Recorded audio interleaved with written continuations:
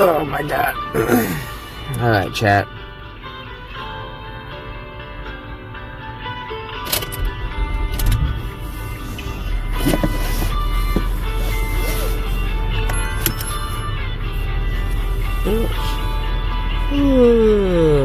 Let's go for a ride. Let's see. We do need gas. Yeah, I should get gas. Should get gas while I have the chance.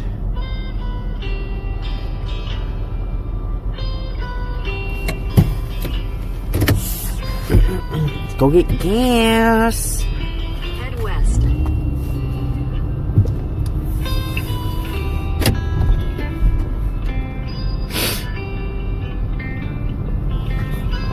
Turn left.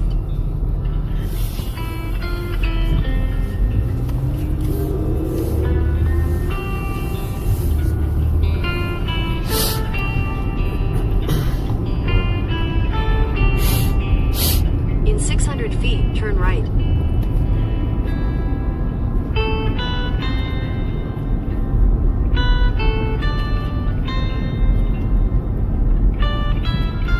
Actually, Jesus fucking Christ, guys. Actually, hang on. Before we go, I need to check something real quick. Take your next left. Hold up, chat. Turn left. Then, you'll take your first right toward Pattison Avenue.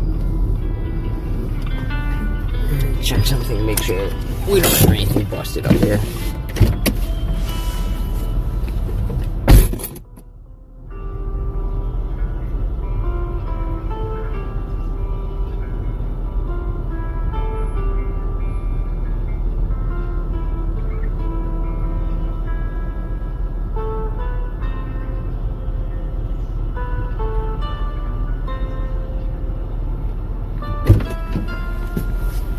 Alright, we're good.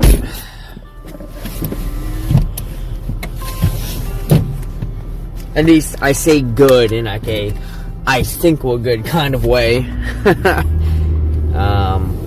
I think this trip's trying to catch up on my van here. And then we're gonna find out when I go to Honda later this week if there's bigger problems. Oh shit. At the stop sign, turn right toward Pattison Avenue. Then, at the next light, you'll take a sharp right. There's no one behind me. Give me a minute here. I need to fill my water bottle.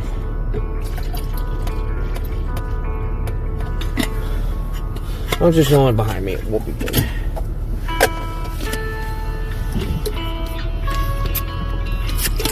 There we go.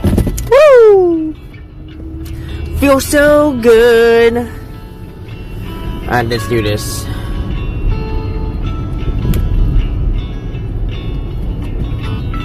At the light, take a sharp right onto Pattison Avenue.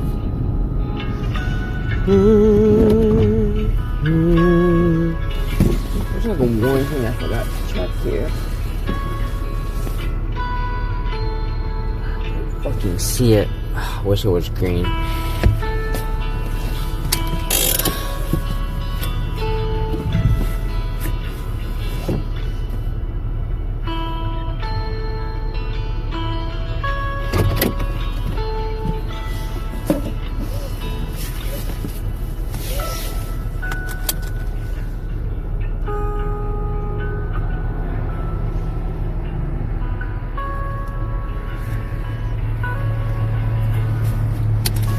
I'm gonna check something real quick. Alright, we're good.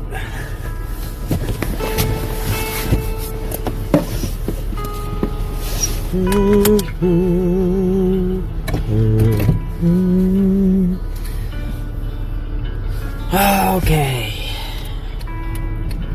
Making our way to Philly, friends.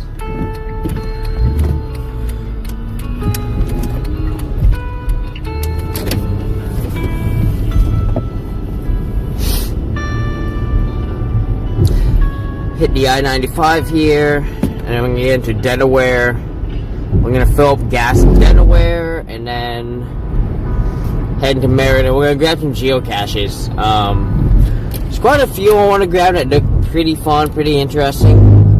There's one in a cemetery we're going to, so we're gonna check out a cemetery while we're there. I don't know what kind of cemetery it is. It looks tiny. It's like, it's probably got no more than maybe 30 tomes in it, so that'll be interesting to check out. And then there's another one that it said bring a bucket or something, so I'm like, okay, let's go check this out first, and then I can grab what I need. Take a slight left onto the I-95 South ramp. I don't have a bucket. I got like the next best thing, so we'll find out. Hopefully, the signal will be good all the way over. I don't know, no guarantee. But I figure since we're not quite doing the interstate the entire time, this would be a great time to do another driving stream.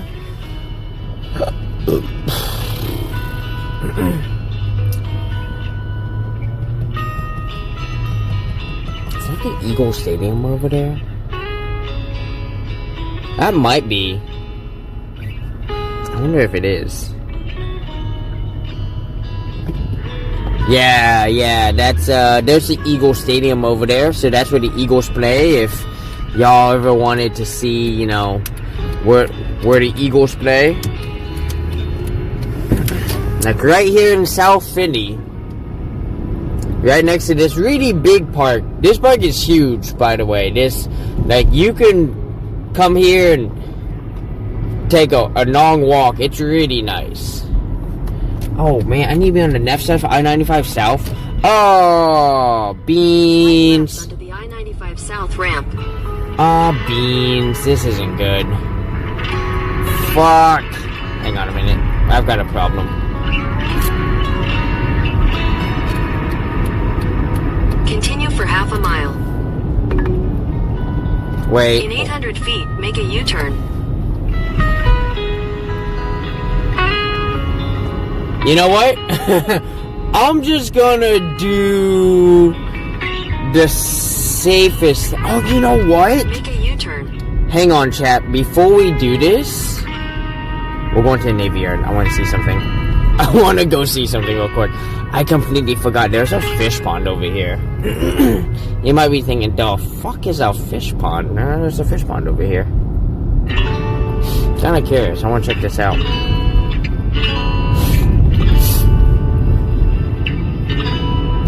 Now, this place is called, like, the Navy Yard. I don't know. Whenever I came here, they required people to have ID or something.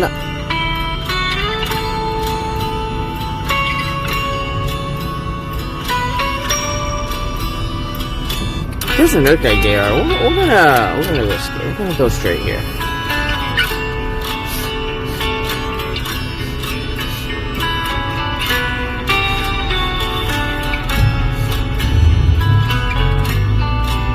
Something fresh now. It's very exhausting here.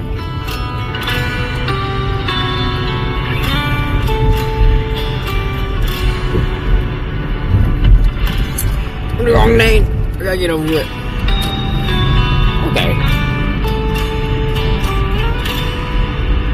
And I can actually show you guys where I worked.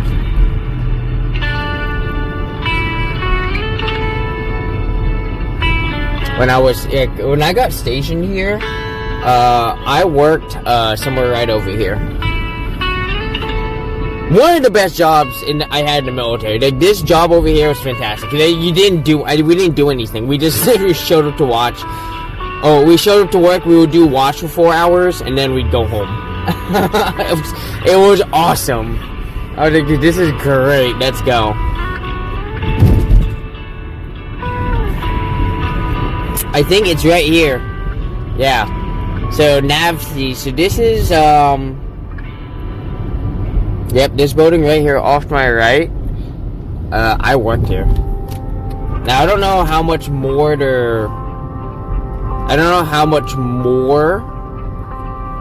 they're doing, cause like the Columbia class, I heard they put down the keel which means they're building it, which means it's ready to go, right? I mean, it's definitely been years of, like, putting it all together, so that's kind of interesting.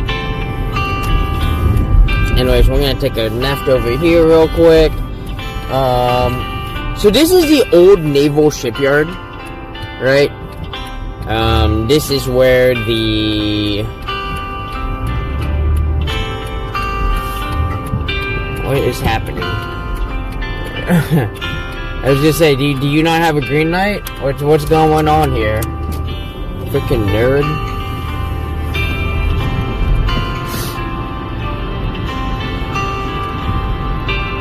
Can I talk over here?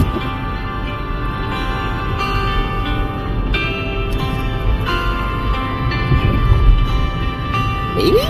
Can't tell. We'll come up over here.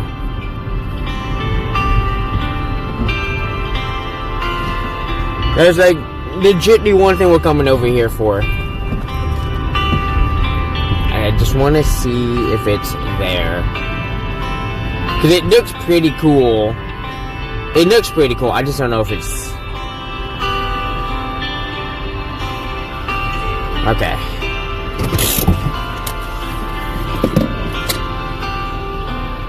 Also, give me a second here. I didn't even post to my Discord.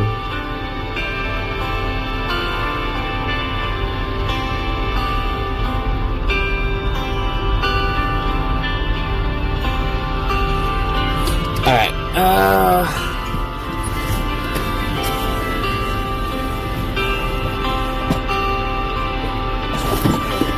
where's this one?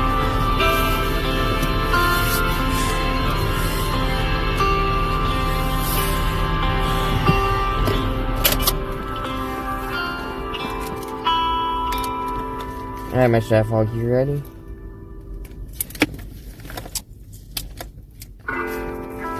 Get my sweater on. Fortunately, we aren't to go too far for this. Whatever it is.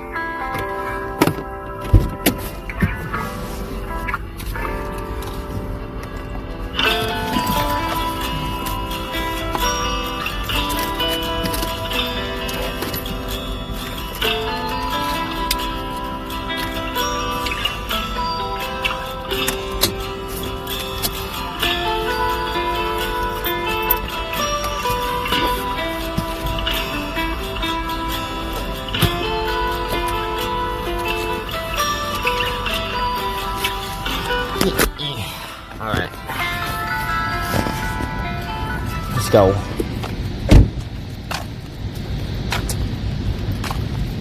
Yeah, so... Oh, okay, so you can see where it's supposed to be. I recognize the part that... The part that we might need to go to. It might be empty. We're gonna find out. So what is this? Like building 624?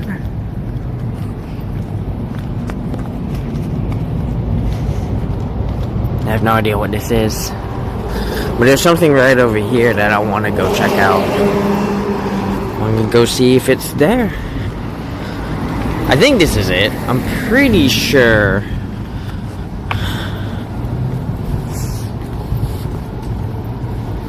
Parked a wee bit closer. I mean, there's a parking spot right here. Oh yeah, let's find out. Is this it? Oh, the water shady no. Damn. So apparently when it rains enough, there's goldfish here.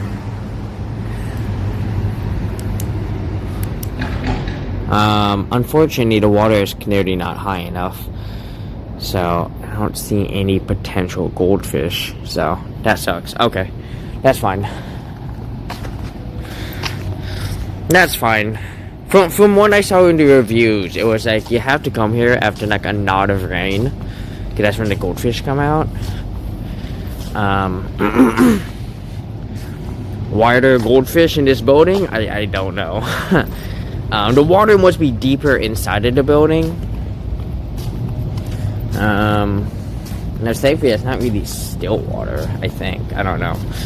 I'm not going down there to find out. I'm good. I've heard enough about Stillwater that I'm like, yeah, let's not risk it for the biscuit. I'm good. So, okay, we're gonna get back to the van. We're gonna get moving here.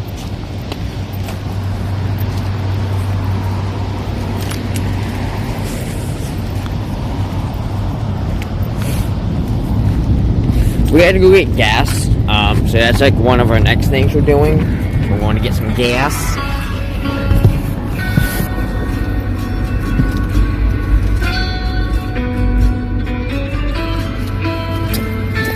What time is it?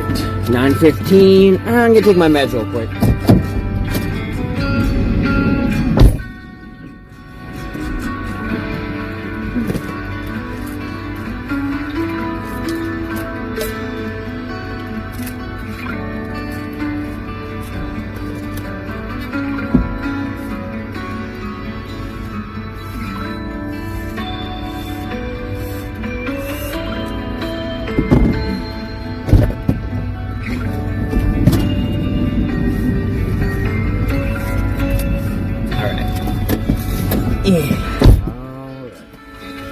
This put away. This put away.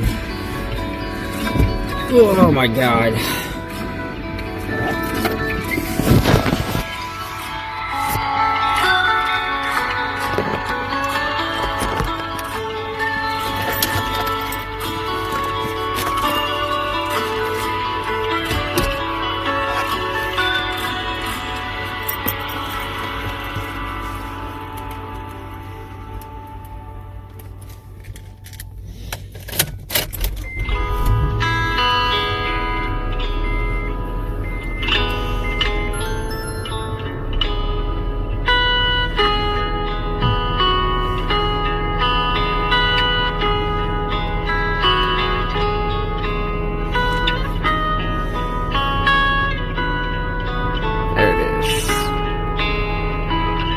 Costco gas station, let's go. Head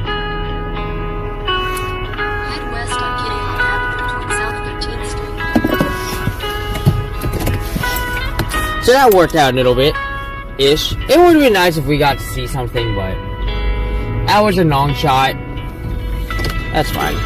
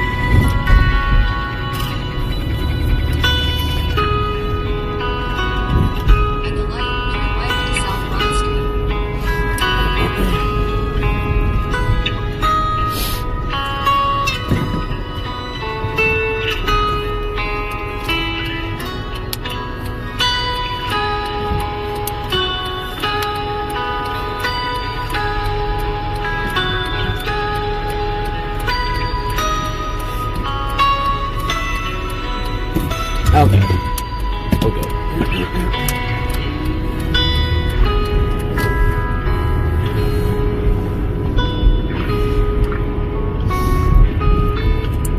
Oh, I need to pull a fucking Yui to get over there. Yeah, so like I said, off to our left, there's a building over here. I used to work over here.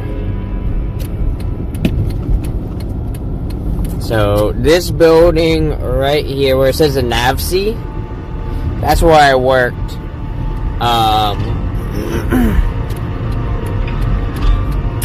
And over... Give me a minute. There's like a... I just saw something that might be like the big building. There's like a big ship over here. I can't fucking see it. That's fine. That's fine.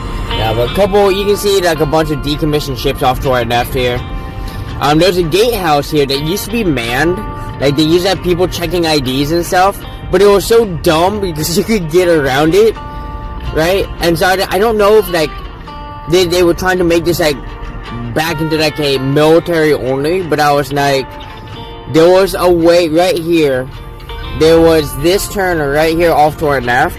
You could take this turn to a side road, and then that side road would take you. It was just super dumb. I was like, I don't understand what they're trying to do here.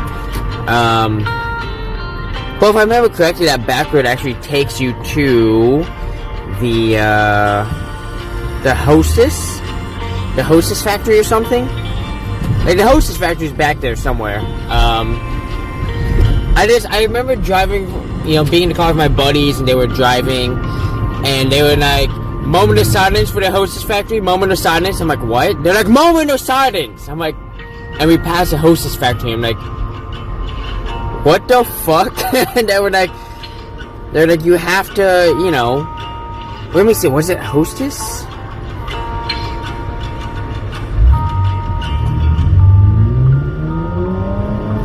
There's like some factory over here. I forget who it was, but not a big deal.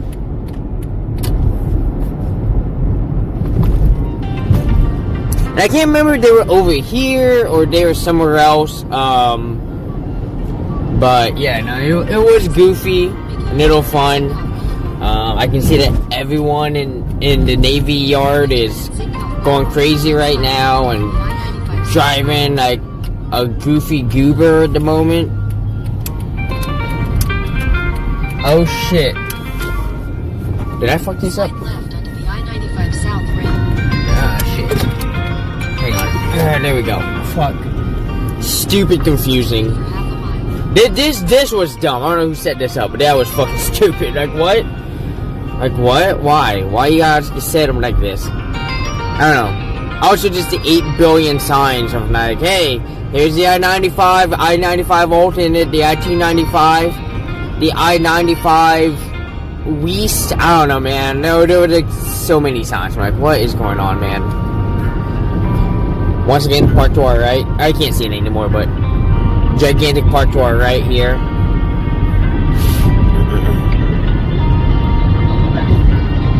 And then to get to work, I always used to have to cross this bridge right over here every morning. Depending on what time you left, depending on how much traffic you got, because it just got worse every minute.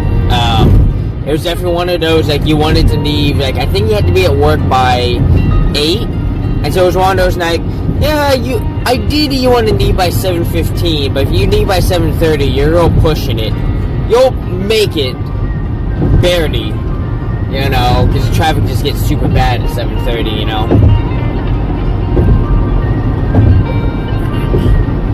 I don't know if we'll be able to see the hotel I stayed at, too. But no, we cross over this bridge every time.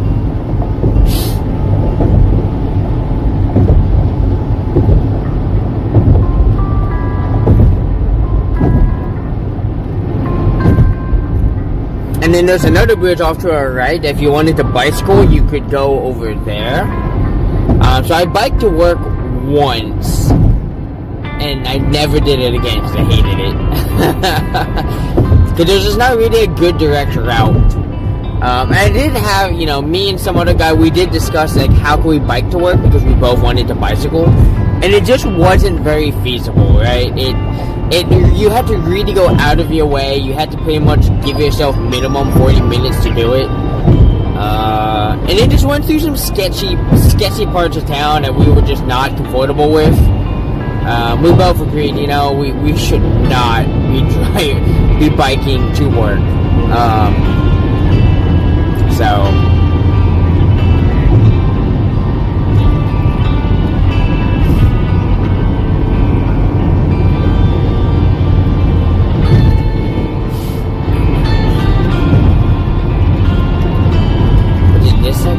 It was the next exit, Bartram Avenue and Essington Avenue, right? So you would take exit 14, and then you would get on Bartram Avenue, and then the hotel that I was staying at would be right there. And it was like it was one of those like long-term hotels, right? So you had like a kitchen, you had a bedroom and a living room, and like a whole freaking bathtub. It was kind of nuts. Like, as someone who was in the military, who was used to it. What are we doing, dog? I need you to go, dude. We're gonna have to get over soon. It just turns into an exit lane. We definitely have to go. But this guy's not making my situation any easier here. I'm gonna have to get over it. I'm gonna find out.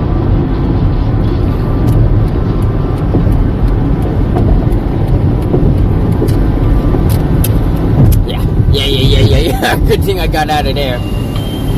I did not need to be in that lane with...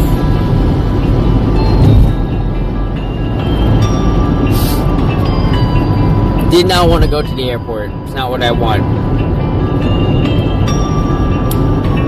What I would like is people to just, I don't know, pick a speed. Granted, I don't know, do trucks have cruise control? Not like a Ford truck, but like one of those big trucks, the big things, the 18-wheelers. What do you call them? Lorries? Oh, I think that's the UK term, is lorries. I don't know if we actually call them that in the United States, but yeah. Ooh, wow.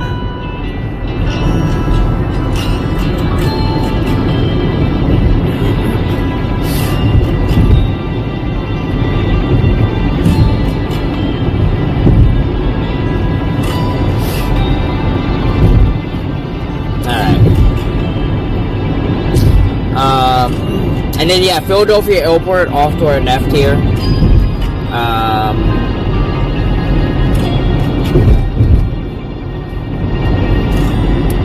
Yeah, really, it's really close to the city, you know. And I think the Philadelphia Airport actually has night rail access, which is nice. So, you know, I think it costs $5 for like a trip, which is it's a tad expensive, but it's still better than taking an Uber or a Lyft, which are mad freaking expensive.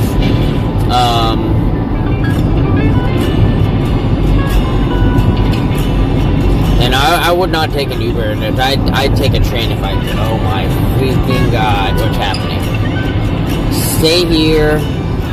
Just wait for the traffic to clear. This morning is really bad.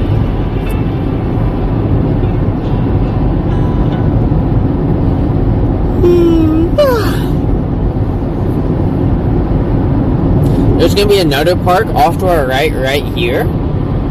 This is actually, I think this is a nature reserve. Me and a buddy used to come here, and go jogging. Right? Nice place to just run and, you know, nice peaceful, until you got to here. This part was always very loud because it's right next to the highway, but when you get away from this part, it's really nice and peaceful. No geocaches here though, which is the big bummer. And there's not really a lot of offshoot trails, and there's like one main trail, so you run into everybody. So it's a little annoying depending on what you want from a park, right?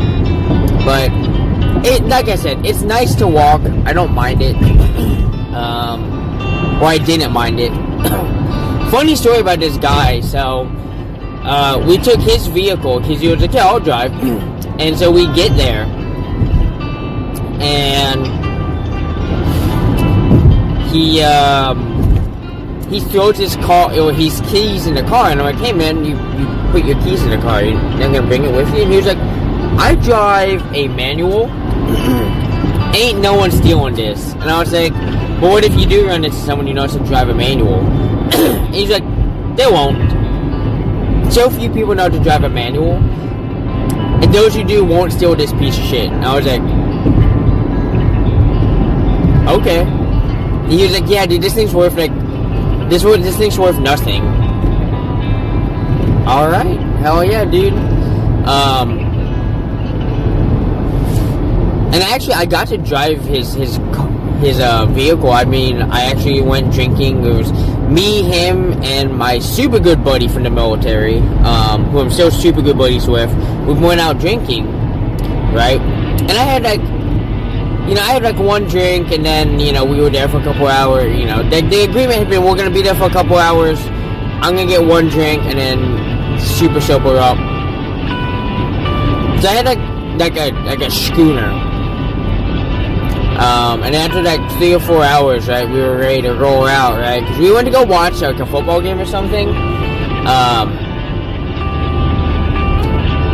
And we used his vehicle. I don't remember why, but I was like, yeah, man, I can drive your vehicle. I can drive a stick shift. Actually, I did drive his vehicle there and back, actually. Because I was like, let me drive there so I can get some practice while we're still in like the hotel parking lot. And this way, if there's problems, we can just swap over to one of the other cars. But I picked it up just fine, because once you know how to drive a stick shift, you don't really forget. It's like riding a bike, right? You need a little bit to get used to it again, to get used to the particular vehicle that you're driving. But for the most part, once you're back in the game, you're back in the saddle, right? That's driving a stick shift. It's easy.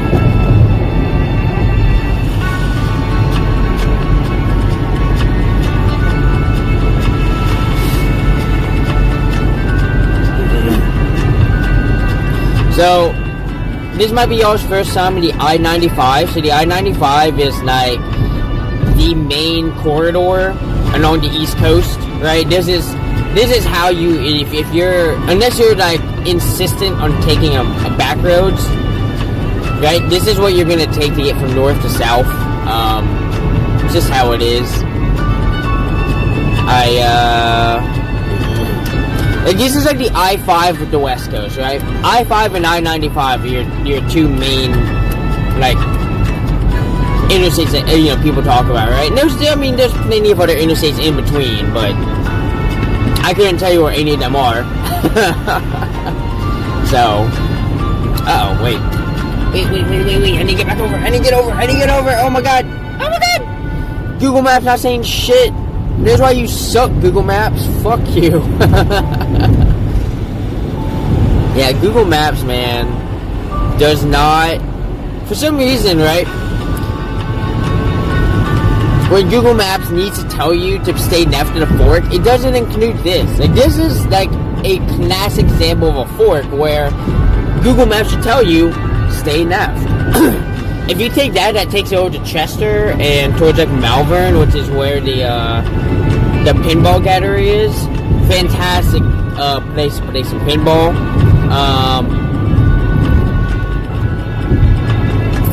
Kind of wish I'd taken my friend to go there instead of game gallery. But I also wanted to go to a Christmas thing. And that was really cool. We didn't stream that because I was hanging out with them, and I was like, I don't want to put you on stream. I'm good,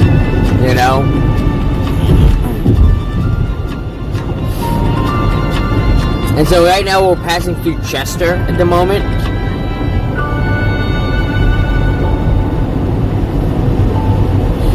Which is just, it's a neighborhood of Philadelphia, right?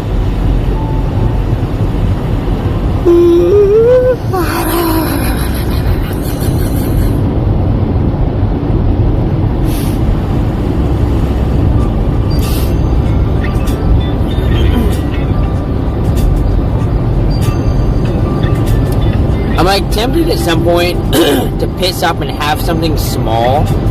I'm also like, am I that hungry? Can I just wait? Really what I need to do is I need to dig out my snacks, my emergency snacks, and start eating them. Because I don't really need my emergency snacks anymore. It's just not necessarily needed.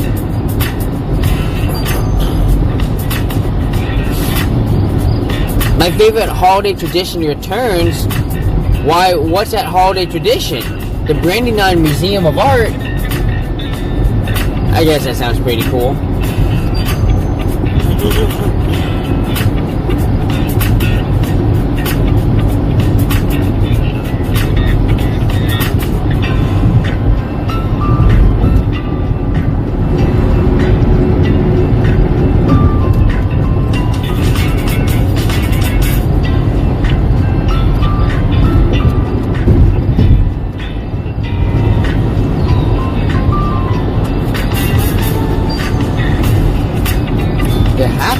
What's that? Oh, it's a Chinese restaurant. I guess, yeah. The name makes sense now.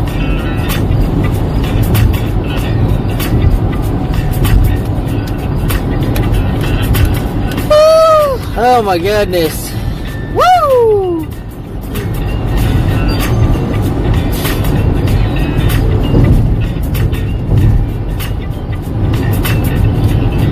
I are tired. I'm not that tired, but yeah, you know.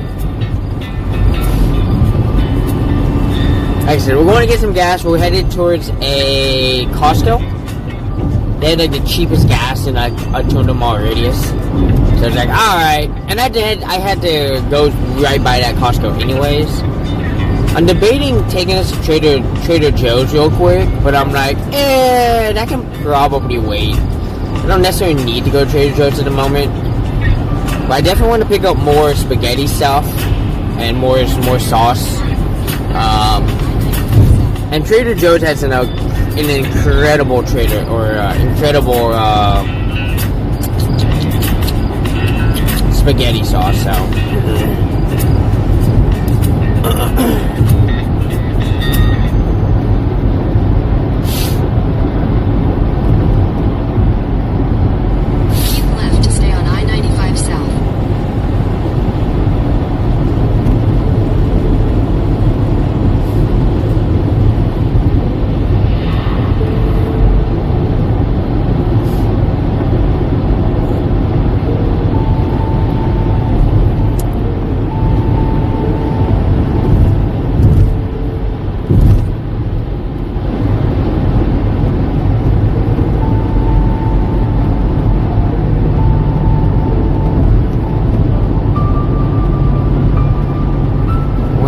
Get over?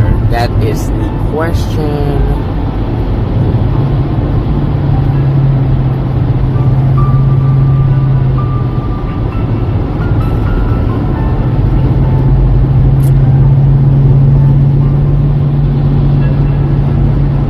A lot of very impatient drivers today. That's okay.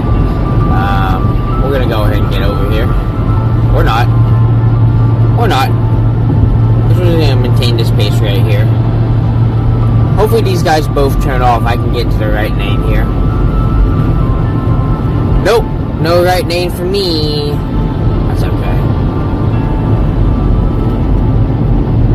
I don't like being in the right lane as much here.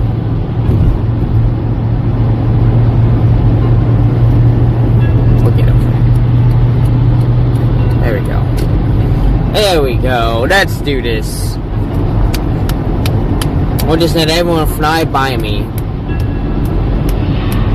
Let them fly away home. That's right.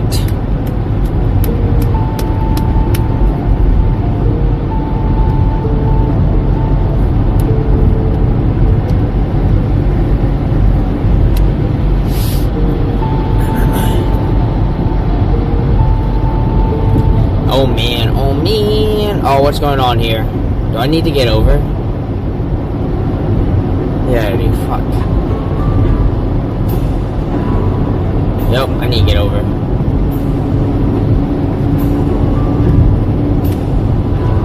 Alright, I'm gonna speed up here. We get ahead of this person right here.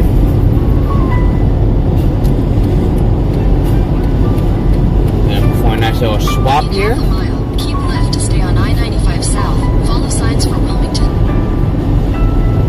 Wait, local traffic is through traffic? You want me to take the I-95? Oh yeah, we didn't take I-95 because we're turning at the moment. Yeah. Okay, so yeah, we want the local traffic here.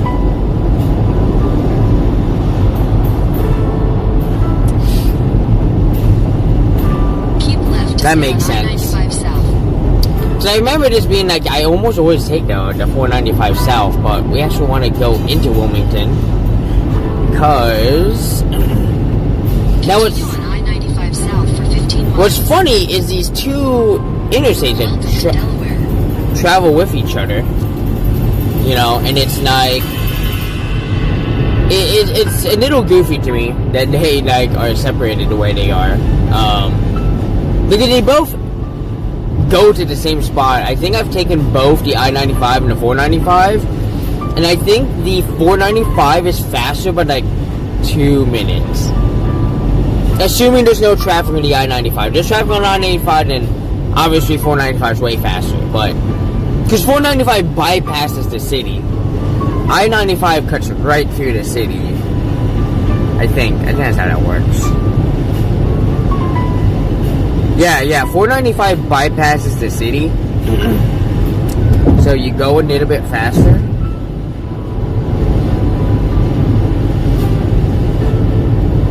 Now, why didn't it want me to take the 495? That's interesting. Maybe the I-95 is faster. I think I have it reversed. I think the I-95 is faster because it's more of a straight shot. But if there's traffic, then the 495 is definitely way faster. So the second half of that statement is still true. Because I remember testing both. Because I used to go down to Baltimore, Maryland, or I used to go to DC, Baltimore all the time when I was in Philadelphia. Because my best friend lived over there, so I'd always go to DC and go see her. And I get to see her next Sunday, so I'm really excited. You know, I haven't gone to see her in a long time.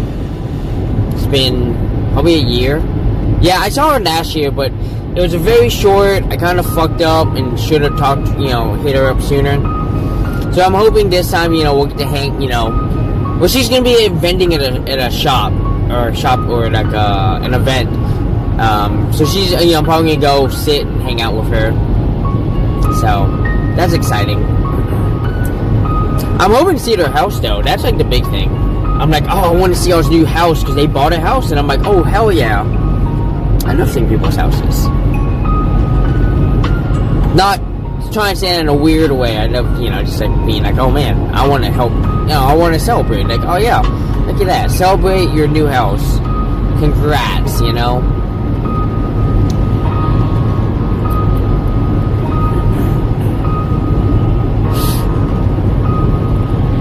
I like how they had a sign for attractions at exit 9, and it's just empty. Yeah, I had someone be like, yeah, Wilmington, right? And I was like, you mean the city you drive through to get to Baltimore? And they were like, yeah, man, there's not a whole lot to do in Wilmington. I'm like, no, there is. There's not a whole lot to do in Delaware, period. It's kind of just there,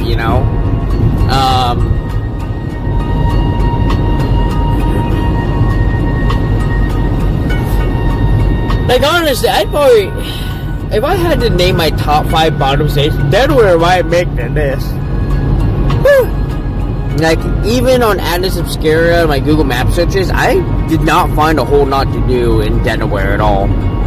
Now, the only thing that saves Delaware from that fate is probably the fact that, like, it's so small that you drive through it so quickly, so it's not a big deal, right? This is the issue with Kansas, right? Kansas is just so big that it takes forever to get through. Same thing with Wyoming, and there's just not a ton of things to do over there, Unless you really like nature. Like, if you like nature, if you like the solitude, then Wyoming is great. Move to Wyoming. There's, like, no one there. I think someone said that, like, humans are outnumbered at least 2-to-1 by prairie dogs at minimum. And that's crazy that there's more prairie dogs than there are humans, Like, the whole population of Wyoming doesn't even break 1 million. I think it's, I don't know.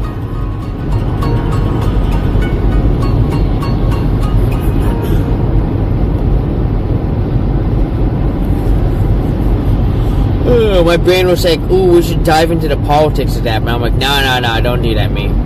Don't do that.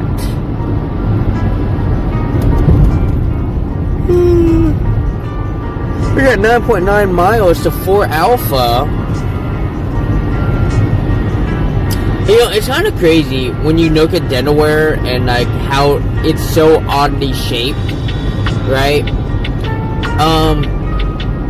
And if you've ever wondered why a lot of states on the East Coast are so oddly shaped, a lot of it just dates back to really old like treaties and charters that were like, hey, you have this much land based on this, right? Based on this map.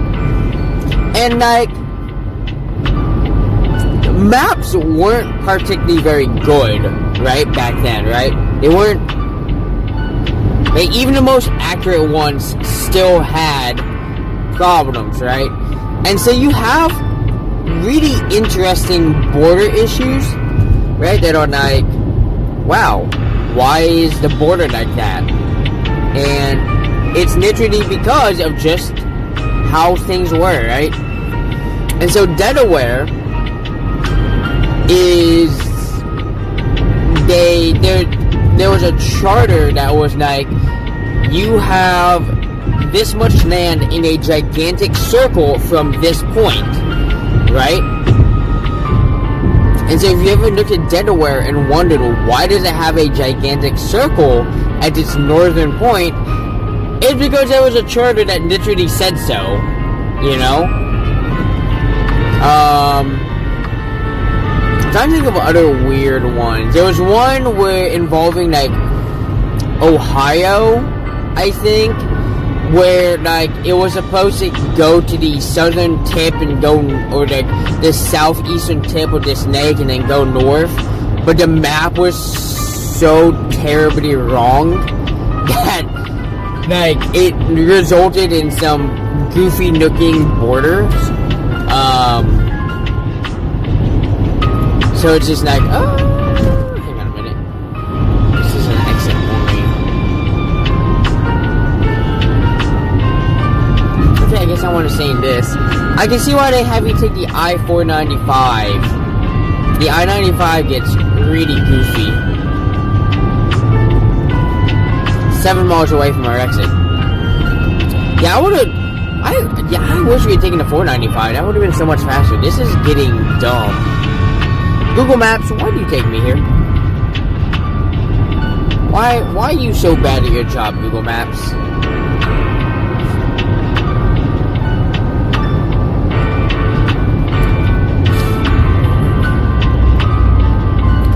You know, it's too bad that we are not driving to the North Carolina-South Carolina border. We are going to drive to the North Carolina-Virginia border, but on the I-95 at the North Carolina-South Carolina border, there's an attraction called South of the Border. And it's this huge Mexican attraction that it's kind of funny, so,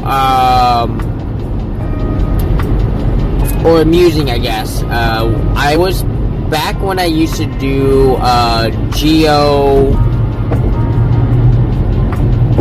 geomapping, whatever that game is where you had to figure out where on like Google Maps you are, right?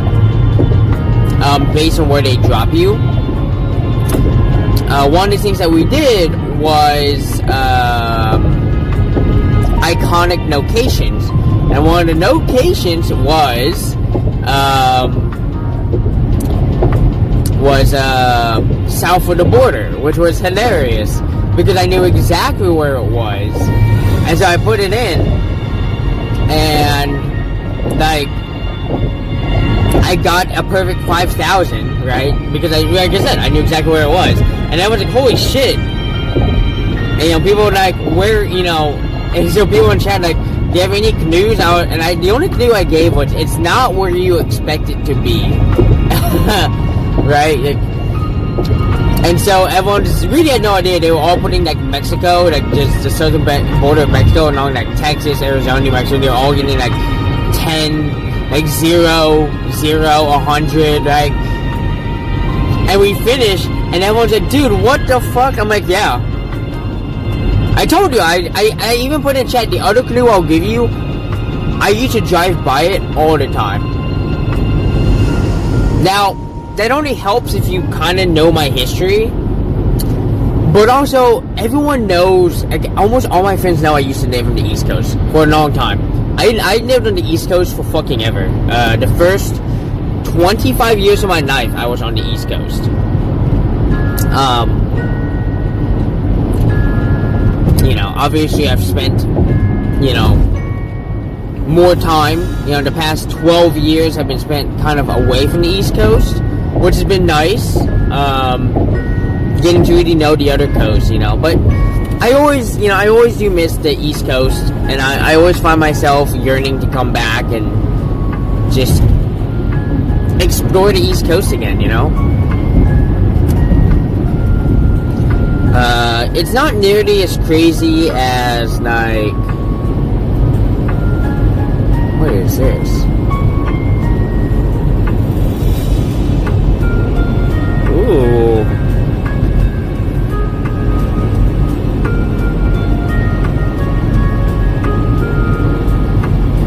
Oh, I gotta get over it. I can stay here. That sign is correct. I'm good. I'm safe. Safe. Yeah. Uh-oh. Someone over there messed up. Uh-oh. What are you doing? What are you doing over there, buddy? You about to pull a reverse on an on-ramp that you shouldn't do that?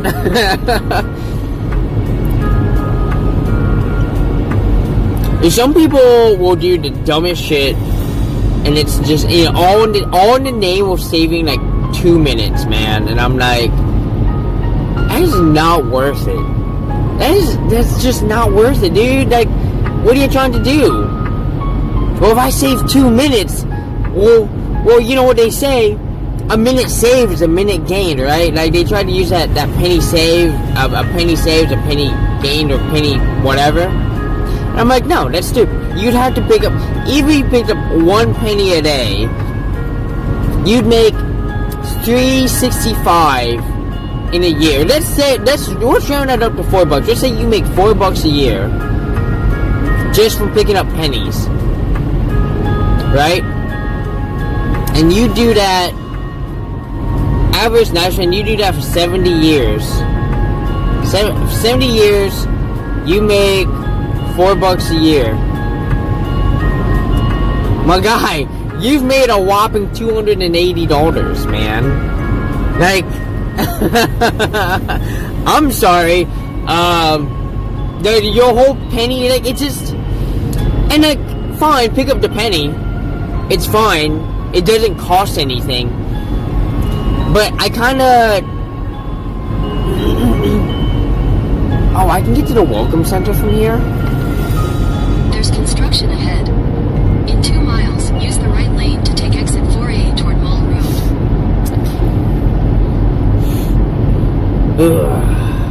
Alright, that's fine. Alright, what exit am I taking? 4 Alpha? Alright, 4 Alpha Bravo coming up here. Hopefully the traffic's not super bad for this. We're gonna find out.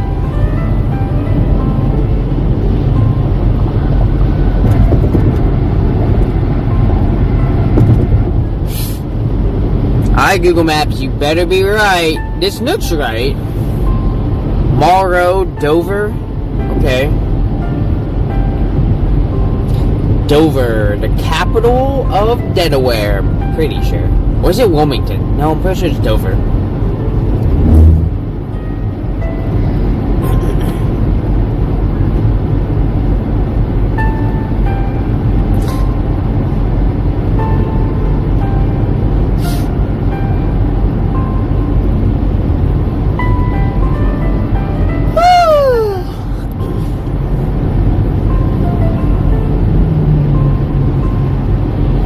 I guess I can be going 65 here. I guess I could be doing that. I thought we were in the 55 zone. Use the right lane to take exit 4A toward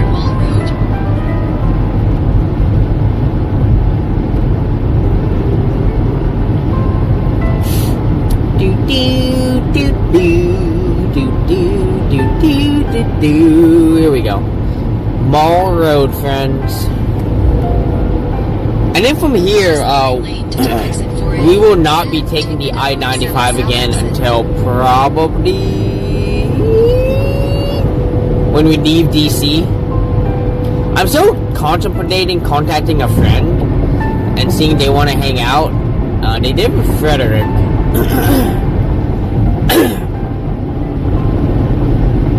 Oof, if I'm gonna contact them, I have to contact them today and be like, hey, you want to chill and hang out? I'm also... Ah, shit. Ah, shit. Ah, shit. Ah, beans. Ah, beans.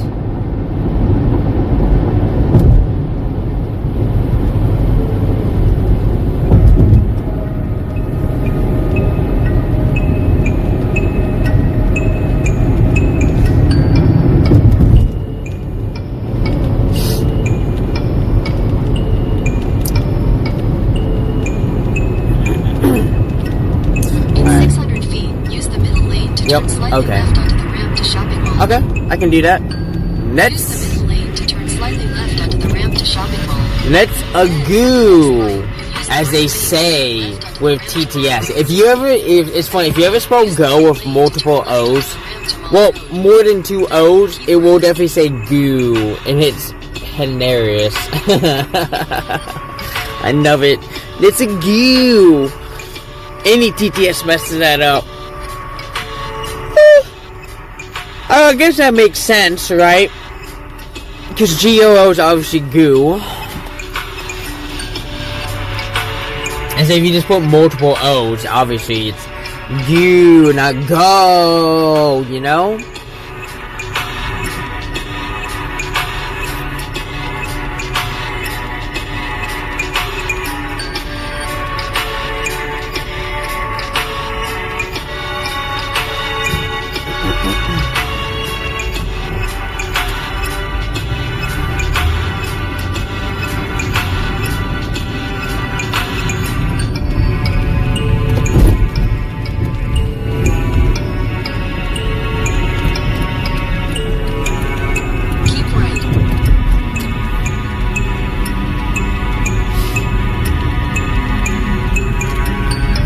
The Christiana Mall. Oh, okay, we get our own name. Cool. Let's do it. And then you need to take a right. Okay. Okay. Where? Not here though. Not here. This is not what I want to do. This takes it to like the I-95. Don't want that. Like I said, we're doing the I-95 for today. It's all gonna be back roads and shit. Yeah, I'm meeting up with an old friend from Hawaii, so that will be nice, exciting to see.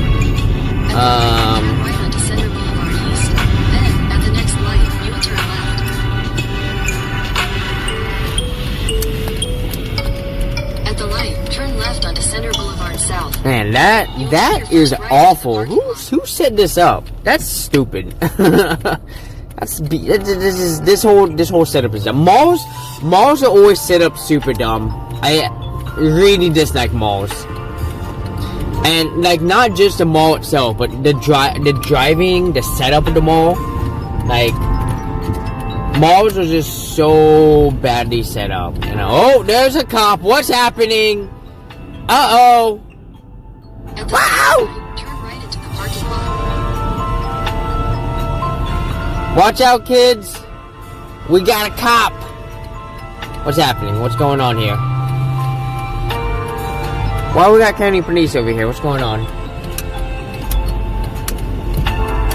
Whoa! This person is nice today. Just a bunch of numbers. 1, 2, 7, 6, 3, 4.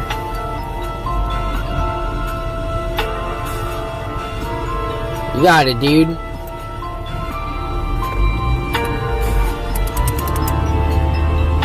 How bad's a 9 for gas? Here it's really bad. I might say buckets.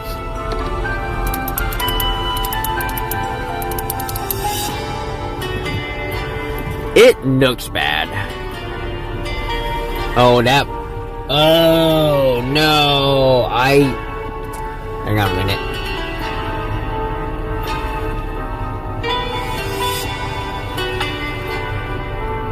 Is it worth the wait? I don't think so. Yeah, I got it, Google Maps. Thank you.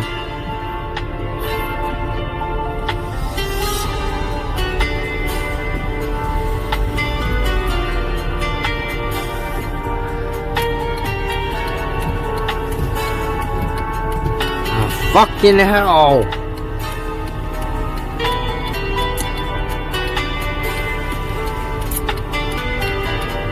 Why are you doing this? You don't have a fucking stop sign. You fucking dum-dum.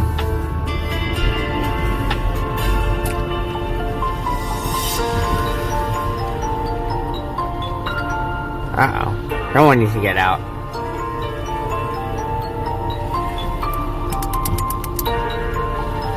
Good morning! How are you? We are in the chaos that is Costco.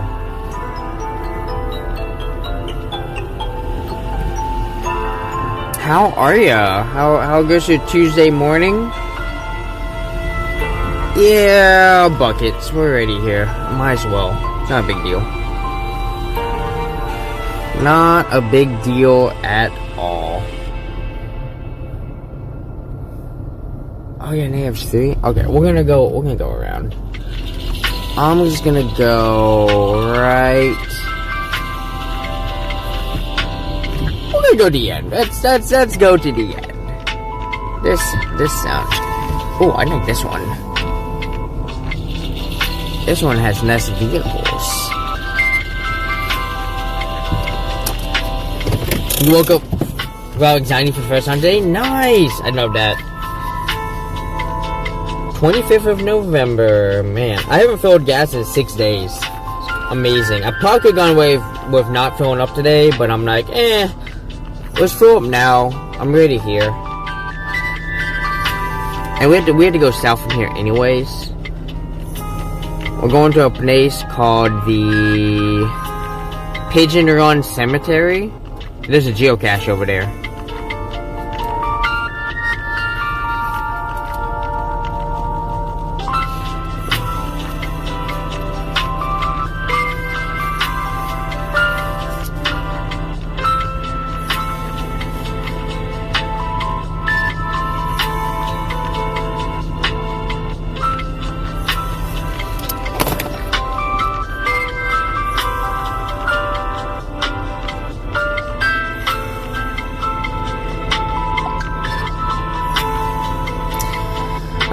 But yeah, we are headed into Delaware and then into Maryland. We're heading over to, near Annapolis. Not quite Annapolis. We're going closer to Glen Burnie, if y'all familiar with anything about Baltimore. I'm going to have, a late lunch with a friend, old friend from, Hawaii. So that's exciting. And we're going to do board games. Obviously, I'm going to raid out before then. Well, actually, the plan is to grab a bunch of geocaches and then go to this nature reserve and walk over there and then raid out over the nature reserve. And then I'm just going to go get lunch. Although the nature reserve is going to depend on where I'm at. So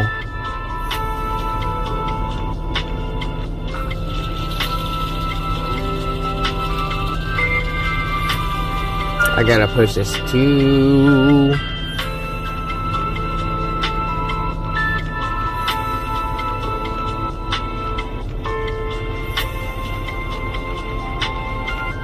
Where is Dungeon Crawler Carl?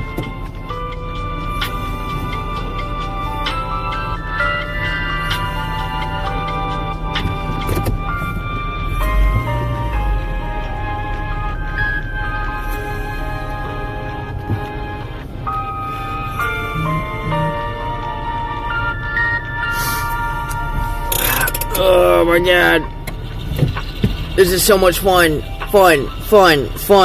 This is like the one thing I hate about the Costco though. Is it can be a real pain in the ass to get in. You know. It can super suck. Take a while. Oh yeah, I should have my cards ready to go. Ready to roll. Let's do this. Costco. I'm gonna have to talk to my friend and be like, and see if she still uses Costco, because I don't know there's a Costco. Is there even a Costco in Santa Fe and Albuquerque? Let's find out. I'm sure there is. The question is how much am I going to use it if I'm going to be that far away from a Costco? Granted, Costco's not expensive at all. It's only $60 a year. Ah. Okay, so none in Santa Fe. It's all in Albuquerque. I guess the big question I gotta ask myself is how often I'm gonna be... Yeah, I should have known there were Costco's there, because I remember filling up gas in Albuquerque.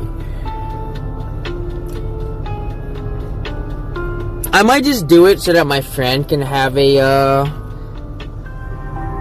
Ooh, I wonder. That could be an issue.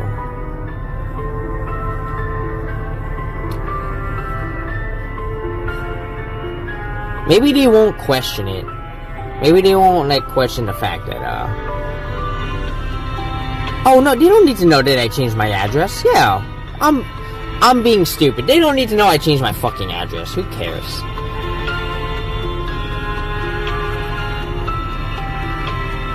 I use Costco's all around the United States. I don't really give a shit.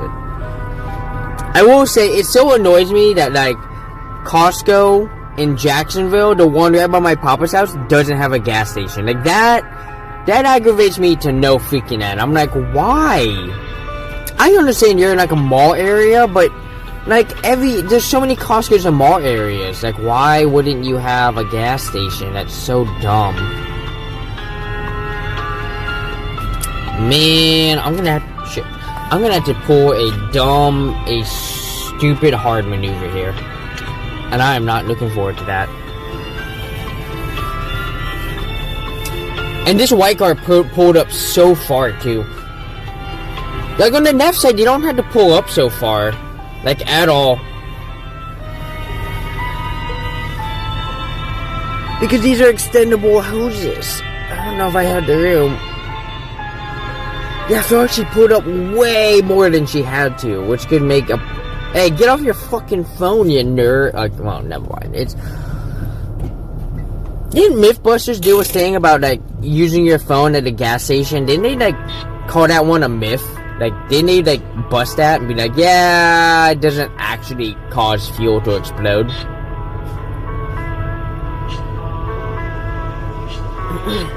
I might be wrong. I don't know. Has anyone seen that episode? And if you have, what was the result?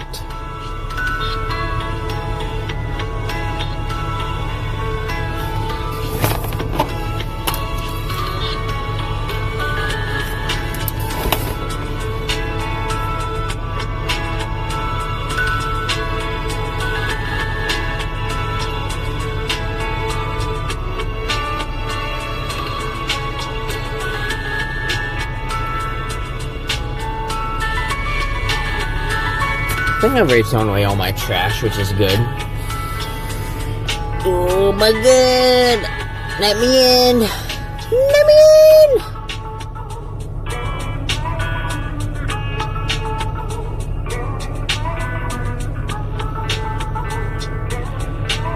Oh, I see. I was like, what is going on in this truck? I think they're filling a bunch of portable gas containers.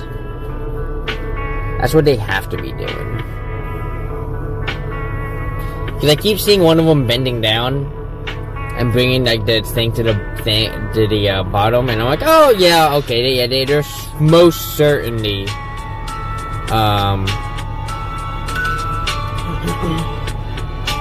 man, I picked the wrong name. I picked the name of the snowiest people in the world.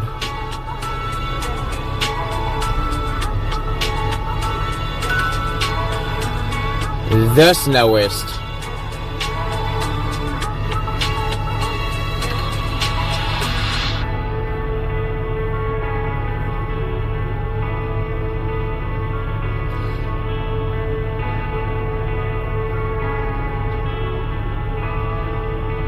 Nice.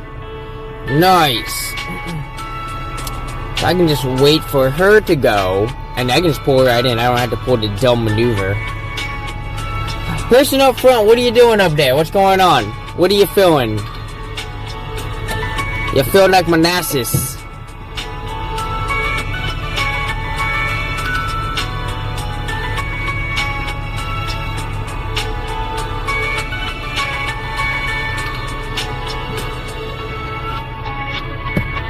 If you've ever wondered what it's like to come to a Costco, this is it right here. For gas, anyways.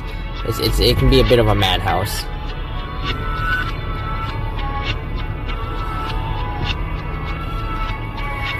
Alright. I don't need to go that far up. Alright, chat. I shall be back.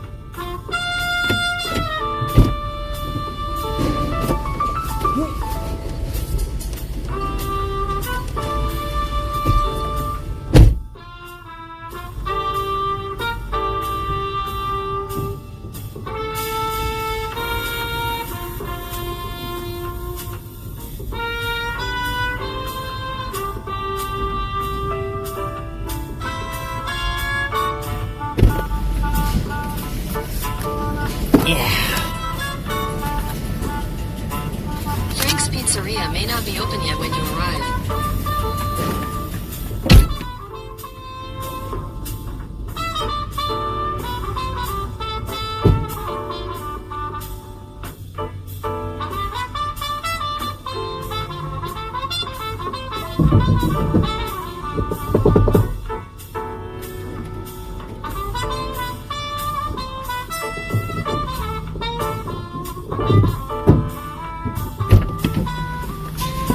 Alright. Alright, chat. Let's do this.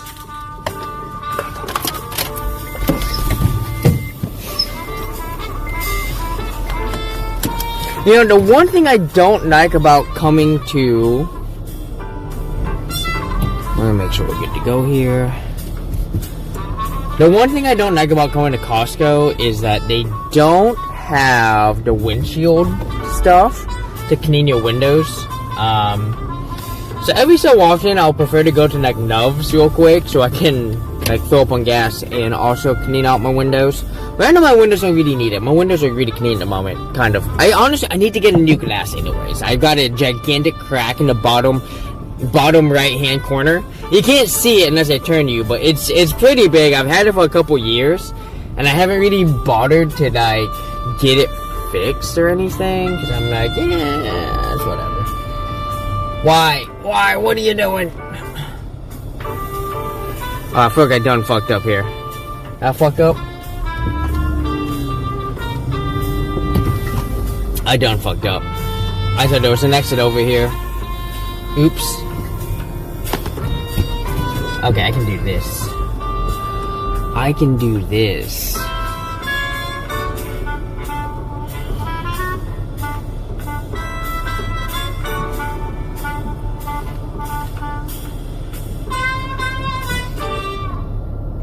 Can't fucking see shit.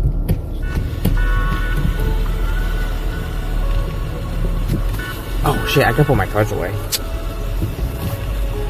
Oh, there was an exit over here. What? Oh my god. I couldn't tell from back there. I didn't think there was an exit over here. Son of a bitch.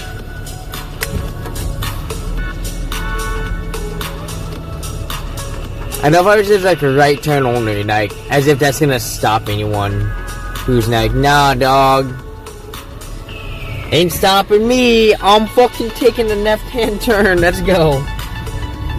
I got places to be, dog. Nah, Google Maps, I'm not doing that. I'm not going over there. That's the dumbest way to do this. No.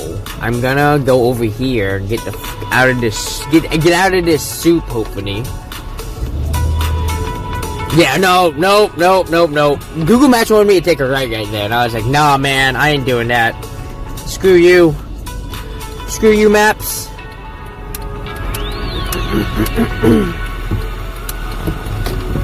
Go over here. We come on over here. Ah, traffic control. Perfect. Okay. So he's doing traffic control, so we gotta hold up. Nice. Nice. You know, dude, like, do like future Costco's like look at older Costco's and go, you know what? We should avoid this problem. And like, I don't know, not build here. Like maybe build a little further away where you can be isolated and away from people. I mean, I know it's all about maximum money, but if you need to call cops here to help direct traffic because it's getting to the point of ridiculousness, I feel like you need to rethink your strategy. Just a guess here.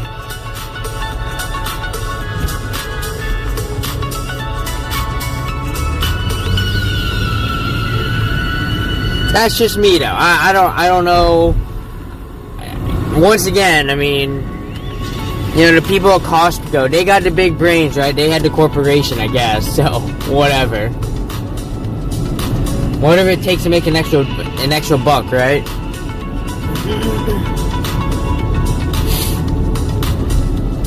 Use the right lane to take the Delaware 7 South ramp. Then, you will take the Delaware 7 South ramp to Delaware 1 South. Take the Delaware 7 South ramp.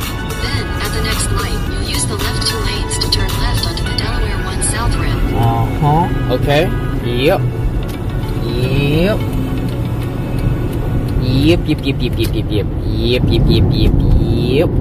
Right. Oh. At the light, use the left 2 lanes to turn left onto the Delaware 1 South. You got it. Apparently, no, everyone wants me to left.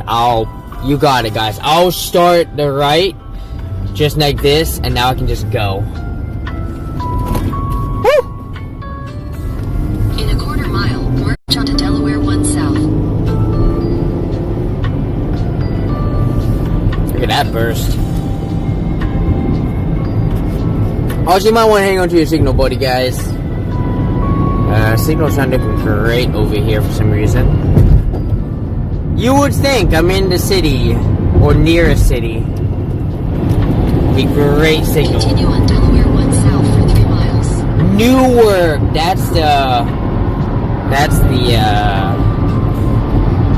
the capital of Delaware. I was like, oh yeah. Oh shit, I gotta get over. Gotta get over.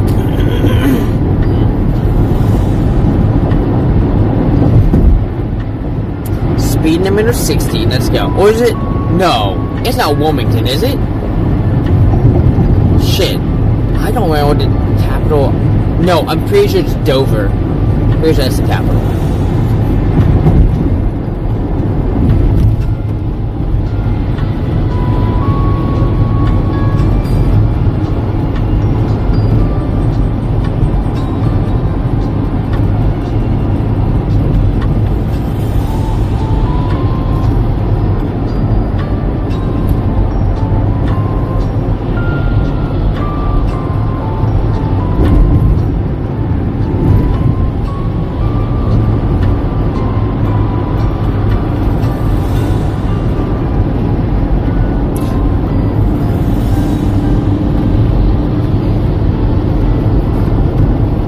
Yeah.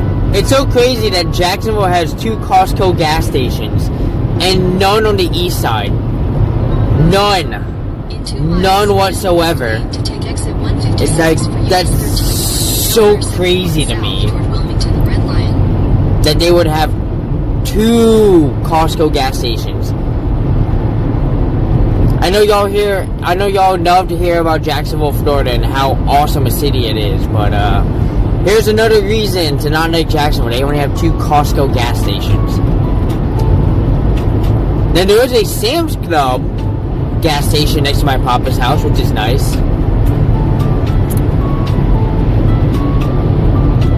You know what I find goofy, though, is that my papa, he has a card for Sam's Club.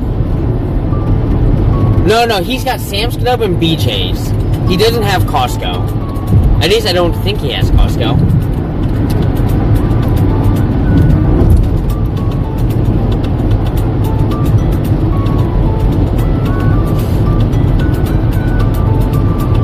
I have to ask him, if he's got Costco, he'll be like, why? Why do you have 3 different, like, how much shopping can you possibly do? I barely make up the cost of the Costco card. Well, I'm not going to say barely. I make it up pretty good just in gas alone. And gas alone is already way cheaper than anyone else. Lane to take exit 156 for US 13 North, Delaware 71 South toward Wilmington. I know when people are like, well, you waste all that gas in like your idle time waiting for gas. I'm like, no, you don't. The idle time is not that bad at all. Use the left lane to take exit 156. Then take exit 156A. 156 Alpha, let's go. Which one's 156A? Is it this one? Yeah, it's this Take one. exit 156A. There we go. Let's do this.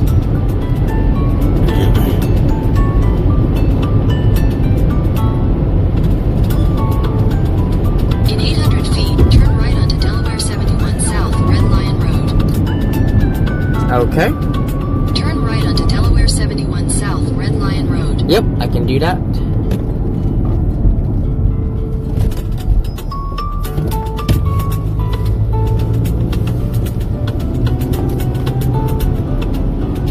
Oh, 1 minute away from where we need to be, kids. Let's do this. You know what I keep hoping to see again? A stealth phone tower. Stealth. They're not super stealthy. Once you see it, you're like, oh, wow, that's a phone tower. They look hilarious. I saw one when I came back from New Jersey. I actually saw one right off the highway, or right off the interstate. I was like, oh my god, there's a stealth phone tower over there. That's so cool. So those who don't know what a stealth... Plantation Avenue and turn right onto Justin Boulevard. For those who don't know what a stealth phone tower is, it's when they make it so that it blends in. So they build it to... Turn right onto Justin Boulevard. Then your destination will be on the left. They build it to look like a tree. It's kind of goofy. Alright. Let me see what's going on here. Where's my geocaching app? Yeah, so there's like something over here. So we have to park over here.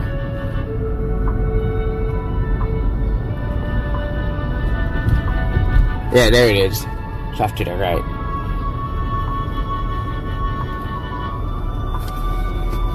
Yeah, it's just some fucking random cemetery over here.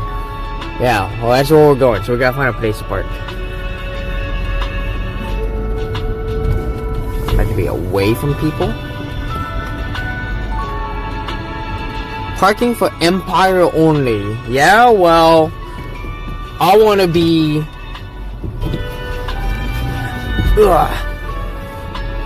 I don't know.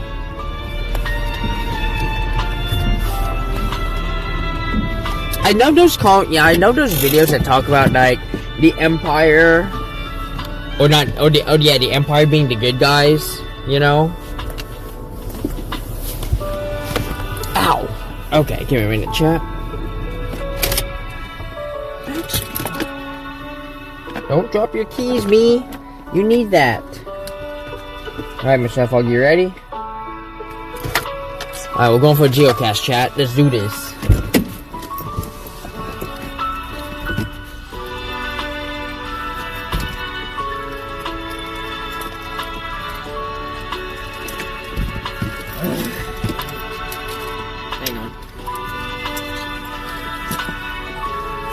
sucks. Sometimes one of my bag sits flip, and that's really annoying. Can we not flip? Can we not flip today? Please? It's my medical bag.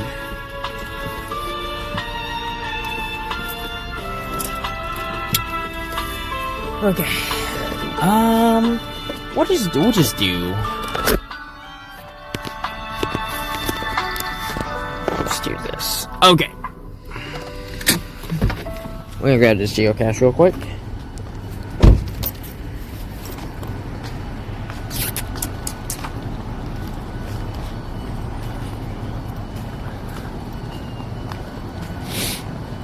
We'll see if the geocache jumps out at us, or if it's like we gotta do some deductive reasoning. I don't know. This geocache has like 200 plus doves or something with favorite points on it, so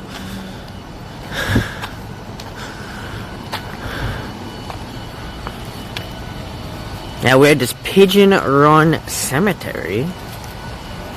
1728. Warning to cemetery visitors. Enter your own risk. Cemetery visitors waive all claims against friends of pigeons for injury or property damage while on cemetery. You are trespassing if you fail to comply with restrictions. Interesting.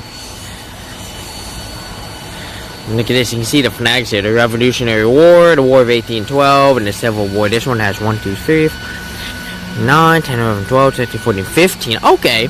So the original 13 colonies plus the additional 2 states, which I believe were Vermont and I want to say it was Vermont, New Hampshire. Like, I don't think Vermont was one of the original 13 colonies.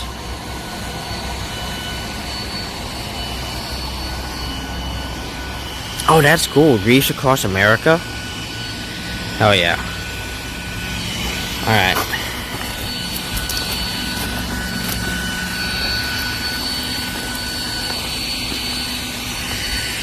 Whoa.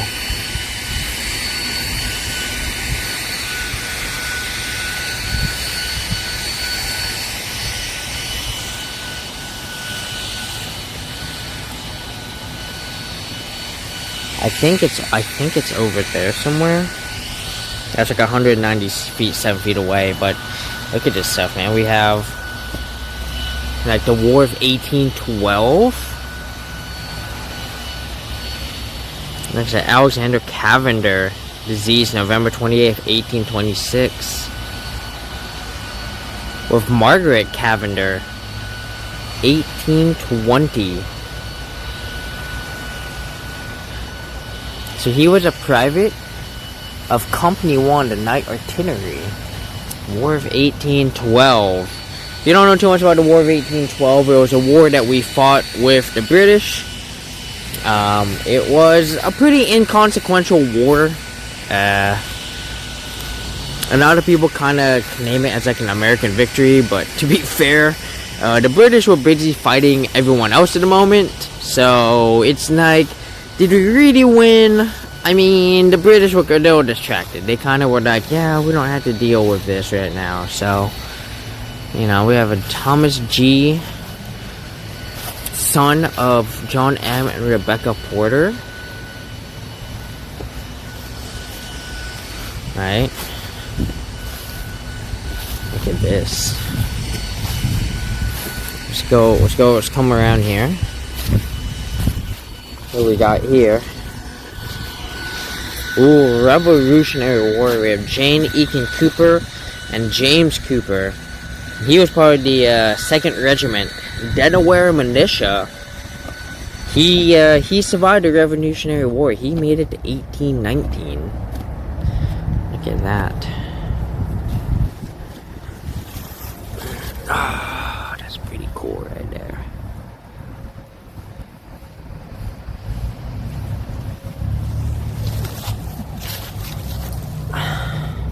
The Daughters of the American Revolution. Hello. Hi. I'm like the president of the group that's helping us. Anything, questions or anything, I'll be glad to answer it for you. Awesome, thank you. Oh yeah. Yeah, geocaching? I am, yeah. Ah, okay. It's here. Yeah, it's over. Already. Not yet, but I'm headed in that direction. Okay. But I also enjoy history, so this is pretty cool. This is historical. Yeah. Yeah. Yeah, he's a pastor down here. He was born in Red Lion, like right in this area. Him? The big one, yeah. Oh, yeah? And he went to Princeton, which was Jersey College then. Graduated from there, went to Philly, became an ordained Presbyterian minister. Oh, nice. And went over to New Jersey. Then he joined the militia as a chaplain. Mm-hmm. The Revolutionary War. Okay. And then things got tough over there. Local people, the Tories, put heat on him. So he moved over here and joined Colonel Patterson's Italian flying camp as a chaplain in the Delaware militia. Okay. And then became the first pastor to preach at the Glasgow Church in English. Oh, cool. He's a celebrity. Oh, yeah. That's awesome. My first cousin, 7 times removed. Oh, nice. Okay. Oh, yeah. Yeah, thank you. Yeah, I mean, look at this. We have Jacob Ferris. He's a captain of the 2nd Company Night Infantry. So, a captain... I don't know if captain was, I don't know if captain was, like, the same rank it was back then as it is today. But captain, 03 today in the Army. So, probably someone 03 back then. No, you're good. You're fine. Right now we are here at we're here at a graveyard, or cemetery, full of people from the, who fought in the War of 1812, the American Revolution, right? So, Amos Ferris here, 2nd Company Night Infantry Lieutenant. So, 02, right?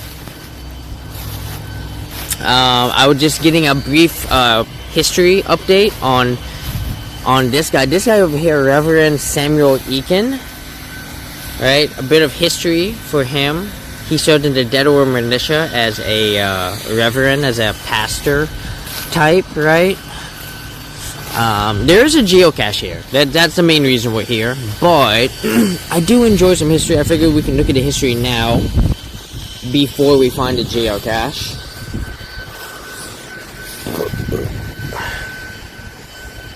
To the memory of Rachel Irwin, who departed this life March 15th, 1792, age 46 years.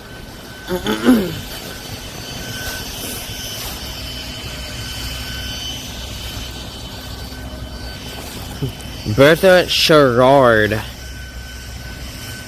Oh, it was... I see, okay. She only lasted 9 months. So it looks like she was born and then winter hit, and she did not like the winter at all, and Bertha went, nah dude, you send me back to heaven, I'm done.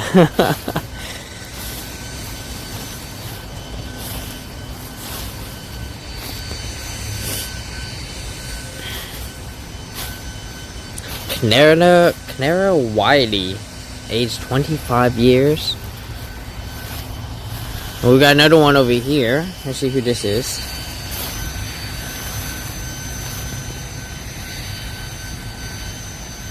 In memory of George, son of Thomas something, age 51 years.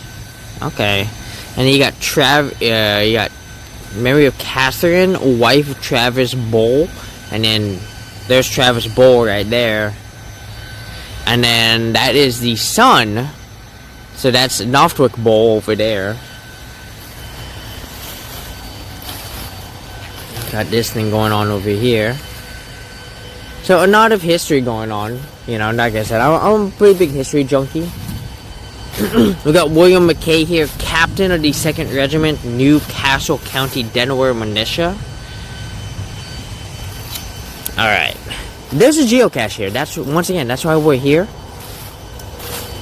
Let's figure this out.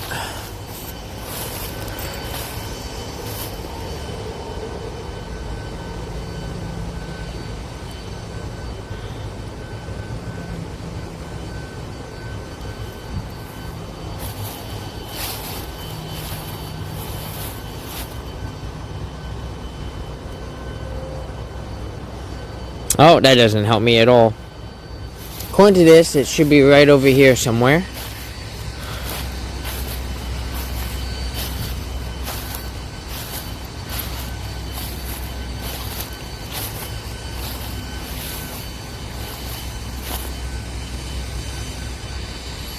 says it's the vault. I wonder if it's that tree over there. Hang on a minute. It's large, so I can't miss it, apparently. We got James M. Stewart over here.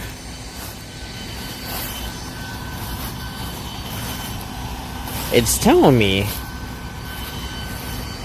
No, it can't be. It's gotta be over here. It's gotta be this. It's gotta be over here. I know how he kind of knew. He was like, "Are you a geocacher?" I'm like, "I am."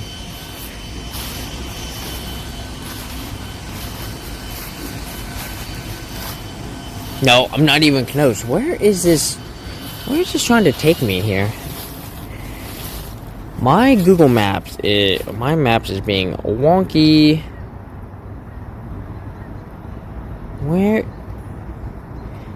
Where would you hide a geo? What's a hint? Think big. I'm thinking big. It's gotta be that thing over here. Right? It doesn't make any sense to put it on here, but it does make sense to put it right here. In fact, this... Ah, okay, never mind. I thought that was a no such. The Friends of Pigeon. There we go. Nope. The rule. Oh, is that it? Nope. Nope. Yeah. Why am I... What's this thing over here?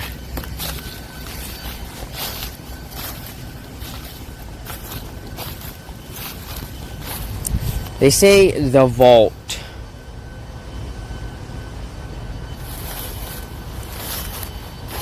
I'm right over here.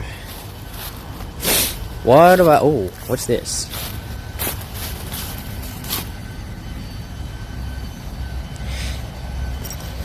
Yeah, my maps is being...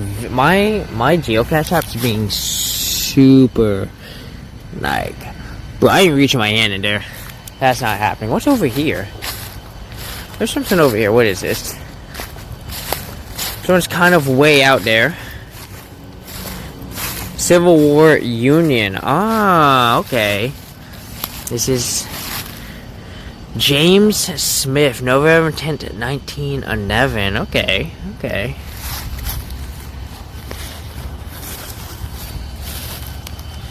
Hang on, chat. I'm going to use this phone and see what this phone says.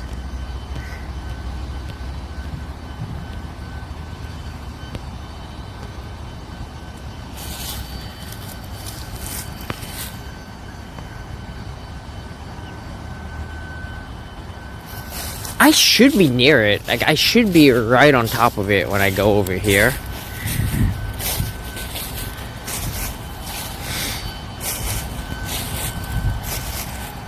It said, think big. And I'm being super dumb about this. I'm about to ask him, because he knows what I'm here for. And like, the question is...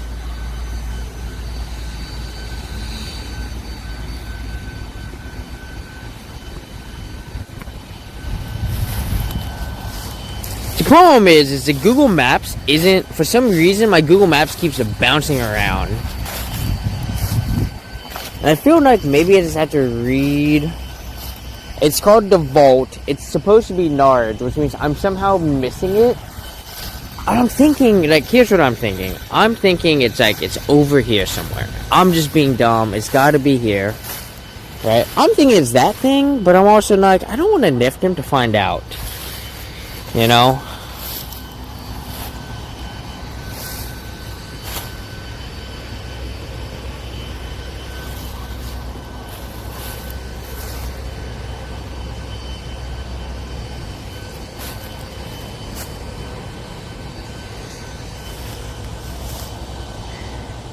I mean, that's large, you know?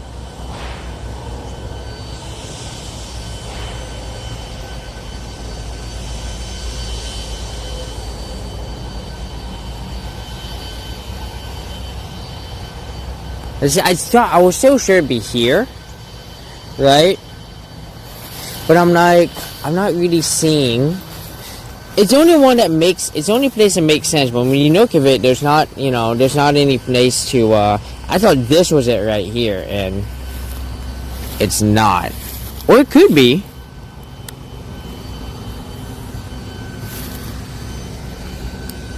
It honestly looks like it. I don't know what this is. It looks like something. If it is, someone jammed it in there. It just doesn't look like it though, you know? Yeah, I don't think it's that. The only other thing I can think of, there's a large rock over here that looks a little fake. Like, there's a couple things over here that I'm like, okay. I don't think it's this rock. Press it in and remove the wood. Oh my god, yep. Yep. There's... Oh shit, dude, there's a gigantic ass spider right there. Hello, buddy. Am I allowed to come in? If I, you know, can I care to disturb you?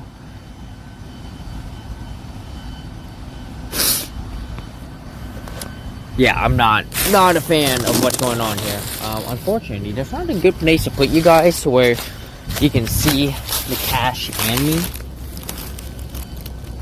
Oh yeah, I can't. Hang on. I'm gonna have to put on your standing mode thing. Can we get a zoom in? Yeah, give me a minute. I gotta move the rock.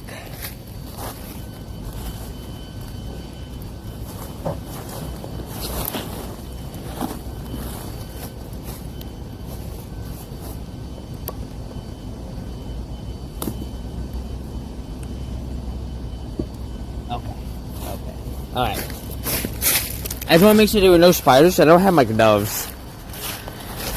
Oh, you talking about the spider? Yeah. Give me a minute. Sure. I'll suffer it.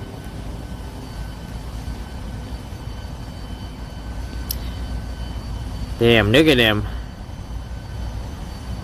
Look at that spider. Anyone recognize that spider?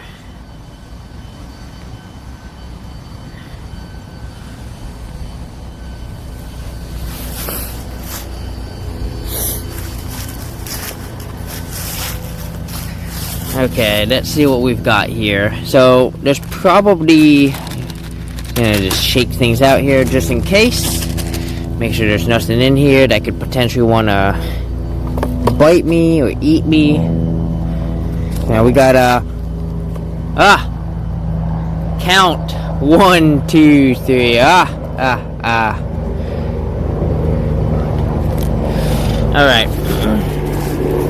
Yeah, I mean, he hasn't been bothered to move. Oh, he's moved a little bit. He turned himself. He turned down. He was like, turned down for what? Yeah. I can see why they left that off. Because they were like, nope, sorry, not taking the risk. I might be able to push him away. But I also risk him running inside. And then I'm like, well, fuck. Alright.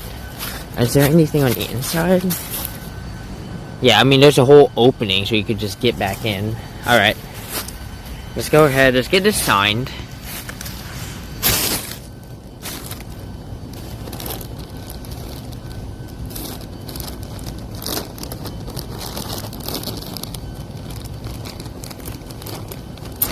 We got some, oh, what do we got here? The goal, to travel the galaxy, seeking the finer things. Please move me to a new cache. We've got another trackable right here.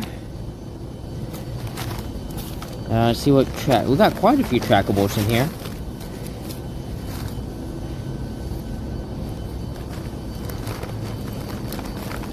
By quite a few, I mean two trackables. Also, what is this?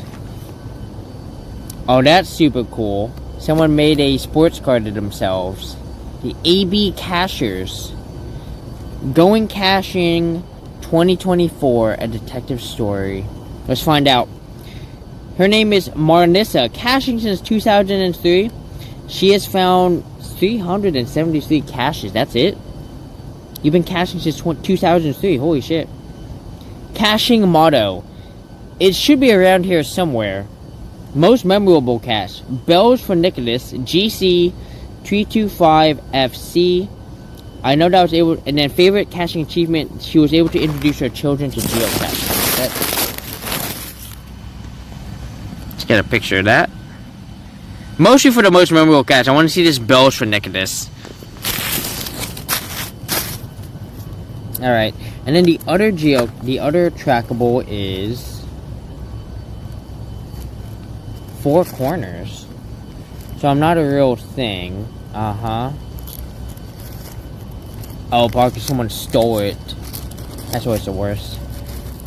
Is that the spider? Did you clip the spider?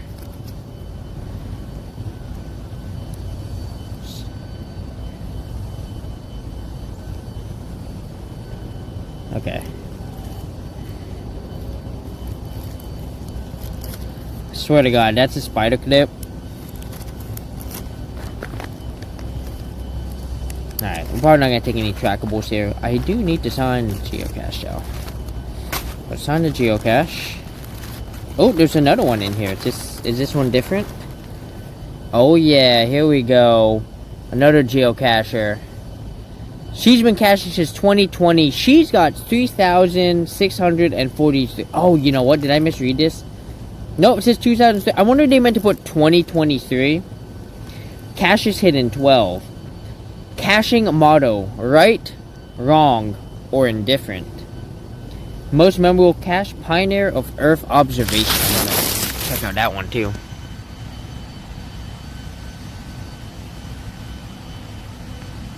There we go. Silver caching moment. To celebrate your first leap day as a cacher, you plan and execute a solo busy day icon run, finishing the day with 11 different cache types. Nice. Alright. Let's go and get all this back, because once again, I'm not going to take a trackable today. I'm just going to assign the geocache. Woo!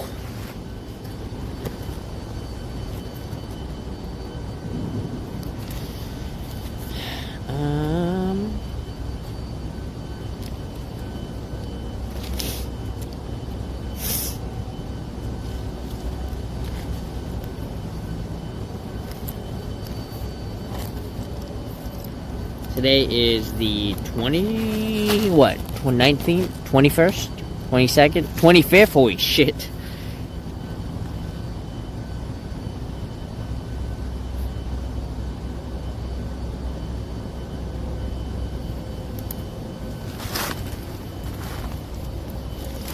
Alright, Mr. Avog. Oh, wait. I was like wondering. I don't know why Mr. Avog's looking a little lumpy today. I need to fix his zipper real quick. Well, he doesn't really have a zipper, but his zipper broke. There we go. Oh no, I should be using this phone. Hang on, I gotta use this phone so I can just pop it in right away.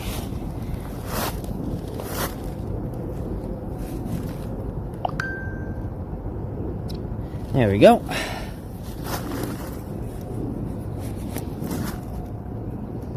Okay. So, we are gonna attempt to put the cap back on.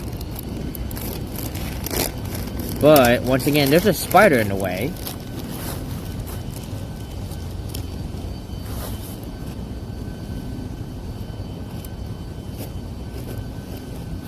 I don't necessarily want to disturb him. But I don't need the spider jumping on me, so if I start running, you know what happened. Let me see. Uh-oh.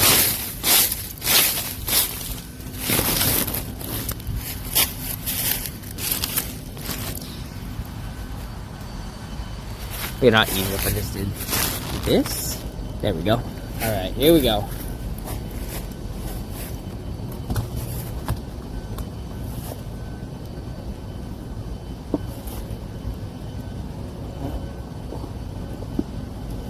Ooh, ooh, ooh. Okay. Woo.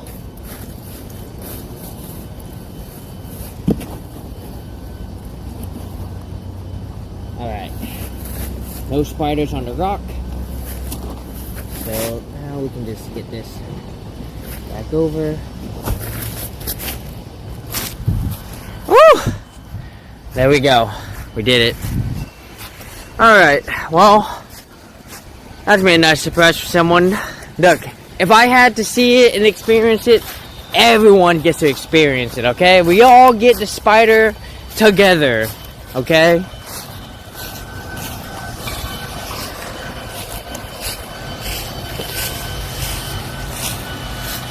Just be careful.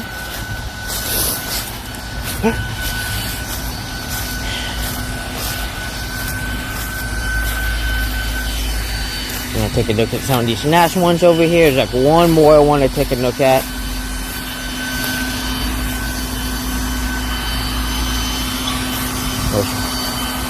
Got one more over here. See who this is. This one is John Bryan. Hell yeah.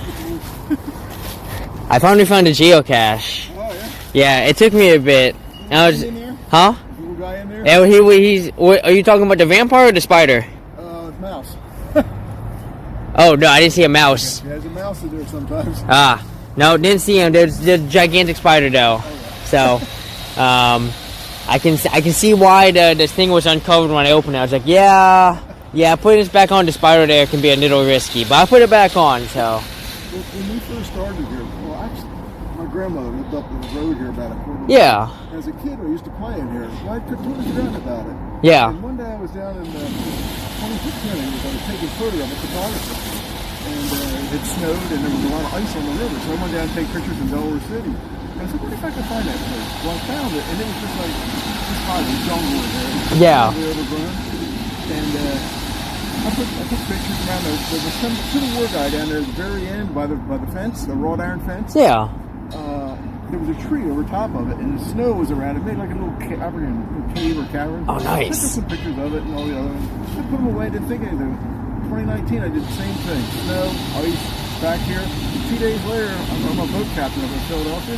My deckhand posted the same picture on Facebook. I said, Chris, what are you doing down there? We got coffee, we started clearing. Like 2 days later, we came down here and started clearing it out, and we ended up forming a nonprofit. So. I know it. That's awesome. Heck yeah. Well, I'm glad I got to check it out. Yeah, cool. You know, always the geocaching is always a great way to find stuff like this. Well, the geocache was up here, right by this big tree. Oh yeah. It was up there, and it was all overgrown. And we were clearing one, and I said, "Chris, give me a hand.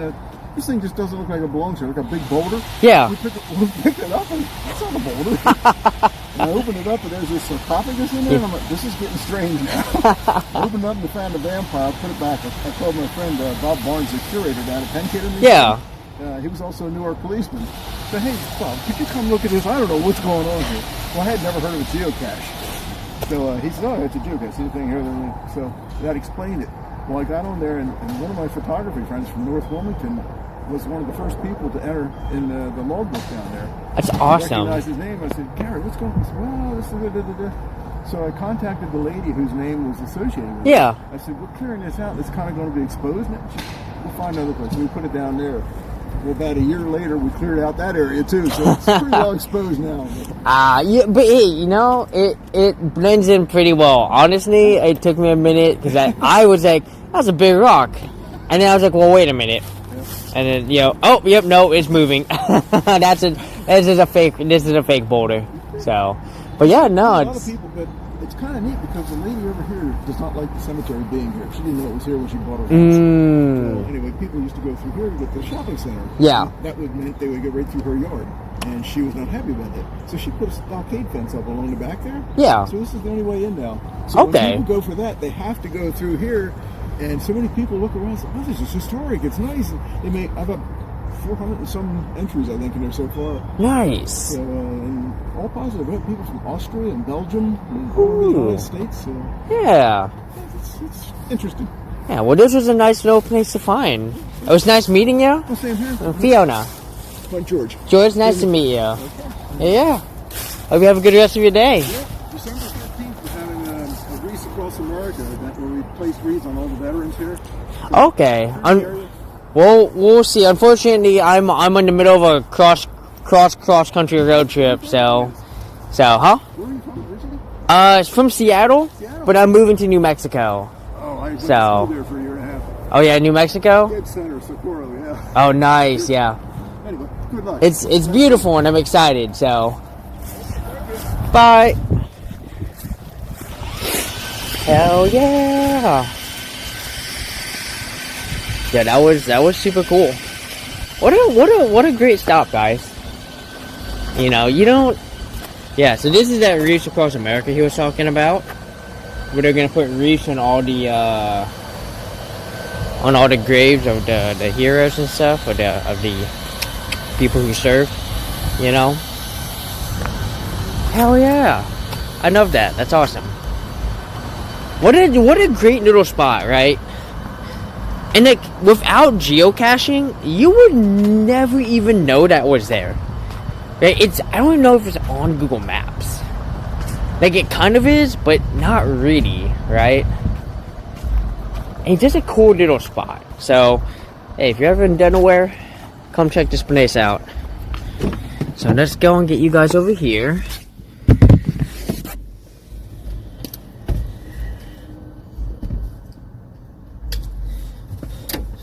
And let's go ahead and get you guys on a charger here, because you guys are dying fast.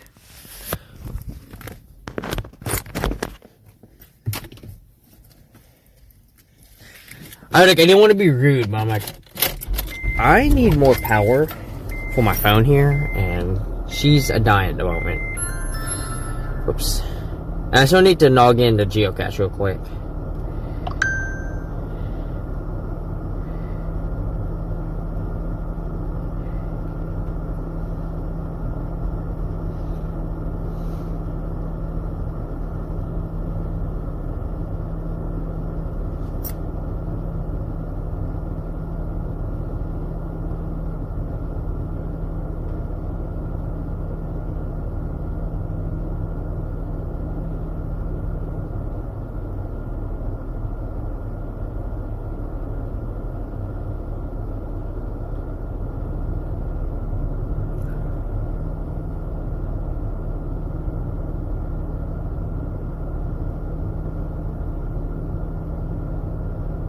It's venomous, right?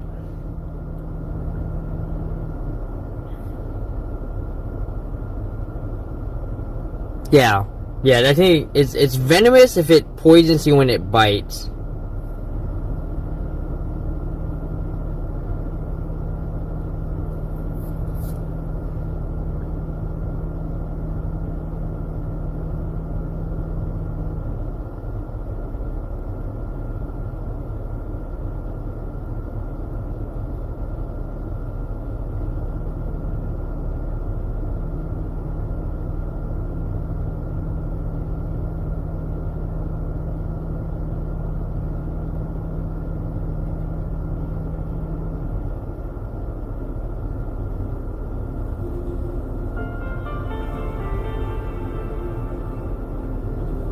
There we go.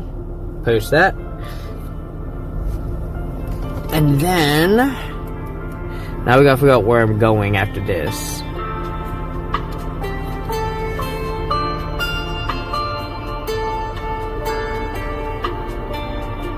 Yeah, no, not doing homework. I'm good. Oh, there's another geocache over here I could grab. We're not gonna grab it. I'm not in that much of a hurry. Not that desperate for caches.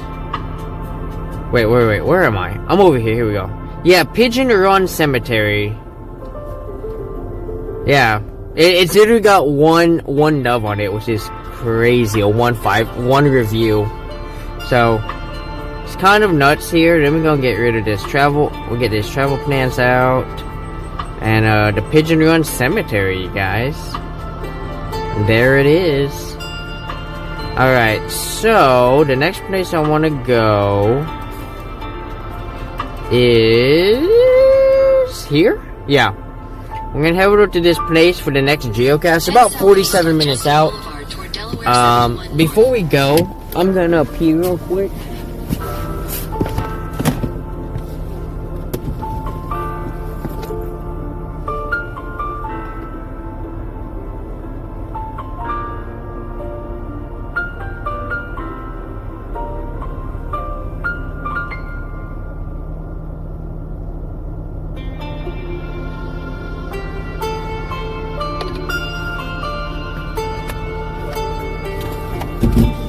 Yeah, I know Google Maps. Shut up. I'm working on it.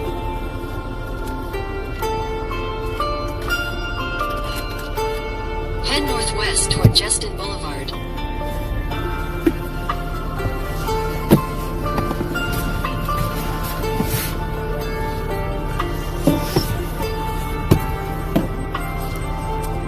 You know what we should do?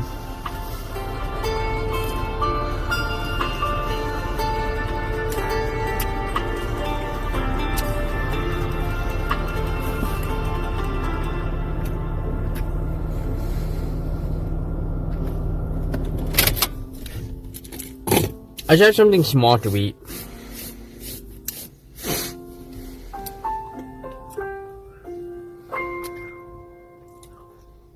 The question is, do I want to move or do I want to stay here?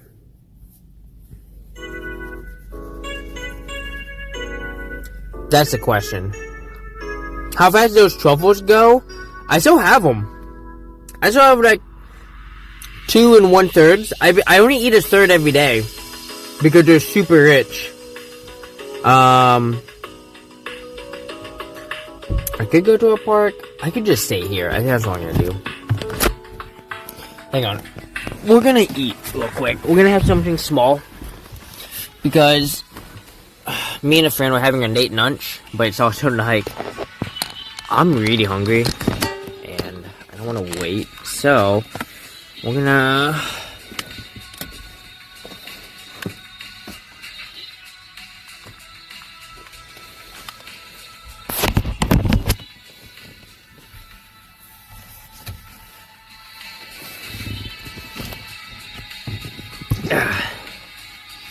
Yeah, I mean, it's less willpower and the fact that I just, once again, I can't really eat rich foods.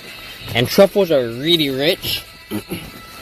Like, if I tried to eat more than one, I would not have a good day.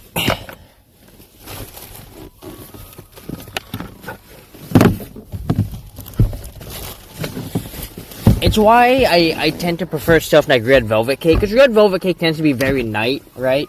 Not very heavy at all. Which is good. There we go. You don't eat many sweets, you understand? Yeah. Like, it's fine. I enjoy sweets. For sure. Ugh. Give me a minute. Just trying to get everything out of the way here so I can get you guys stood up. Like, so we're gonna cook up some fish sticks real quick.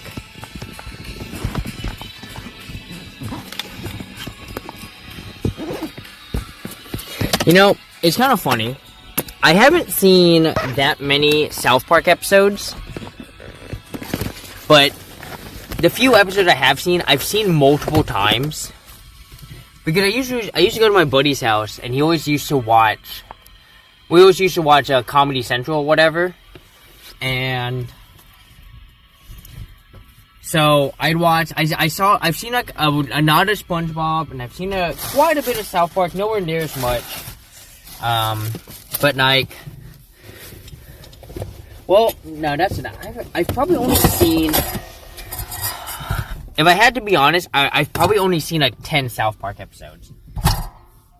But of the 10 episodes I've seen like 8 of them like 3 or more times. Like, there's like the Canadian episode that I've seen at least 5 times. And there's the fish stick episode, which I've seen at least 3 times. Lots of repeats. Lots and lots of repeats on Comedy Central there.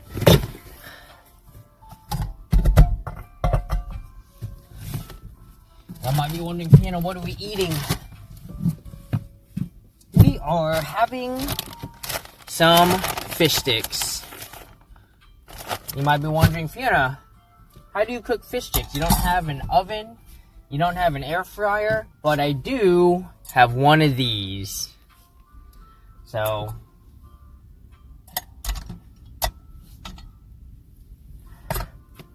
I'll bring you, let me go ahead, get this going here. Oh shit. I guess I would hope if I actually strap this thing down.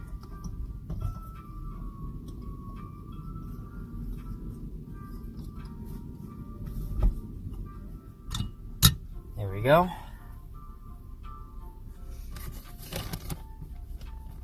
You don't eat many sweets? Yeah. If I'm going to eat sweets, there are certain sweets that I prefer. And alright, so if you ever wondered how you cook fish sticks, all you have to do is put them in like that, right? And then you just put this on top, just like this. Right? And you just start the fire. You let it cook on like 2 minutes on each side. And then you're rock solid. Wham bam. Like, this s'more maker has been literally the best thing I've ever used. Probably one of the best things I've bought as far as cooking goes. Even though I don't even use it for making s'mores. Head southeast on Justin Boulevard. Shut up, Delaware phone. 71 North. We haven't even left yet. I'm having lunch, okay? Ooh. Got your chorizo, egg, and pepper jack wrap. Ooh, that sounds so good. Yeah, I just want to eat like 10 fish sticks and then get moving. Just enough to kind of beat back the hunger, right? Because like I said, I'm going to go get sushi with a friend today. So, really excited to see her. I haven't seen her since like 2016 or something. So that will be awesome. It's kind of funny. She reached out to me. So, there's a website. So there's a website called FetLife. Some of you may be familiar with it. If you don't know it, don't worry about it. But, right, so that's how I knew her, was through FetLife and through like hanging out at community events, right? And I hadn't updated my FetLife in years. I still get like the emails that say, hey, you got a message, right? And it's always just like, just spam from like people I don't care about, right? Like random strangers, right? But then one day I got a message from an old friend. I think it was like last year or 2 years ago or something. It might have been a year and a half, but she was like, hey, I see you're in Marion. I'd love to hang out. I'm like, oh my god, I hadn't updated since like 2021 when I went to Marion and I made it, my home, because that was my goal, had been to move to like Silver Park or move to the Marion area, and that never happened. Obviously, that never materialized. But I basically had to be like, I'm not in Marion, and I'm sorry, But like, if it kind of started this like, it opened up this channel of like, hey, next time I pop through though, I'll let you know, and if you want to hang out, we can 100% chill out and have a good time, right? And so I contacted them, like,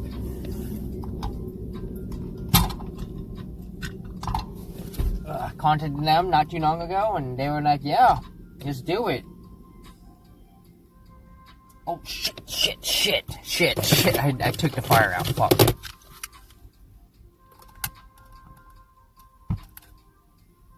There we go. That's better. I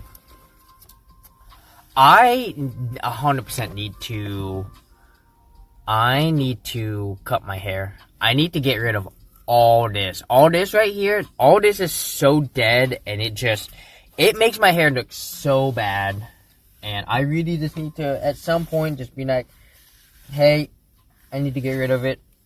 I need to contact a friend. I know someone in Jacksonville. I don't know if she does women's hair. She might only do men's hair. So I'm going to shoot her a message and be like, hey, do you do women's haircuts and stuff? Because if you do, I'd love to set up. I should just shoot her a message right now. Also, congrats to... No, sorry. No congrats. Sorry. I had to remember, I thought the Steelers had won. They did not.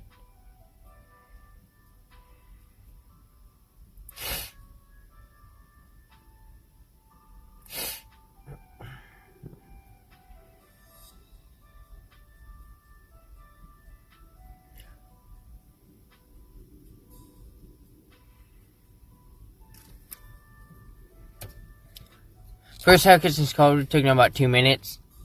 Yeah, well, I want my hair layered and stuff, so it's gonna take a little bit. You got your ends trimmed before you left for vacation? Yeah. What are some games that should be on everyone's shelf? Oh, you mean the basic games? Okay. I should get this all ready so we can receive.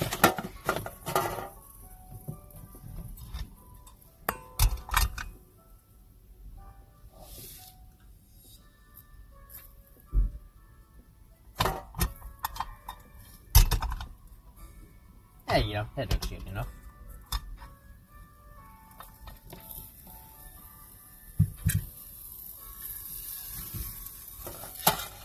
There we go.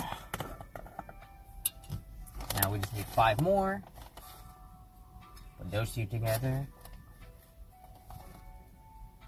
3, 4, and 5. There we go.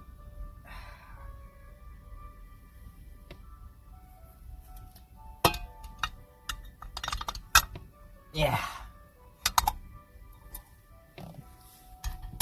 Whew. No apologetic. I don't have a good tartar sauce, but that's okay. These are all basic games. No wingspan though. That's crazy.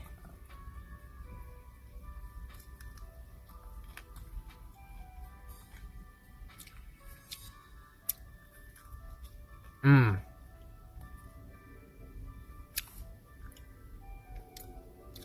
727 days on patrol. What?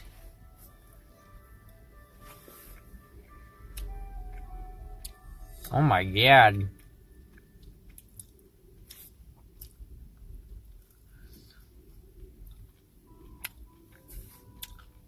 I guess technically, they fly out new crews, you know?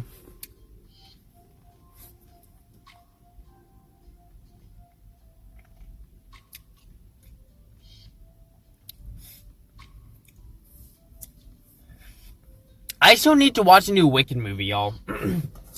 I swear to God, no spoilers in my chat. I've been like trying to really just dodge everything Wicked. I'm hoping to watch a movie tomorrow.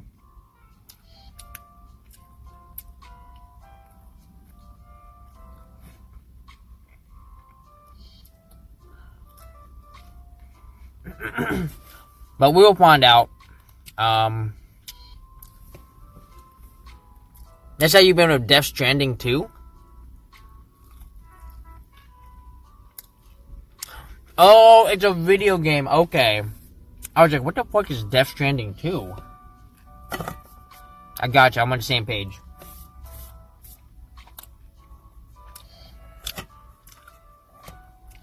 May as well be a movie. Yeah.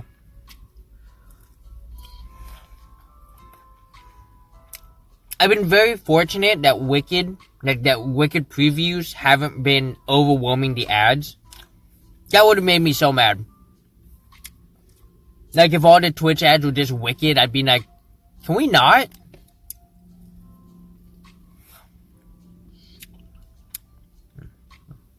Like I said, I already know what happens for like 80% of the movie, because I've seen the musical. But there's like a whole bunch is getting at. Oh, honestly, probably closer to 40 or 60%, you know?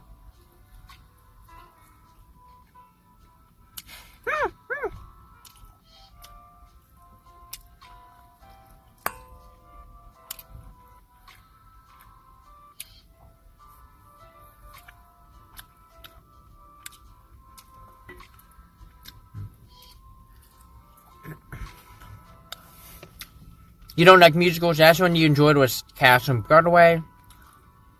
And that's gone. Not the movie. I mean, look, musicals aren't for everyone, right? Most musicals are fine in my book. I don't go too crazy about them.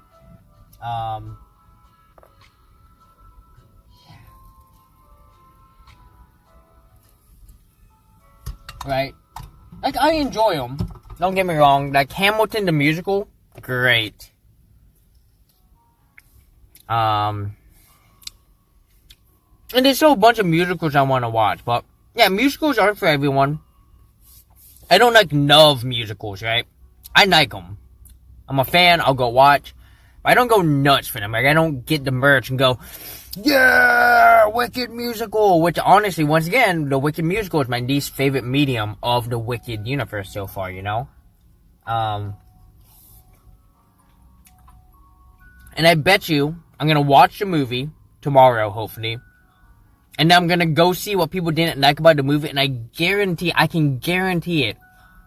It's because they've never read the book, and they pulled a knot from the book, they made the series darker. I already know, I can already tell that the second movies are not darker than the first. And that's kind of the point, you know?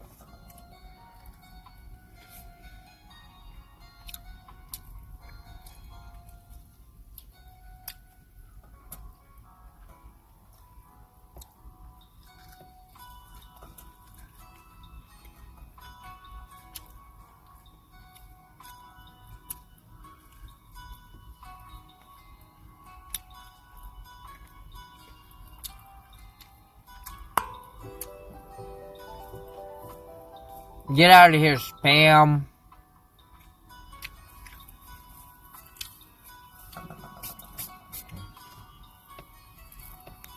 What do you mean you didn't like the Cats movie, though? The Cats movie had such a star-studded cast. I've not actually seen the movie.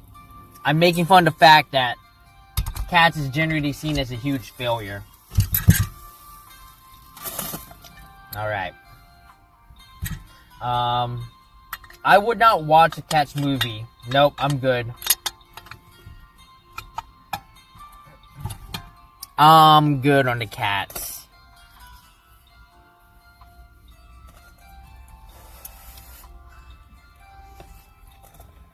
Oh yeah.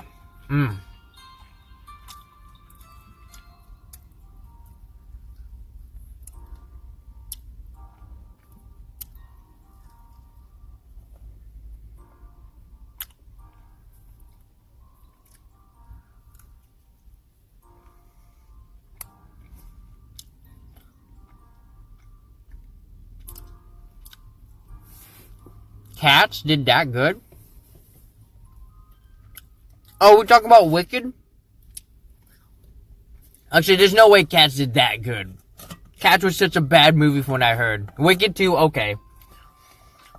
And to be fair, it's like everyone was looking forward to this adaptation, you know?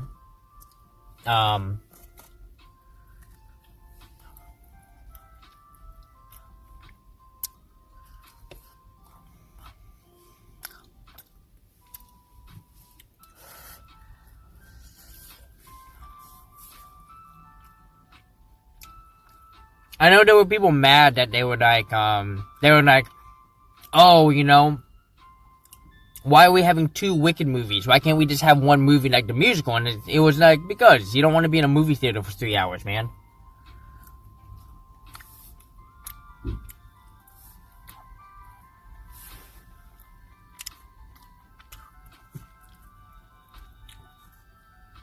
Estimated budget of $95 million, which like $80 million that probably went to like the movie stars that they brought. Who did they bring in? They brought in a shit ton of famous people. They had like James Corden. They had the person who did Fat Amy from Pitch Perfect. Give me a second. Cats movie Wow, they had T Swizzy in there. That James Corden, Rebel Wilson, they had Ian McKellen. Who else? Who else were famous people in this movie? I think those are the three most famous. Oh, they had Judi Dench too. They only had one person who had like any musical experience, and I think that was Idris Elba as McCavity.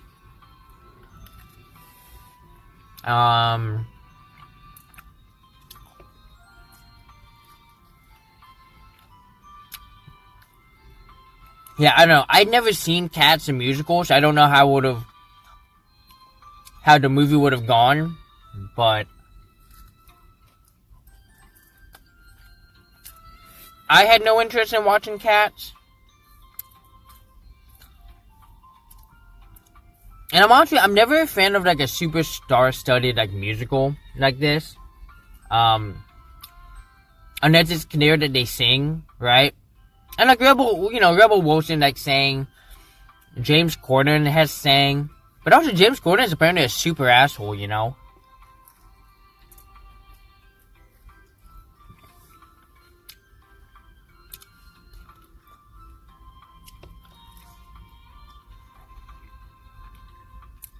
Jesus, how many fucking people did they have here? They had Neil Patrick Harris, Roger Moore. Man, they had a ton of people for this movie.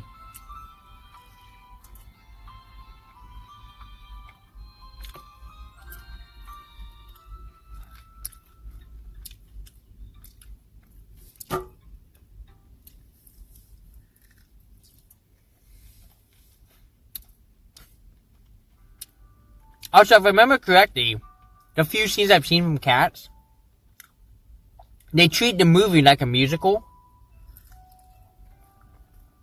And once again, I just don't like that. I don't like that style, you know?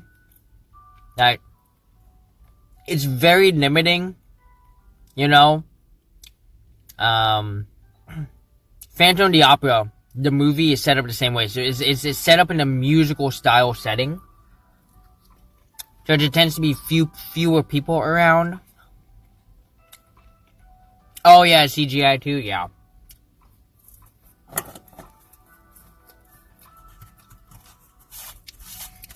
Yeah, that's the thing about CGI, is when you do it badly, it ages so badly, it looks bad, you know.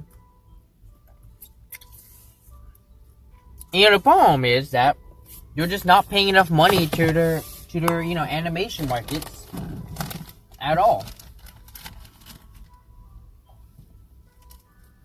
You're just like, how much money could you potentially need to CGI some stuff? And it's like, a good amount, man. Like,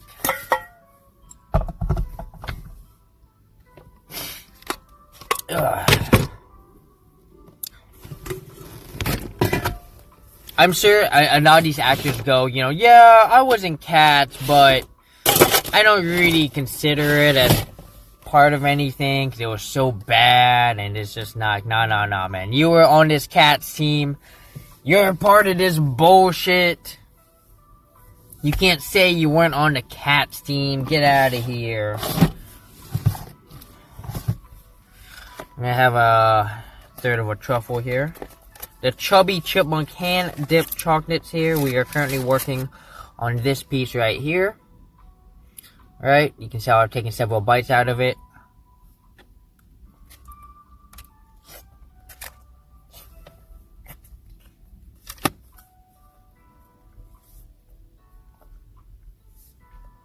Yeah, it's so rich, Yeah. Even that little bit, I'm just like, alright, I'm good, man. That's a knot. So, alright. Let's get up there. Let's get up there. Let's prepare to move out again.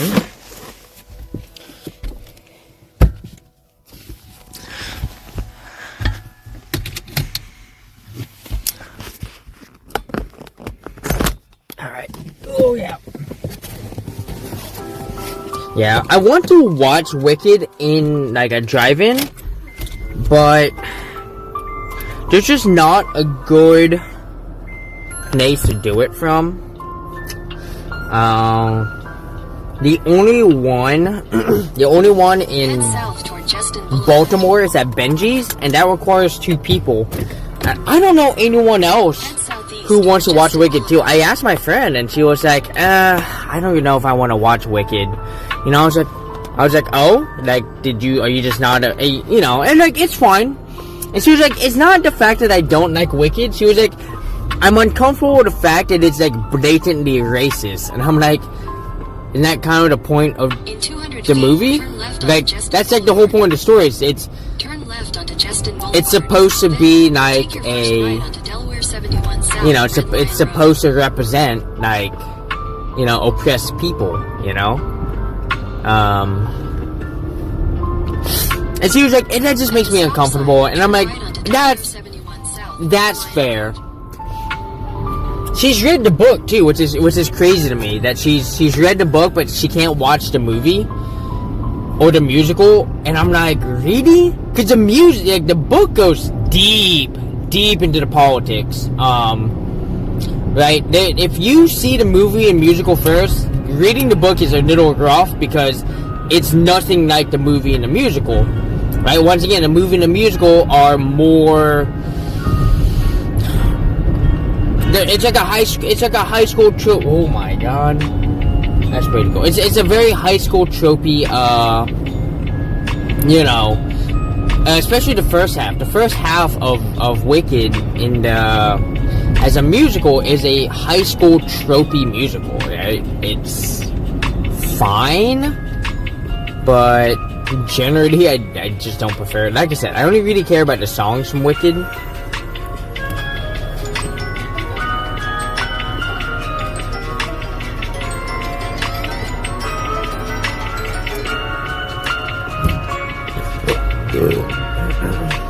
I get so much spam on this other phone. It's kind of crazy. Once again, like, whoever owned this phone before me really fell for a lot of stuff. Because I get spam all the time. Like, Jesus. Like, I get almost no spam calls on this. I do get, like, phone calls from South Carolina. But it's usually, like, cops trying to raise money for their cop union, or, you know, trying to talk about the politics of South Carolina and how we gotta save it from the Democrats. And I'm like, nah, I'm good, man. You guys can go to hell. Starting to get political attacks again? You shouldn't be getting any right now. I mean, we just finished the election season.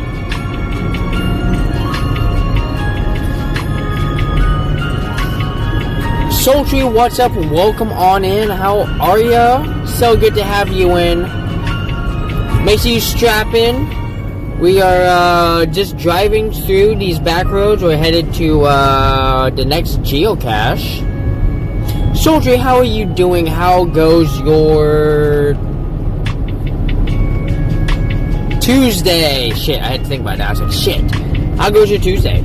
I hope it's going phenomenal, fantastic.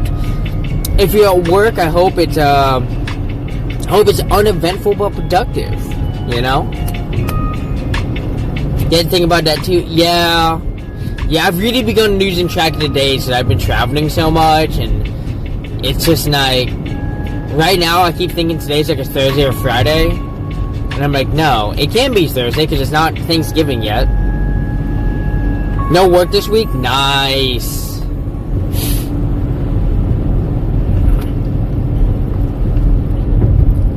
It's nice being lazy. Yeah. Yeah, no more laziness for me. I gotta go back to doing work again. So, in a couple weeks here. We're what, T-minus 5 weeks before I have to start working again? Which will be fine. It's gonna be great. So, yeah, you know, I'm not worried, right? I'll adapt very quickly. I always do.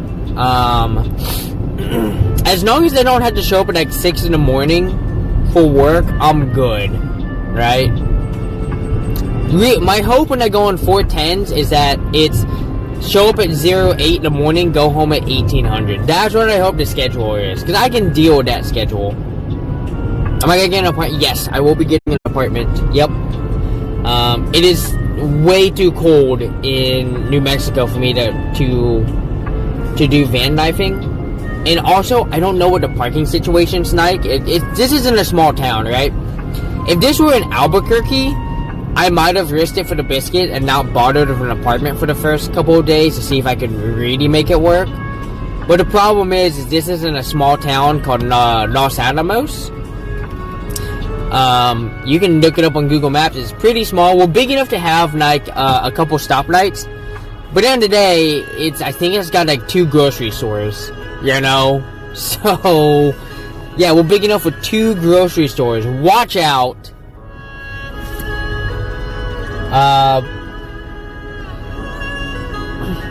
So, you know, it'll be fine, like I said. Santa Fe, Albuquerque aren't too far. Denver's 6 hours away, so I'm ready to go to Denver.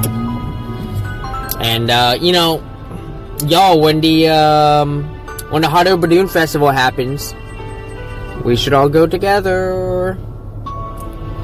We'd have to get hotels in Albuquerque, obviously, because that's where the Hot Air Balloon happens, you know.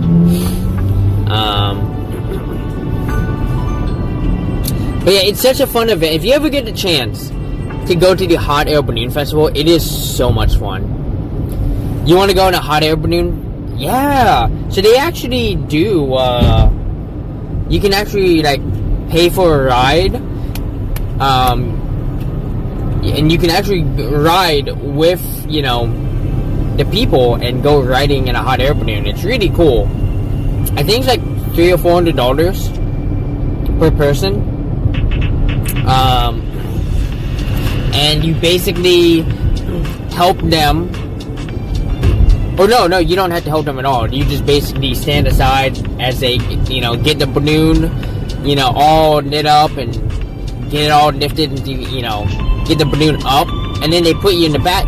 Then you get in the basket with, you know, whoever the pilots are, and then they go. Oh, there's a gigantic. You see that? You see that happy smiley face? What the fuck? That was cute.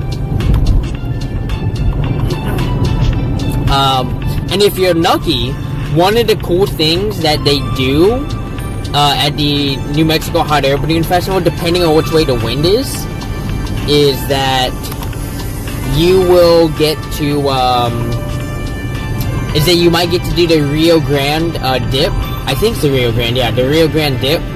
Basically what happens is they go over the Rio Grande and then they go down, and right before it seems like you're about to crash in the water, they like do a full like flare up to start lifting the balloon again, and the basket will drop into the water and then pop back up. It's really cool to watch, and I'm sure it's so much cooler to actually be part of it. And yeah, I would love to ride in a hot air balloon. That might be happening this year, since I'm gonna have the money to actually be like, yeah, I can spend $400 to go ride in a hot air balloon, sure.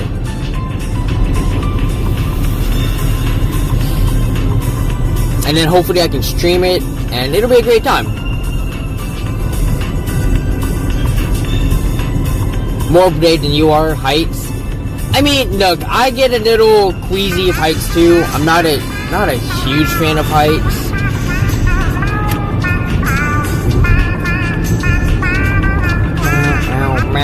Meow. I need to go find more Sound Nerds again. I need to log into Sound Nerds and Blurp and do that. I've been like just so behind on like updating stuff. Like I'm so slow about it. So you have another point? No. Play away. Enjoy the cats. That's what they're there for. I can barely hear it because I have my volume set pretty low. Because if I put it too high, it's gonna blast your ears. So I can barely hear which ones y'all play. So, But yeah, I definitely want to get stream updated at some point. Like, the last thing we did is we added in 3 new, or several new, what was it? Emotes, right? So we had the dragon one got put in on the last batch. The hedgehog cooking one, the hedgehog D20, and the hedgehog. Oh man, what was this third? What was the third Mr. Hedgehog one? I don't remember which one it was.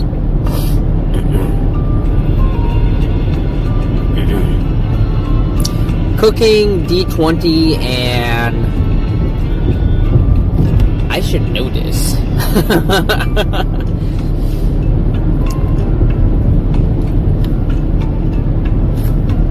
Also, as we travel along these back roads, make sure you hang on to your signal buddy, right? Signal could drop at any point. I hope it doesn't. Be great.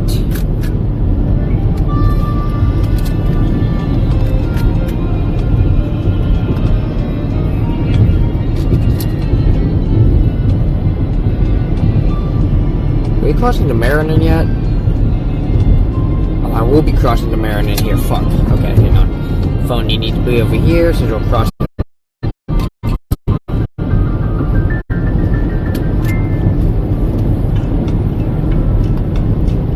Uh-oh. Uh-oh. Hang on to your butts, guys. Here we go. Oh, it's getting bad. Oh, it's getting bad. This was a huge risk of what I'm doing. Just because, like, there's just not a ton of, you know, you wouldn't expect to see too many phone towers over here. Support the displays. Buy here. Buy what? What would I be buying over there? I don't see anything. Ooh, we got a veteran cemetery over here. Oh, cool. Hell yeah, Memorial Cemetery.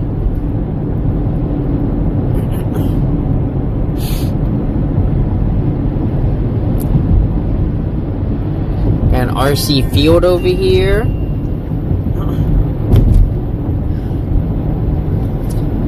Sultry, do you have any Friendsgiving or Thanksgiving plans?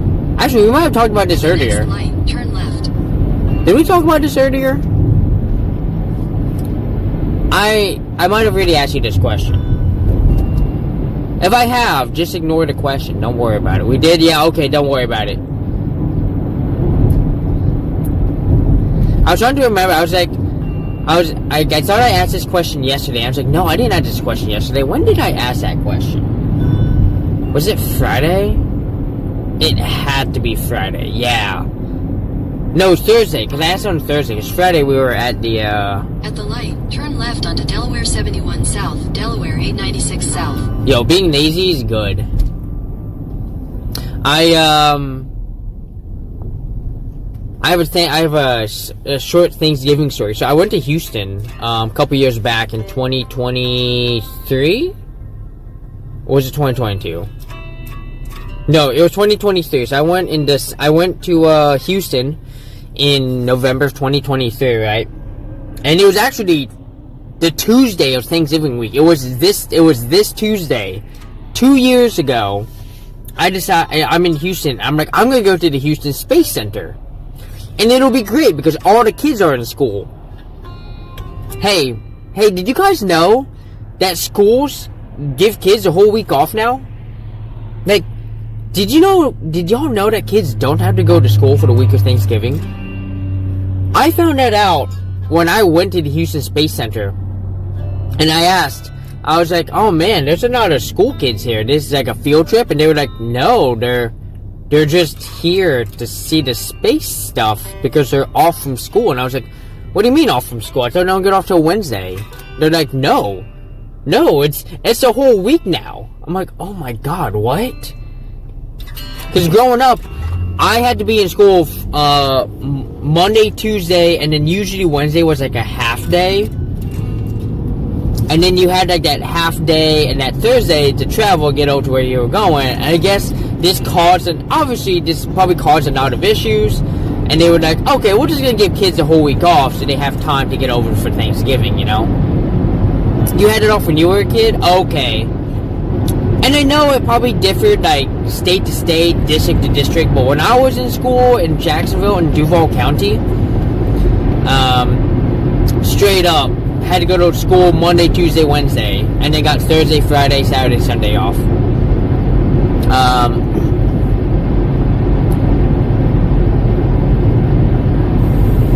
I'm sure that's changed. I'm sure in Jacksonville they get the whole week off now.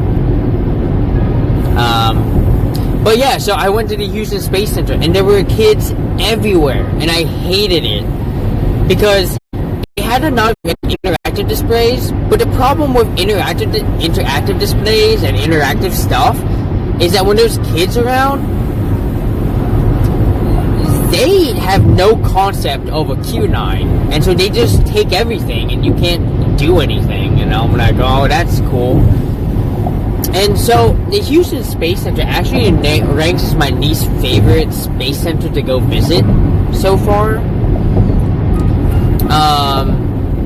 Like, there's a space center in DC I want to go visit that looks really cool. But Kennedy Space Center is my favorite. I love Kennedy Space Center. It's that's in Florida. If you ever get the chance to go, I highly recommend. And if you do go, make sure you go as early as you can. Like, ideally, when they open at 9, you should just be there. There's so much to see. Because Kennedy Space Center, the visitor center, is split into two parts.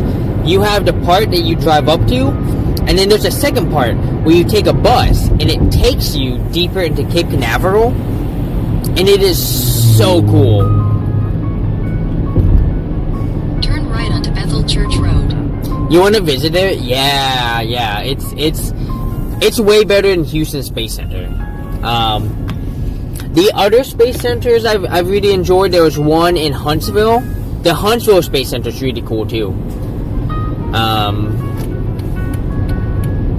And really, overall, Huntsville is just a really cool place to visit anyways. And that's in Alabama. So, you know, if you ever wondered, like, why would I ever go to Alabama? Well, Huntsville, because Huntsville is a great place to visit. They have a lot of art, a lot of really just cool places that you would, that you would probably really enjoy, right? They have a really good pinball scene too in Huntsville, which is crazy. Like, they have probably twice as much pinball in Huntsville than we do in Jacksonville, Florida. Or I guess I should say they. I don't claim Jacksonville at all. This was actually a very interesting conversation I was having with Ida Dads yesterday. And talking about, like, you know, what do you tell people when they ask you where you're from, right? Like, in 600 feet at the traffic circle, take the second exit onto John because, like, I always tell people I'm from Seattle, right? And now if people ask where was I born and raised, I would say Jacksonville, right? That's it. That's the honest truth.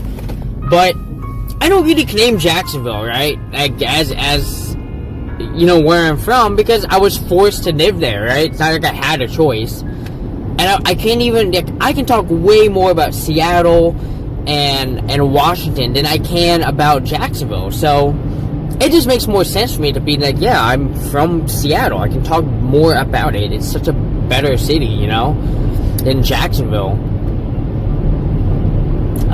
Jacksonville is where you move to if you want to live in, like, HOAs and private property neighborhoods. Like,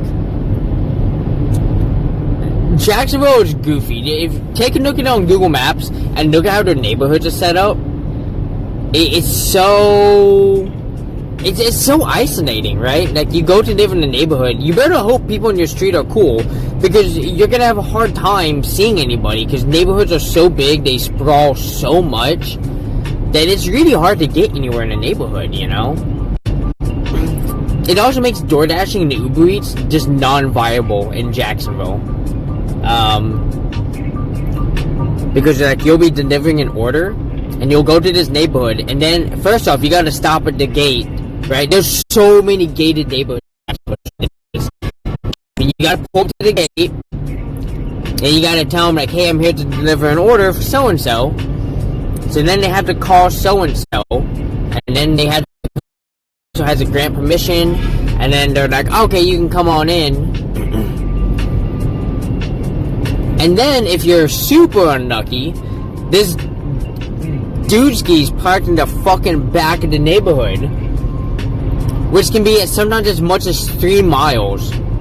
Did you know that you can drive 3 miles into a neighborhood and live way the fuck back there?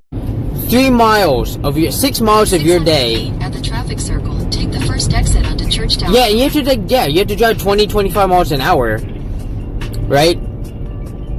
So you're in a neighborhood where you're spending 6 miles of your day is literally dedicated to just getting in and out of your neighborhood. Can you imagine just spending 6 miles of your day getting in and out of your neighborhood?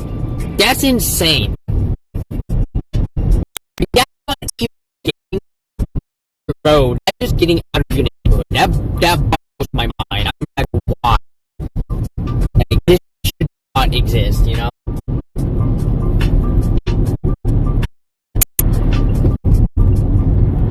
Grandparents in one of those, yeah, just one of those isolated neighborhood. Yeah. Like, you know, the fact that Jacksonville votes as a red city doesn't really surprise me when my fucking cruise control shut off. You know, I'm always like, yeah, cities are blue and the countryside is red. That's just how it's been, right? Except Jacksonville, Florida, which votes as a red city. It's kind of nuts. If you actually look at the last election, Jacksonville went red.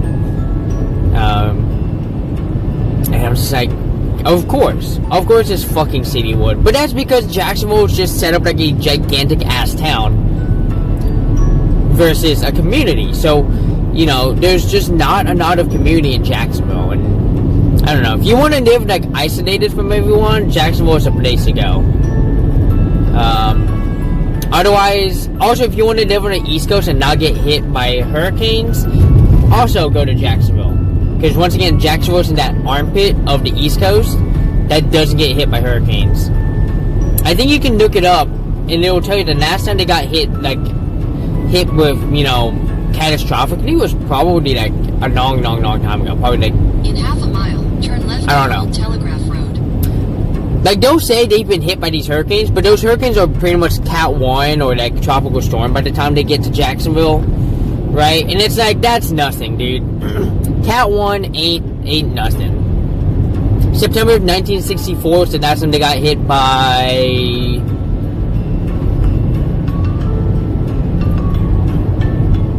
what kind of hurricane? What was the strength of it? Turn left onto Old Telegraph Road. Dora with direct damage.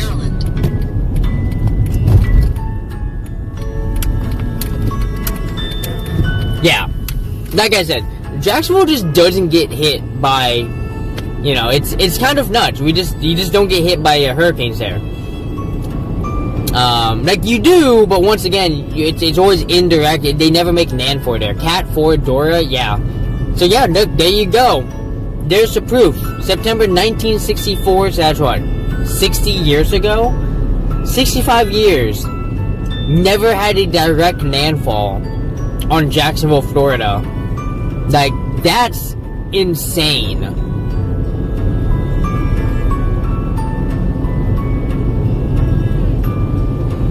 Google Maps, where the fuck are we going? What is this? Okay. Dude, we're driving right by an orchard here. These are set up in a very orchard-like. I wonder what kind of trees they are. Apple? Could be an apple tree. Very cute.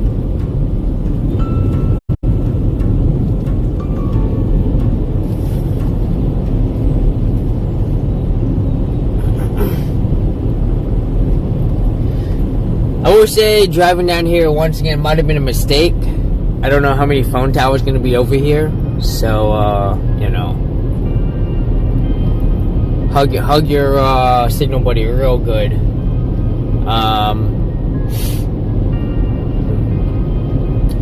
Yeah. The worst Jacksonville you get in the hurricane season is usually a lot of flooding. Minor, very minor flooding. Like, because once again, they're either going to get hit with the arm, which is just a shit ton of rain, or they get hit, you know, with the remnants of the hurricane that hit on a different part of Florida. So, like, Irma, when Irma went through, cross traffic does not stop, okay.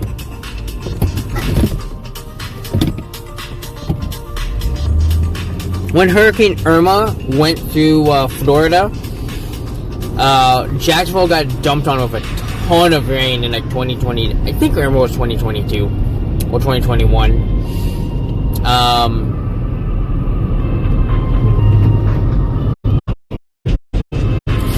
And then there was another hurricane that landed at like just where the Panhandle meets the body of Florida. Look at that fucking tree. Whoa! Canceled the Beatles concert because they want to play anyway due to segregation. Interesting. I mean, that's not surprising. I mean, the Beatles were a British band, right?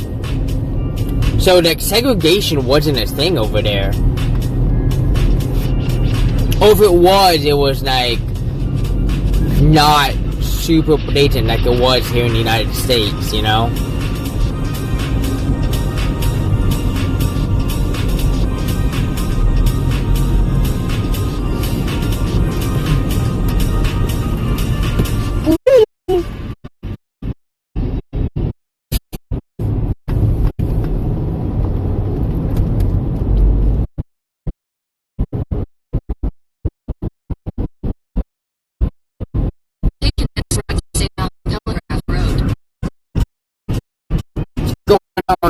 Here, kid, what are you doing? Turn right to stay on Old Telegraph Road.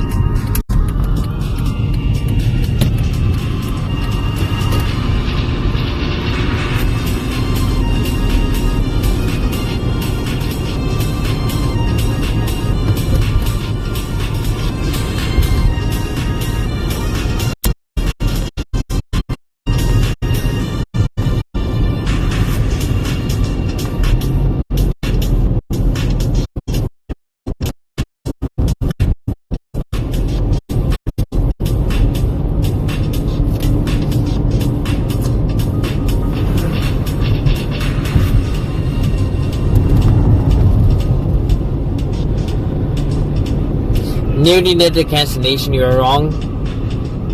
Got down to 45. Okay. God damn. So the hurricane hit and they still performed so did they perform the concert before or after the hurricane? It'd be ballsy if it was before. I'm sure it was after. But also like, okay, shit. Watch out. Let's go.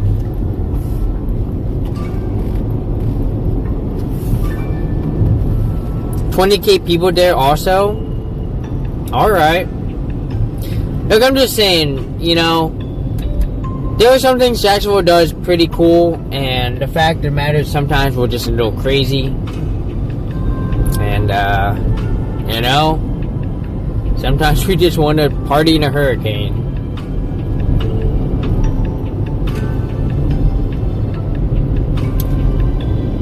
But also, and this always makes me laugh, right? So, I remember back in like 2010, a hurricane hit New Jersey. And shit, man, we might have talked about this. It's kind of for everyone else. So, there was a hurricane. I think it was Hurricane Sandy. Yeah, it was Hurricane Sandy.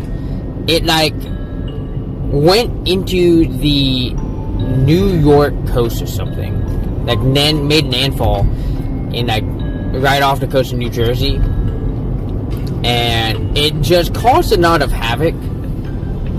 And people in Florida were making fun of people in New York and New Jersey and Connecticut, and being like, "Oh, it's just a hurricane. Look at you pussies." And it was like, Yeah, because they're not used to hurricanes, and someone tried to argue like, oh well, it's still nothing, and I'm like, you know, and this person I was talking to was like, didn't you freak out over flurries last year? And they're like, I'm like, yeah, you definitely freaked out over flurries last year, I remember, you know, like, yeah, and that's the crazy thing about Jacksonville.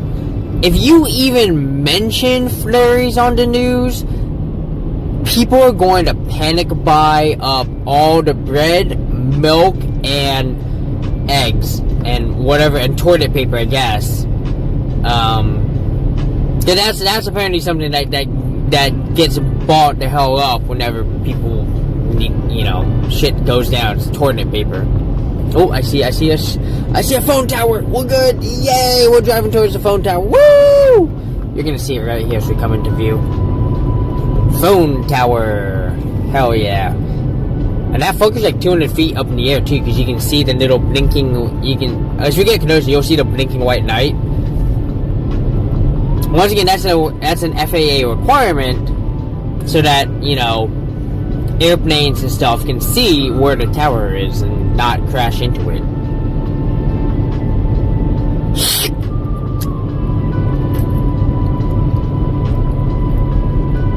Oh, you used to boat those nights? Cool, hell yeah. It could have been my job to go up there and replace those nights. Dude, what the fuck was that I just passed? I just passed something. What was that?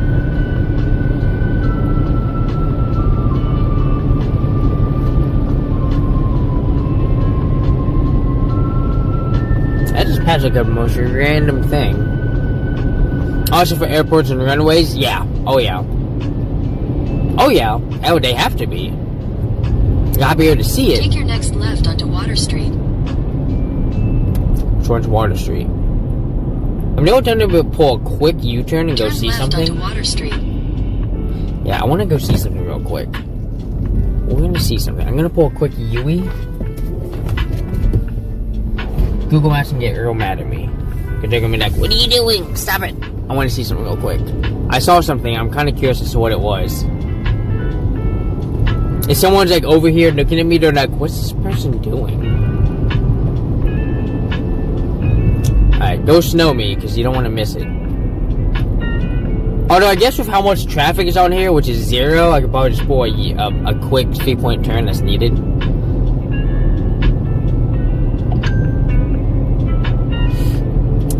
What time is it? Noon? Oh, it's just playing time. I guess it's saying, oh, yeah, there's something over here, and I'm kind of curious as to what this is.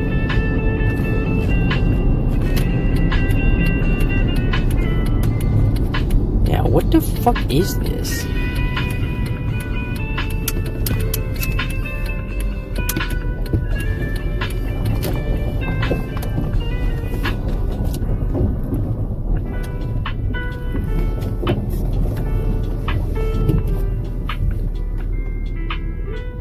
Wildlife Management Area. Authorized parking area. Okay, hang on. We're gonna... Just gonna bring this in real quick. I don't want to walk up this real quick. We're not gonna even turn off the van. We're just gonna just... Looks like a park to you. Yeah. We're not even gonna turn off the car. I'm gonna bring you guys. Come on. Let's go check this out real quick. I'm curious. It's a wildlife management area.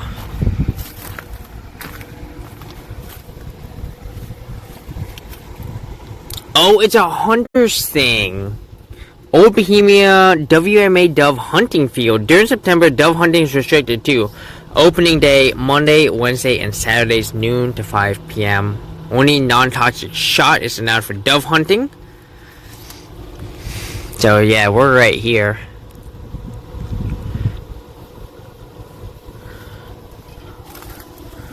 So I'm a little curious. I want to see. Let me see what geocaching has on this. This looks pretty neat. Actually, what am I doing? I can use my other phone for this. Yeah, because I mean, you know, you take a look, right? It's all just a gigantic, it's just a gigantic field.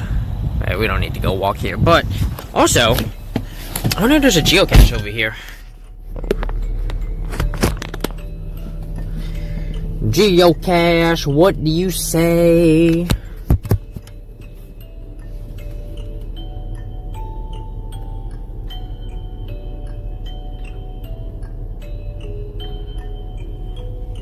There's not a geocache over here. Okay. I don't want to see, like, is there like a trail map over here? If we go to trails? No. Nope. It's just a gigantic field for hunting dove. That's pretty cool. Yeah, I saw this and I was like, oh, hang on, while we're here, we want to go check this out real quick. Alright, we can keep going now.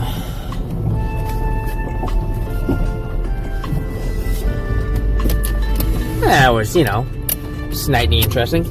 I love that like the dove hunting field is right next to the phone tower, so like you can be hunting dove and watching like YouTube videos at the same time.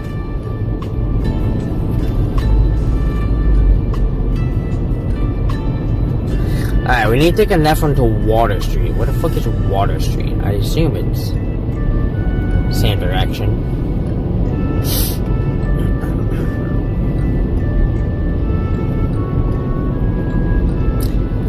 Now, I know it said like left onto Water Street. I know it said September, but I wonder if like if you wanted to, like, could you just go walking through there if you wanted to? Like, would I Turn left need? onto Water Street. Would I need like a pass or something? I don't know. We got places to be though, so hell yeah! Look at that phone tower. I don't know how much. I don't know who owns it and how much they're getting paid to have that tower right there. And these people right here, they're getting like five bars of internet. Easy. Turn right onto Maryland 282 Easy West, 5 bars. So good.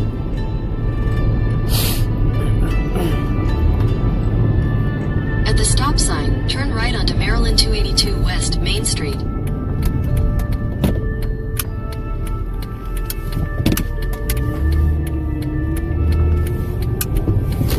Yeah, everyone here worked their fantastic phone signal.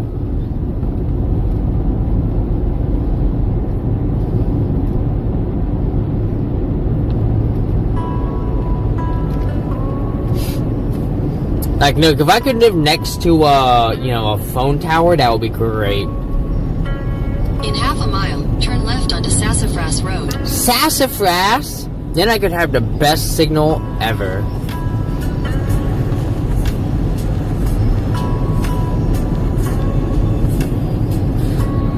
Bow, bow, bow, bow, bow.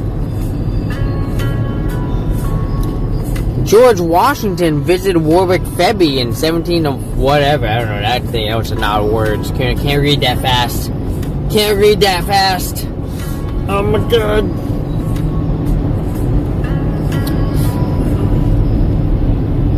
Yeah, I will say, as much as I like driving on interstates, it is definitely nice to just, Turn left onto Sassafras you know, Road. hit up these back roads and just drive, right? You know, unfortunately you get to see stuff like that, but you know what? That's the countryside in a nutshell, you know, you expect it. That's not a surprise.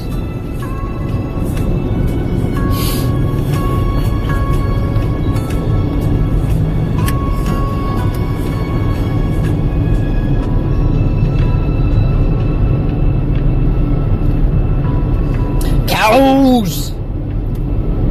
No, wait.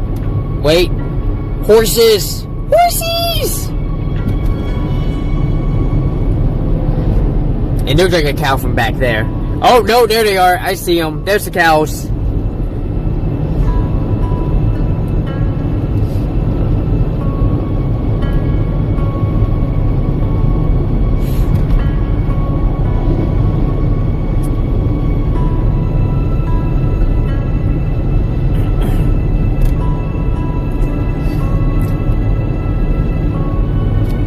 You know, I was talking with, you know, another conversation I was having with Ida Dad was this idea of, like, living out in the middle of nowhere versus living in the city. And we both agreed that living in the cities is so much better. And once again, right, it's always personal preference. Like, there are people who just want to live out in the middle of nowhere, right? If they could have nobody within 50 miles of them, they'd love it, right? But, like, you know, I was telling them, like, the one thing that I fear is that I'm going to move to Los Alamos, I'm going to fucking hate it. Because it's so isolated. And, like, thankfully, once again, I have, you know, Albuquerque and Santa Fe right there, so it's not that crazy to get to, right? Like, from Los Alamos to Santa Fe is like 45 minutes, which is about the distance from like Bremerton to Tacoma. So back when I lived in Bremerton, Washington, and I used to go to Tacoma all the time because of pole dancing, and it took me about 45 minutes to get down there. So, like, I have plenty of experience driving 45 minutes to get to a city I want to go to, you know? But, you know, if I end up liking it enough, I'm hoping to kind of become maybe a driving force in maybe the evolution of pinball in Los Alamos, right? Especially if I'm able to operate it outside of, you know, like, I could operate a pinball thing at a loss, kind of. Or at least just breaking even. Where it's like, oh yeah, I mean, you know, we're able to pay for, like, the maintenance, right? The 1 or 2 people I'd probably hire because I'd want to go fly everywhere. Still want to travel, right? In 600 feet, turn right onto US 301 South. Like, there's a lot of opportunity for me to kind of establish stuff that's like, hey, I can... At the stop sign, turn right onto US 301 South. You know, I have a lot of experience at, like, leadership. Or not necessarily experience, but, like, you know, I know what it looks like. Like, I could help lead a new charge, like, pinball in northern, New Mexico, right? Because not in New Mexico pinball is mostly concentrated in Albuquerque and Las Cruces, which is fine. Man, it would be cool to have some pinball in Santa Fe and Los Alamos. And, like, there is pinball in Santa Fe, they just don't really do tournaments there or anything. So, if I wanted to go to tournaments, I'd have to go down. Now, the good news... Well, so, I'm actually kind of curious what New Mexico women's are going to do about the IFPA. Those New Mexico, Arizona, I'm kind of curious of what their plans are for the New Mexico, or for the IFPA. So, for those who don't follow pinball, there was a huge incident that happened about 3 weeks ago. There was a big pinball event at, like, Flippers OPX. It's in North Carolina. It's in, like, the eastern, way near the coast. And they were hosting a big event. And a trans woman signed up, and she went to the bathroom, and she was followed in by an employee who harassed and basically threatened to call the cops and falsely claimed that she could get her arrested, even though there is no bathroom bill in North Carolina. The last time they tried, it backfired so hard that they had to appeal it because companies began to leave North Carolina en masse, and North Carolina went, okay, we'll repeal. Please don't leave. We need your money, right?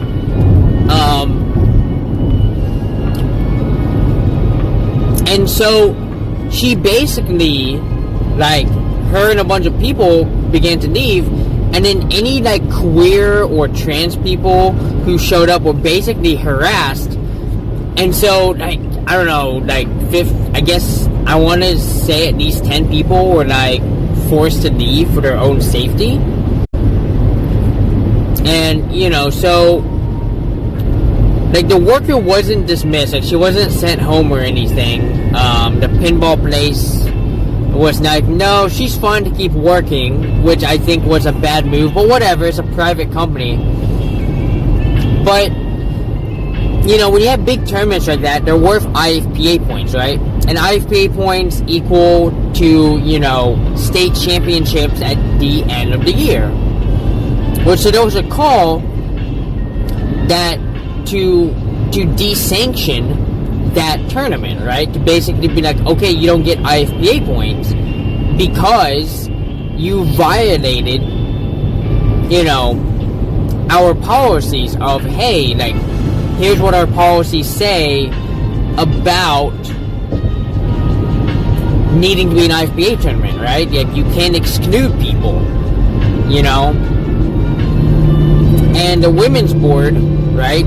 So, the way the IFBA set up is there's like a three-person, like president, vice president, and then something else. And then you have like a women's board, and then you have like another advisory board or something, right? But realistically, power is pretty much held within those three people: the president, vice president, and whoever the third person is, right? If they want to make a decision, and really it's the president. The president has the ultimate power of like, I'm going to decide what should be done, right? And so the women's board voted unanimously to desanction the event. Like, you know, that's not cool. And IFPA rejected that vote and decided to let the event be sanctioned. And then, but they did put a ban. They were like, okay, you're banned from running events for a year. Which I don't think is enough. And I really hope the local pinball community just blacklist them. Granted, there's not that much pinball. Like, they're the only pinball in the area. So delisting or blacklisting them is a lot easier said than done. Because if the local community blacklists them, where the fuck are they going to go play pinball, right?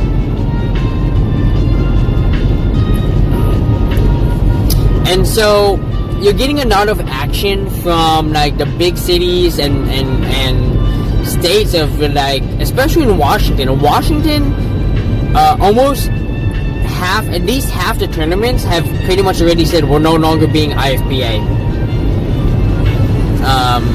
Which is awesome, and I love that, right? And you can run tournaments non-IFBA, right? You just have to run it in a manner that works. Because all you need is match play. That's the other thing, right? You don't actually need IFBA. So, and Oregon's done the same thing. They followed suit. They've also, a lot of them have decided to stop being IFBA tournaments. Oh yeah, they were probably getting review bombed to hell. They probably had no choice. But the story's already out there. Like, the pinball community knows. Like, this was big news in the pinball community. So yeah, right now, Anada states have already said that they're going to run the IFBA women's states tournaments because we really plan to do it, right? It wouldn't be right for us to kind of to stop it, right? But after this year, they're going to see where they go with it, and we might see the rise of a new like women's only like national league that gets away from the IFBA, which would be awesome. You know, because it's just so important for like women to have their own space to have their own tournaments, to have their own like meetups, right? And like there've been, you know, a few men. I don't want to say too many, but there've been a few men here and there who gabble and be like, well, why do women need their own event? And I'm like, you like. It's fairly obvious why, right? There are lots of creeps who can make it hard for women to break into the scene, right? Right? I would say that 95% of the pinball community is amazing. unfortunately, all it takes is one person for that 5% to ruin the experience for someone. And that's why, you know, women's pinball groups are so important. Because, well, A, you know, women's groups tend to, you know, kind of provide a welcoming, what's the word I'm looking for? Like a welcoming,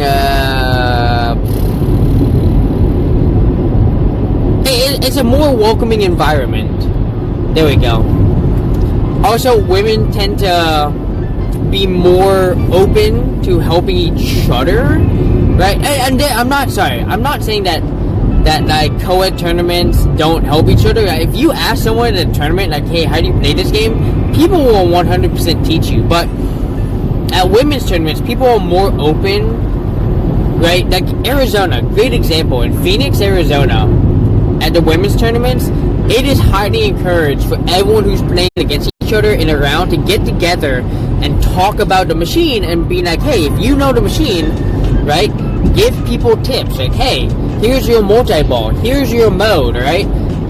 You should probably start with this mode. I'm not going to tell you much more than that because I don't want to give you too much. A, I don't want you to like be able to beat me, right? Because we're still competing, but also there's just a lot of information, right? And so realistically, just telling someone, hey, here's how you start a mode, here's how you start a multi-ball, and that's generally, and here's your skill shot. Those are generally the 3 most important things that you need to tell someone if someone asks how to play a game. The other thing is like anything that's like kind of pertinent.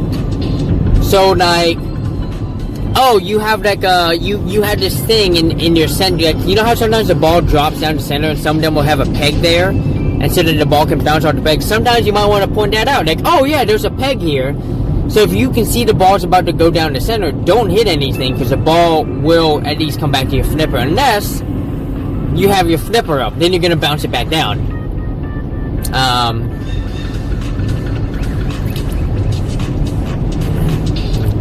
So yeah, so that's like the big drama right now in the pinball community, and how every local community is handling that. And so I'm kind of curious as to how the New Mexico group is gonna handle that.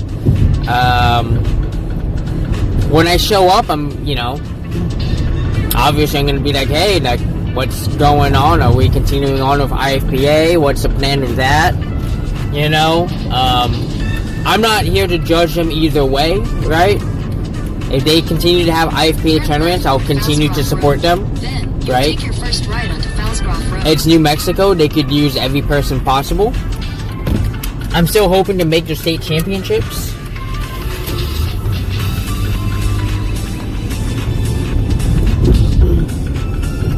Now, we're 2 minutes away here. Oh, buddy. Oh, buddy, I feel like this could become a problem.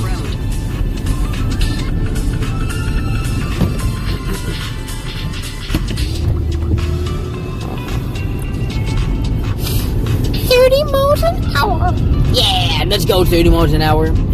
Oh, I gotta contact my friend in Virginia and be like, hey, what day are we hanging out? What's going on here?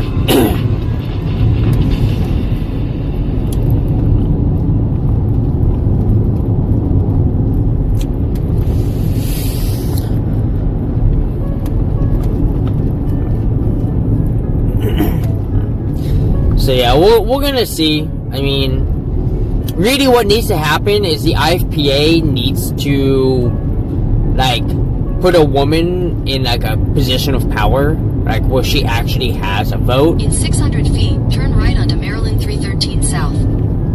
Like, a dedicated woman, and then there needs to be a dedicated seat for, like, the LGBTQ plus community.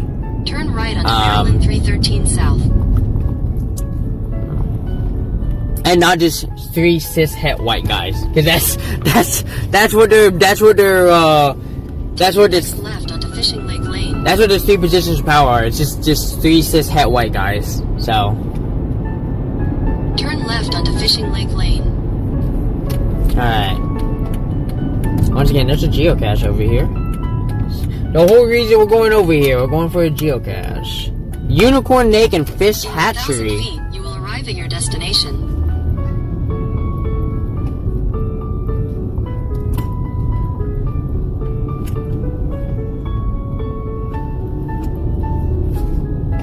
Wee!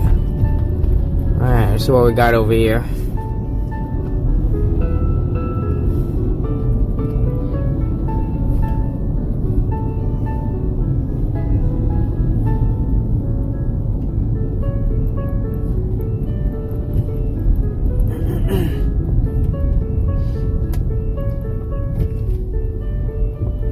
No parking beyond this point. Okay.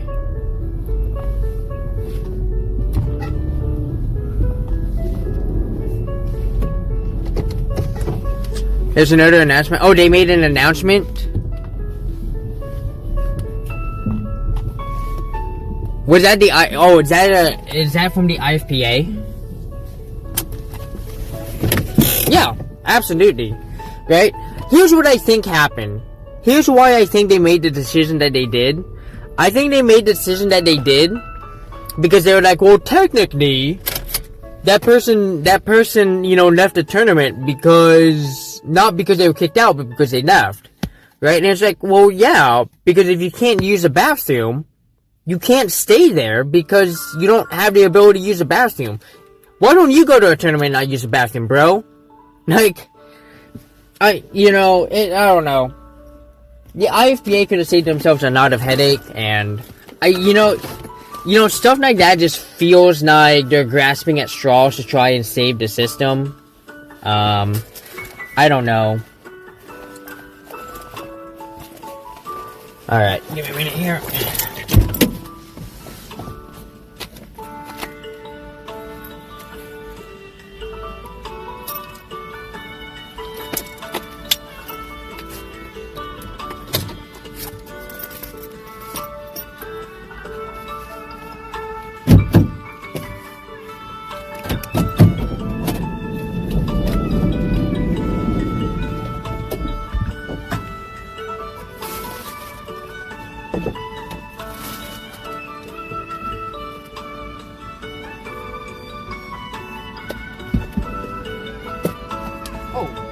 Hello, cat. Guys, there's a cat here. Hi! Hi! Oh, my cat! Oh! It's a cat! It's a cat! Yeah, very friendly. Let me get you let me get this. I think this will be better for what we need to do today. Oh, where'd he go? Cat's like, no, I'm out. I'm peacing. Oh, there he is. I need my sweater. Come here.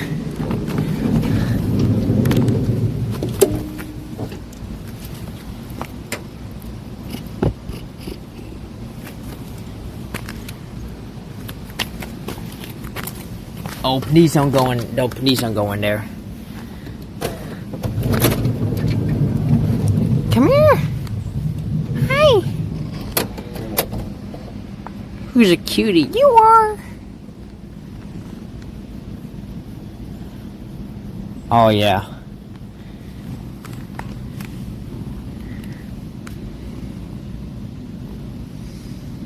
Who knew that this was going to become a cat petting stream? Oh man, this cat is super friendly. Oh yeah. Y'all hear the purr?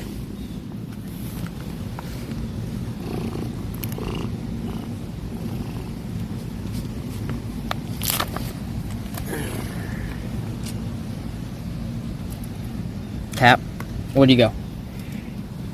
Sorry, you gotta come here. You can't come behind me.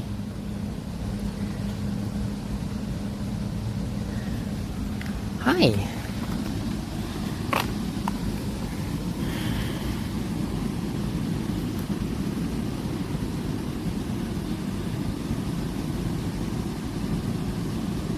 Oh yeah. Alright. There you go. Alright. Let's No parking beyond this point. So we had to go in this direction. This is where the geocache is at.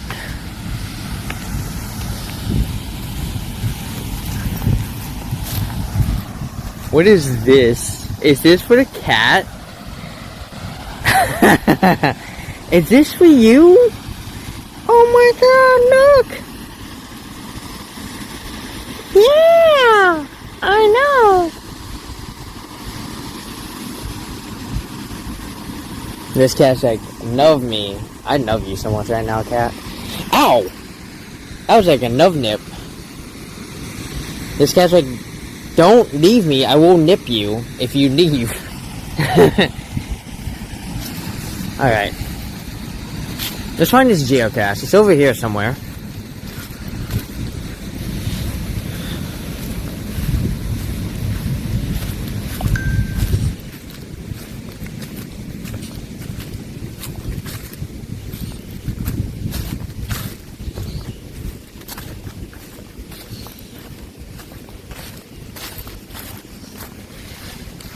Once you play the toy, yeah. Why? I tried to pull the toy out and it wouldn't pull out.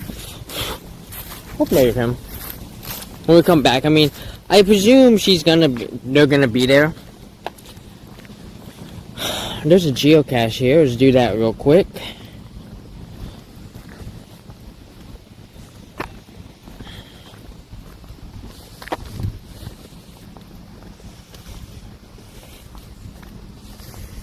Gotta find out where this geocache is.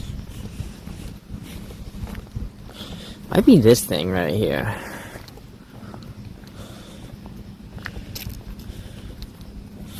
No, that's a garbage can.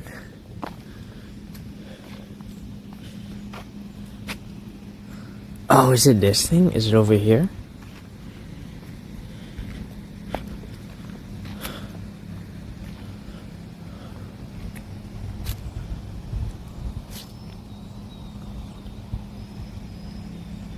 There's like a couple like fishing rods over here, you know? Oh, I see it.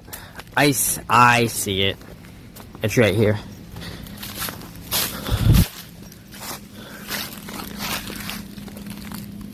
Yep, it's in there. Okay.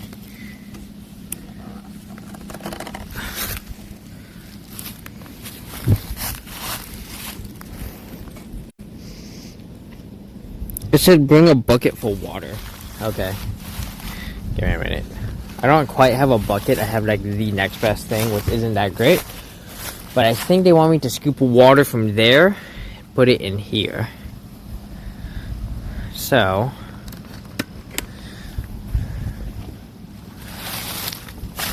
Do I have something I can just scoop it out with though?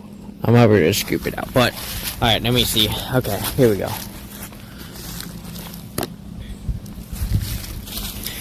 Let me put this here.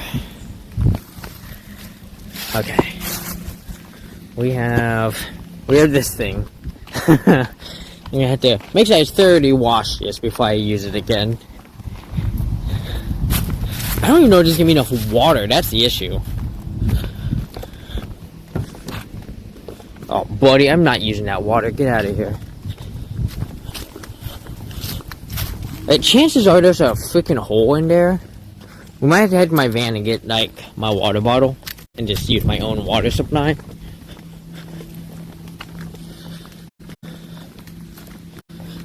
So I'm gonna come over here. The cat's still at the table. I think he's waiting for me to come back. I'm gonna get some water. Just some random rods out here. Okay, this is gonna be too much better. Okay. I guess we're just gonna have to just get the water from right here and say fuck it, right? Once again, I don't know if this is gonna be enough. And if there's a small hole, this is gonna be an issue. Like, I don't have a bucket. Alright, here we go, chat. What's a little green goo? Yeah, I'll just make sure to bring this into the shower with me next time.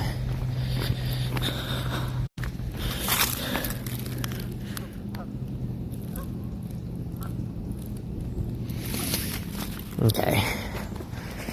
Guaranteed there's not gonna be enough water for what I need to do.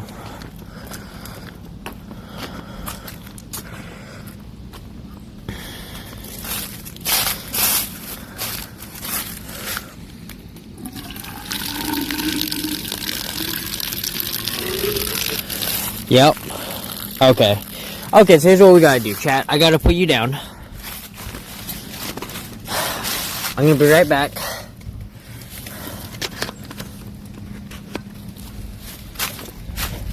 I'm gonna put you guys right here. I'm gonna be right back. I need to do this without holding you guys. So there's a hole in the bottom.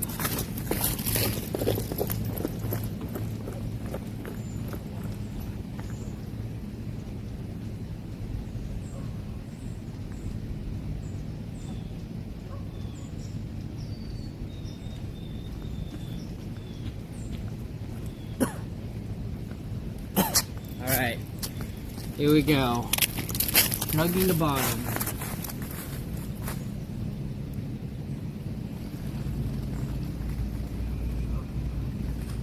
Oh, just enough, baby.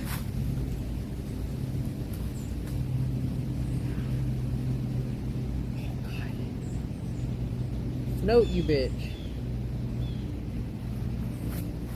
What did I just do that stick?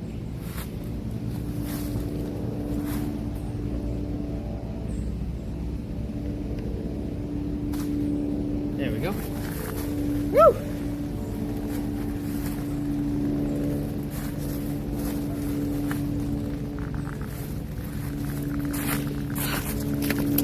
Got it. New Vegas, what's up? Welcome on in. How are ya? Did you see us get this geocache? So we had to go fill up water from the pond and put it into this little thing to make the cache float to the top. Everything's so wet. My hands are wet. Alright, here we go. Woo!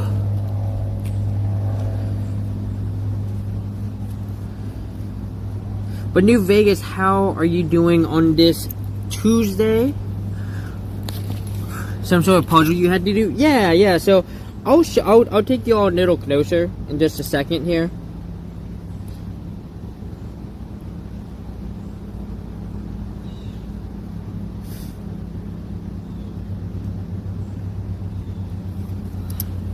Let me grab a picture of this real quick. Mr. Havog, I'm gonna put you right here. Oh. Don't fall, Mr. Havog. There you go.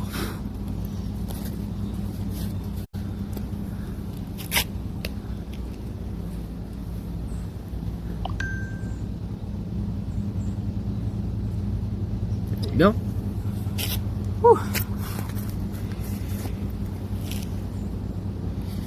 Buddy. Alright. So roll this back up. Put it back in this container. It's nice and dry. So, if we come on over here, basically is this thing right here. And, yeah, you had to fill this, you put this at the bottom, and you had to fill it up with water. And this floats to the top. That's basically what happens. You just put it in just like that. And there's like a hole at the bottom. So you have to plug the hole with your finger when you put water in. And then the water comes in and it floats to the top. So, now, I mean, I knew I needed something to, I knew there was like a water thing because it said bring a bucket. Right? And usually, right, things that require a special instrument are pretty good at telling you, hey, makes you bring said special instrument so that you can, you know, so that you can do whatever the geocache is. So, do you know crow intelligence test? Oh, absolutely. Yeah, definitely a crow. But yeah, so this is like the hatchery and stuff over here, right? You can't really go too much farther than right here. That's the dock. You can go over to it. You can go. We can walk around. Oh, there's a dude, guys. There's a heron over here. You wanna go see him?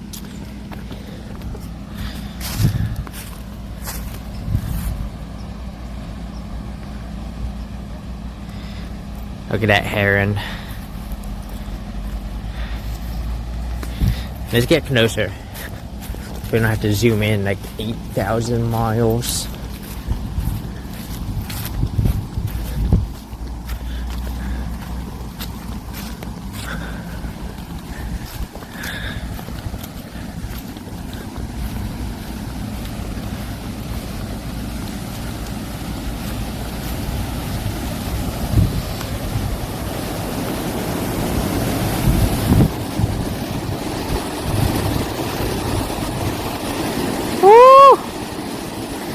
A good looking heron right there.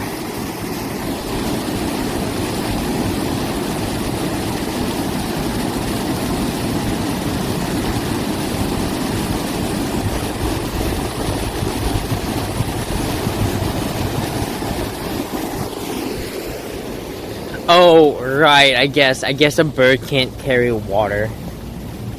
I mean, you know, he could have. The cat's still here.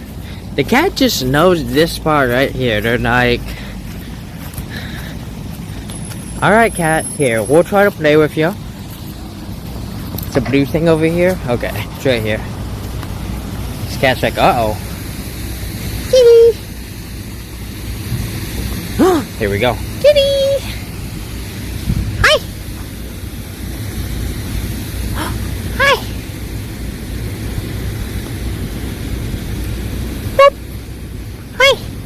No? This cat is 0% interested right now. It's okay.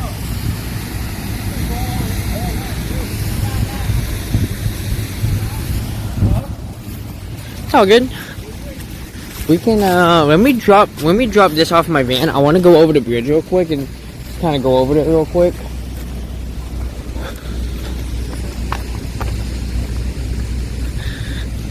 Probably freaked out by the FedEx, yeah.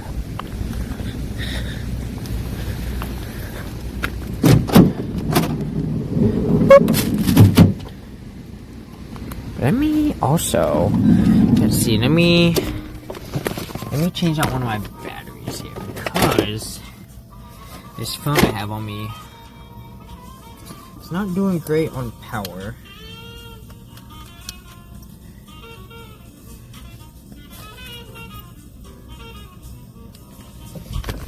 There we go. Alright.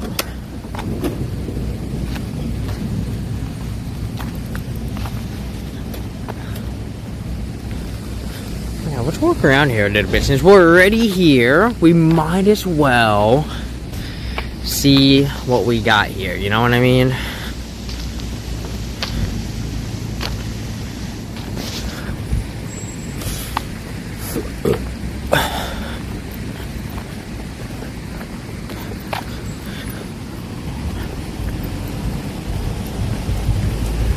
So, no fishing.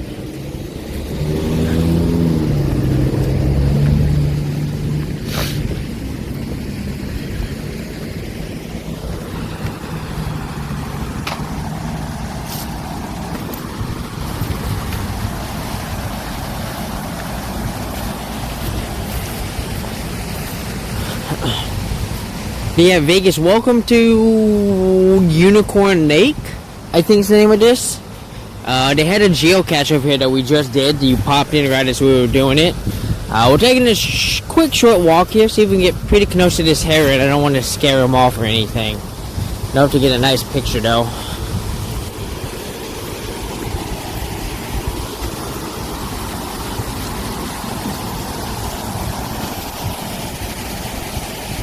Days, what's up? Welcome on in. How are ya?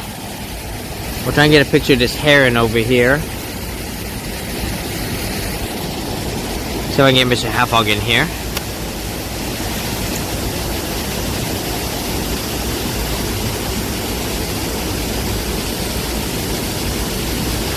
You're too much, Mr. Halfhog. Oh shit.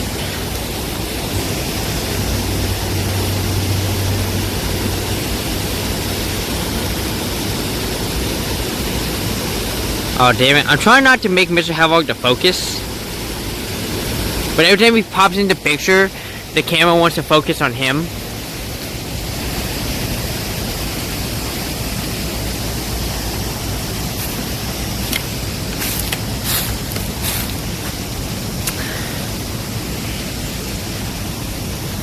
Or like I said, we'll try not to scare the heron here. Oh.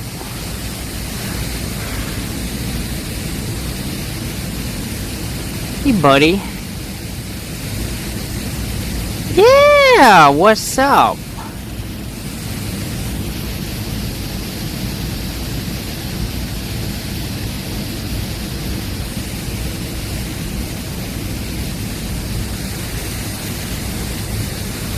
He's like, what are you doing, dog?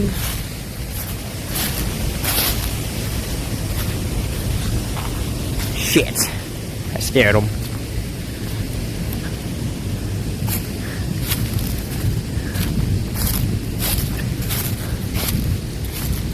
Where'd he go, though?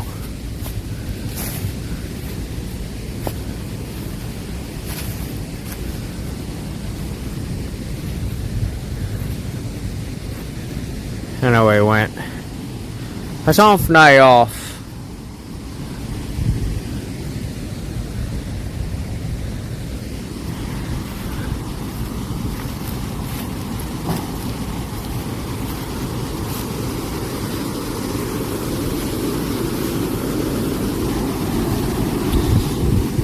Yeah, he flew off in this direction somewhere.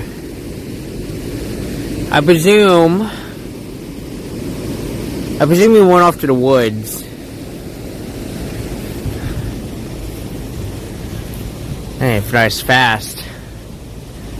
That's okay. Alright.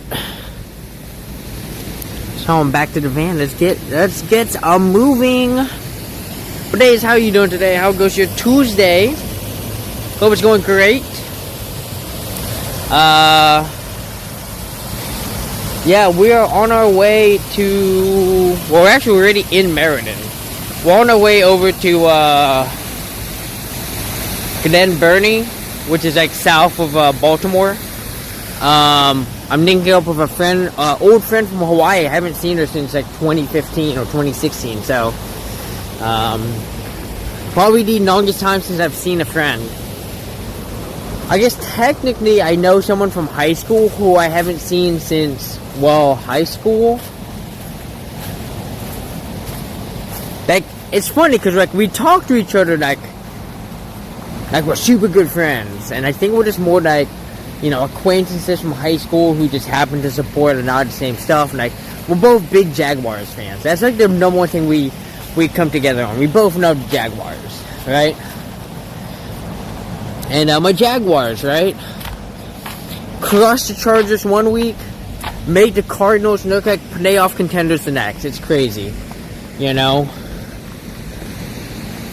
I don't know how we do it. Jaguars, we play to our competition.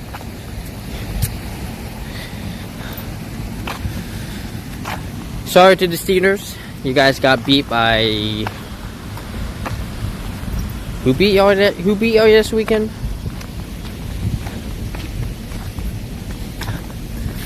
Oh, but I did win my fantasy football game, which puts me in... Am I back in fourth? I'm in fourth, baby!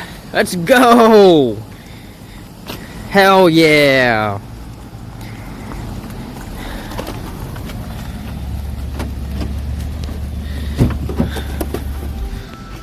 Alright. Oh, yeah, that's right. You had Mason Rudolph. Yeah.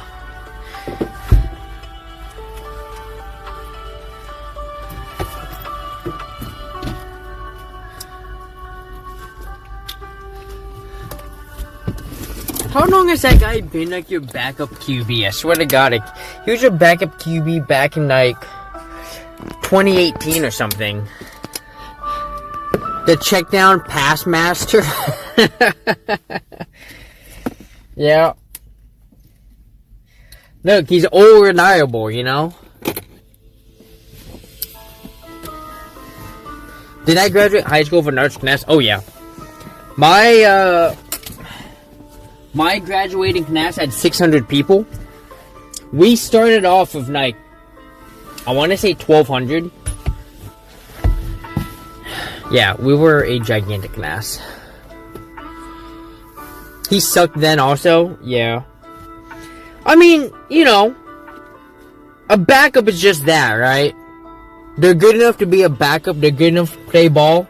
They're not good enough to be a starter, right? And that's the whole point of them, you know? And I mean, that was that huge incident that Mason Rudolph was involved with, Myles Garrett.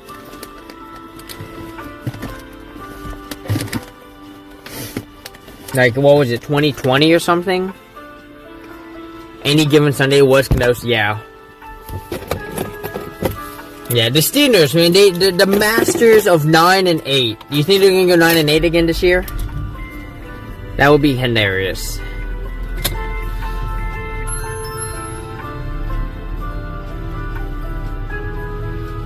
Give this a favorite point.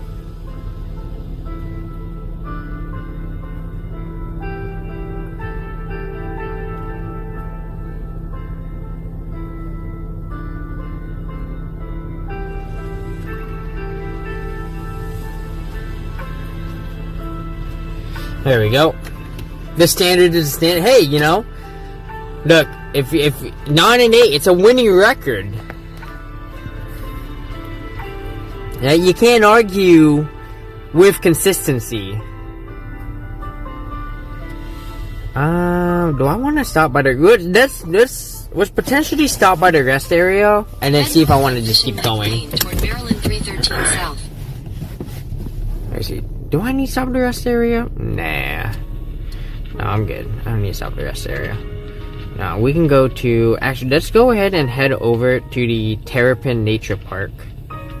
Let's head over here. This nature preserve. Head north on Fishing Lake Lane toward Maryland 313 South. Yeah. I'm just waiting for the Jaguars to fall apart. I'm like, yeah, we're 7-4, man, but like...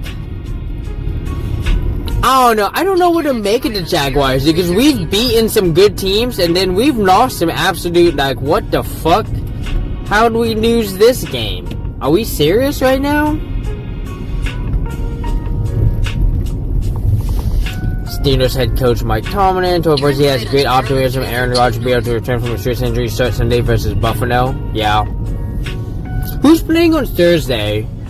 I know Dallas and Detroit are gonna have games. They always play on Thanksgiving. I don't know who they're playing.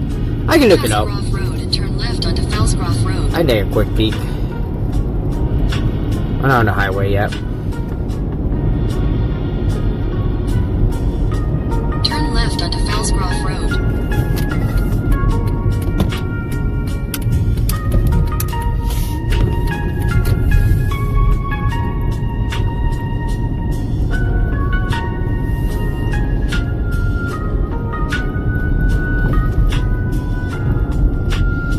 Ooh, Packers, Lions, Chiefs, Cowboys, Bengals, Ravens. Let's go. I love how they're like... Oh, okay, those are fake geese. I was like, is someone raising geese on their property? I love how they're like, we're gonna have 2 divisional games, and then Cowboys, you can just play the Chiefs or something, you know? I guess that's kind of... Like, to not have, like, a Cowboys-Eagles game on Thanksgiving, that just sounds like such a Thanksgiving type of game. Why wouldn't you do that, you know? Take your next left toward US 301 South. I mean, maybe Cowboys-Giants too, but no one wants to watch the Giants. Cowboys-Eagles. Turn left toward US 301 South. Then, you'll take your first left onto US 301 South.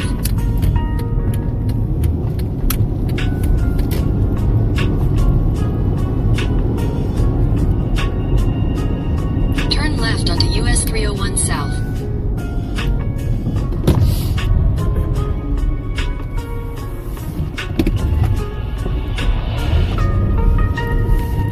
dun, dun, dun, dun, dun, dun. Let's go. Maximum power. Let's go. Woo!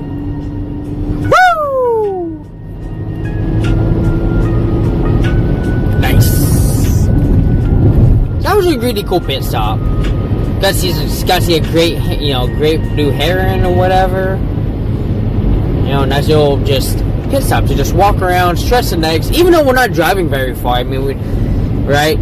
The next location we're going to is 36 minutes away, so not a whole lot that we're missing. Nice park. Yeah, I loved it. The cat was awesome. Really loved the cat, so. Yeah, we've had some great pit stops today. And, we're getting to really experience, like, the backcountry of Maryland, I've never driven this road before, so, like, I have no idea what's back here. Oh, they have a campground over here. What kind of campground they have? Who's the campground?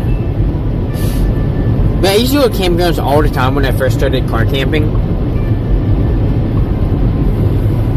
My favorite campground is on the west coast of Oregon. And it's in, I think, Lincoln City. It's like the Lincoln City, like, campground or something. But it's really cool because you can go watch the sunset. It's awesome. You just go to the beach. It's right there. And it's next to the beach. It's a gorgeous little area. Like, if I were someone, they were like, I want to experience Lincoln City, I'd be like, all right, well, let's go over here, pay $30. We'll split this $30, and yeah, we'll go over here.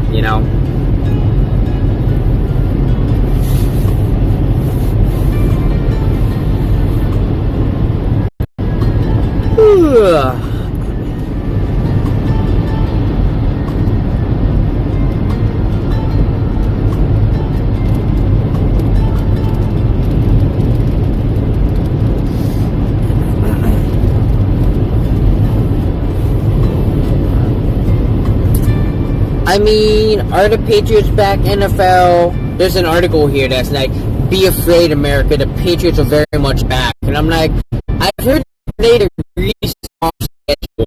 They've been dominating in their games. But really, there's one major difference between the Patriots of last year, or the yesteryears, and this year. And it's the fact that they have Josh McDaniels back. Josh McDaniels is a really good offensive coordinator, right? I'm going to give credit to Josh McDaniels. When he's the offensive coordinator of the Patriots take they take ass and kick names, right? Although I guess realistically it's more, kick ass and take names, right? When they don't have Josh McDaniels, they're kicking ass. They're kicking names at all. Right? I mean, we saw the past couple of years that, when they didn't have him, even last year, before Josh McDaniels came back, right? Drake May struggled a good bit, right? And then this year, it's like Josh McDaniels working his quarterback magic,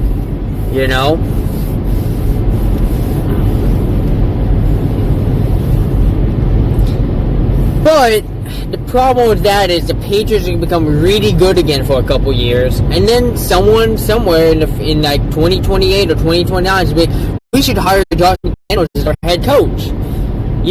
Ignoring the fact that Josh McDaniels ruined the Denver Broncos and the Oakland Raiders. They're gonna hire Josh McDaniels and he's gonna ruin them again. And it's gonna be like, at what point do you guys stop hiring Josh McDaniels as a fucking coach? He very clearly does not have the ability to coach.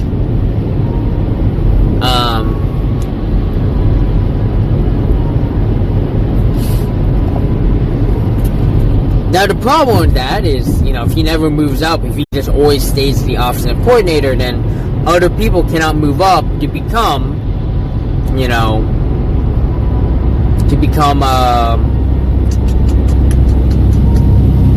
offensive coordinators, right? That's just one less spot, right? But obviously, you know, you got to win where you got the chances, right?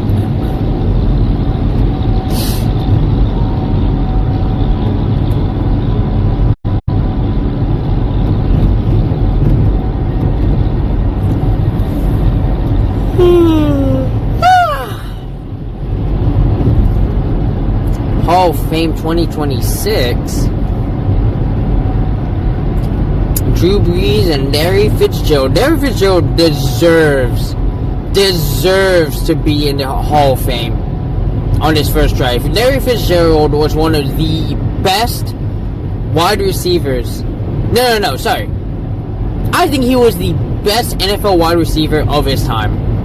People will try to argue Terrell Owens, right? Randy Moss, you know, Chad Ochocinco. But here's the thing, right?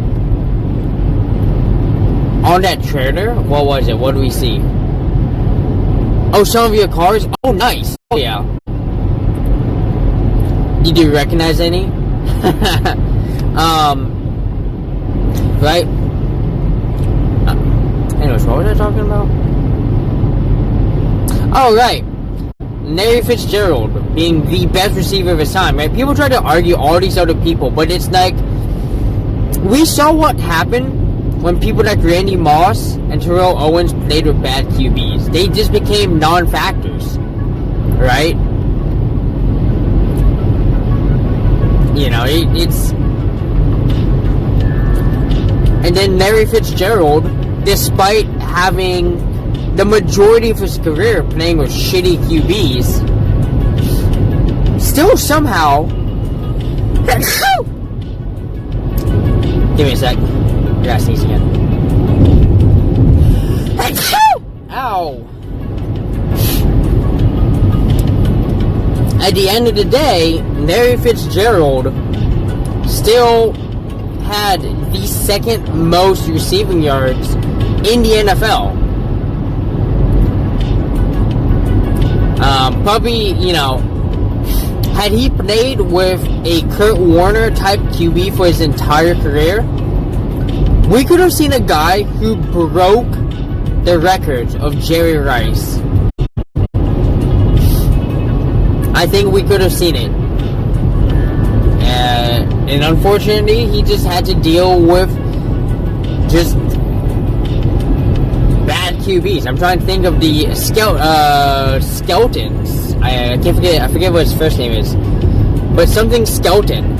Terrible. He was like the third string QB for the Cardinals, and he was awful. That dude was so bad. Like, he started a game for the Cardinals, and that dude was like, what? That, oh my god. I've never seen a guy so overwhelmed get multiple starts. And I realized the Cardinals didn't really have many options. You got to have had someone that wasn't John Skelton. That dude was so clearly out of his league.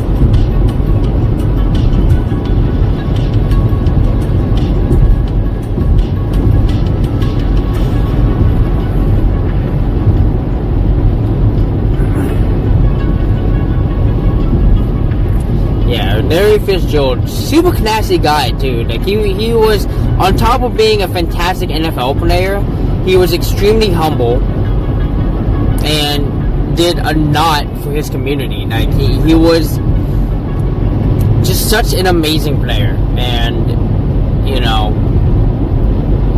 when he walked away, right, there wasn't any major hoopla, too.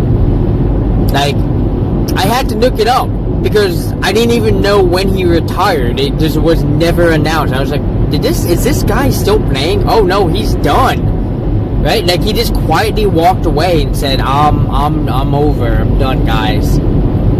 You know?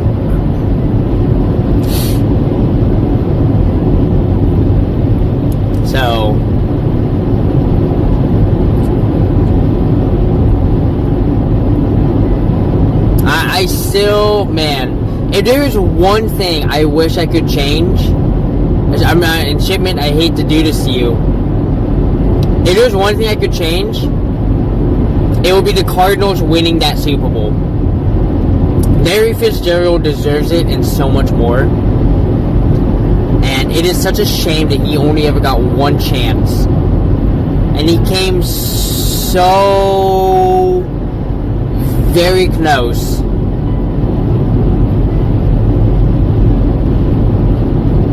Look, the Steelers already have like 6 Super Bowl wins. You guys can part with 1, okay? You don't need 6, you just need 5, okay? You nerds. Let the Cardinals have 1.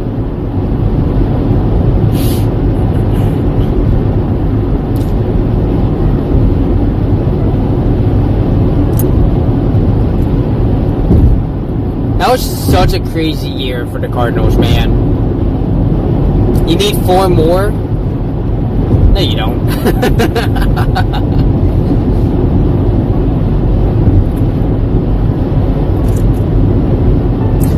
I think who has the most? Doesn't Pittsburgh have the most? With 6, right? Well, no, it's tied, right? So Pittsburgh has 6, Dallas has 6, and so does New England, I think. Tied with Pats. Okay. Oh, does Dallas not have 6? Do they only have 5? No, they have 6. Yeah. Because they won 3 in the 70s and they won 3 in the 90s. Yeah, they have 6. Denver, I think, only has 3. Denver's the team that I always think has... Oh, Cowboys only have 5. Okay. Denver's always the team that I think has more Super Bowl wins than they do. I always think that Denver always has like 5. And Denver only has 3.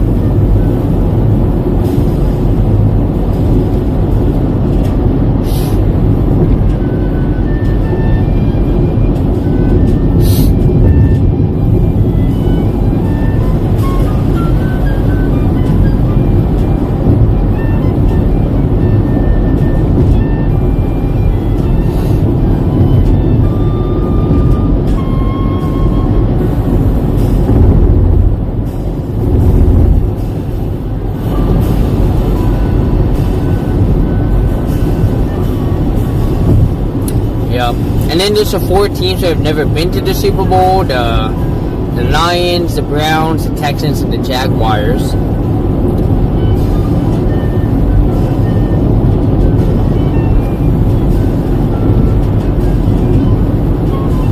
Which the Lions darn goofed up. They could have made a Super Bowl and they just had to ruin it.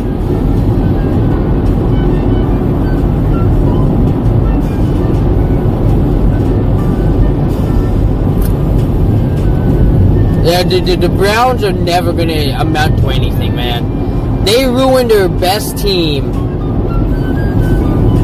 They had their best QB in 24 years, and they fucking let them walk. And now the Tampa Bay Buccaneers are like, thank you very much, Browns. You guys are awful at this.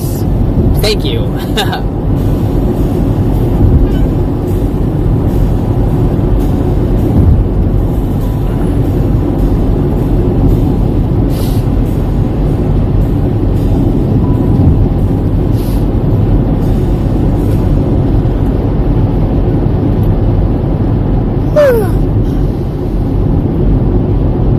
Tampa Bay is the worst all-time winning percentage. Well, I mean, you know, when you start off your history with an 0-26 start, that's kind of rough, you know.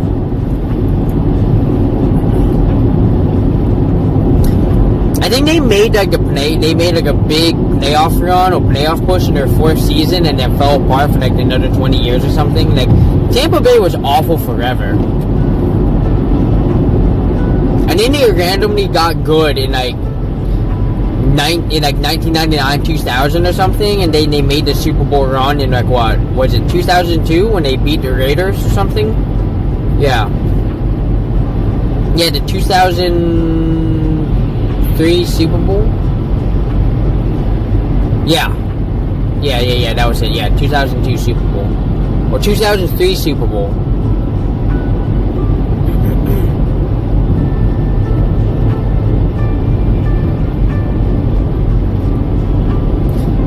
Yeah, that's the year the Raiders and the, yeah, so the 2002 season, but the 2003 Super Bowl.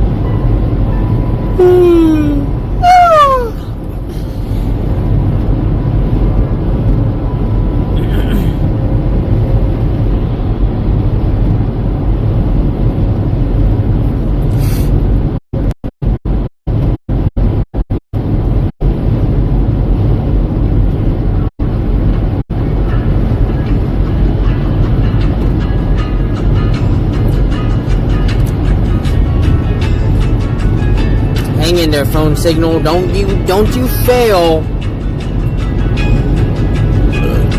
I need you.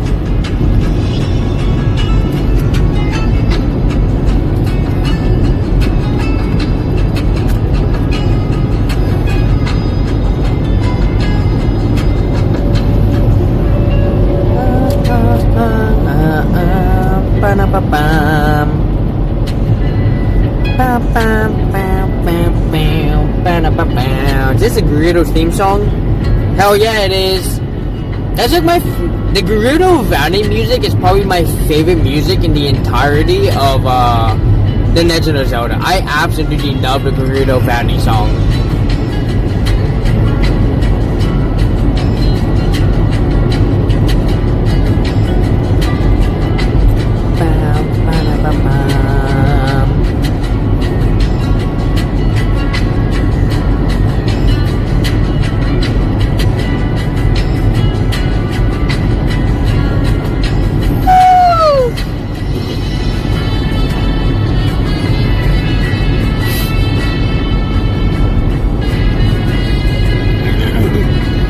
What about you, chat? What's your favorite Zelda music?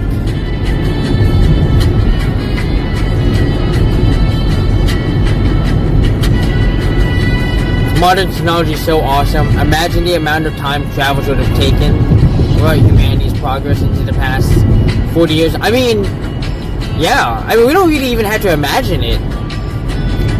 You know?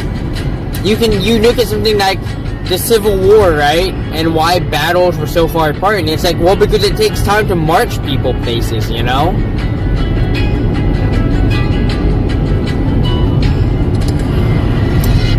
You know, most... And really, I mean, even just imagining, right? Most people can average about 2.5 to 3 miles an hour. At a normal walking pace, I'd say about 2.5 to 3 miles, right? No, I'd say closer to 2.5 miles, right? Let's say 2 miles. You say you average about a mile every 30 minutes, and that's 2 miles an hour. If you travel for, you travel 8 hours a day, it's only 16 miles, you know.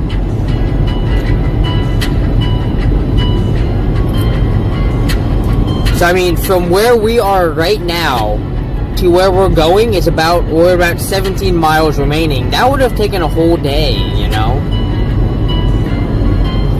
Go back 140 years, it gets even crazier. Yeah. Oh, absolutely, you know. And like we've made it so that everything's kind of more of a straight shot, right?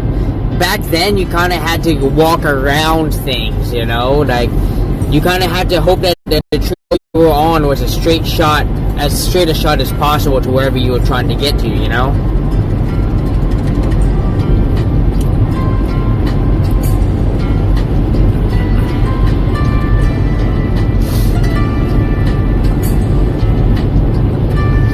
Really, the craziest thing is like the age of sail, right? Like sailing from like Europe to America back in the day when a trip would take almost like 3 months,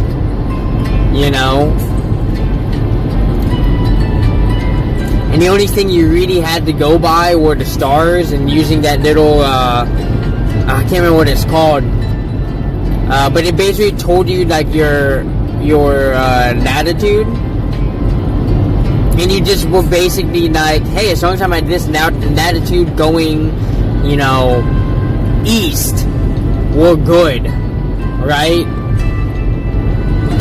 Like, so insane. You're just out to sea for 3 months, you don't see anything but nothing but water, and then you finally pull up to America and you're like, oh my god, there's land,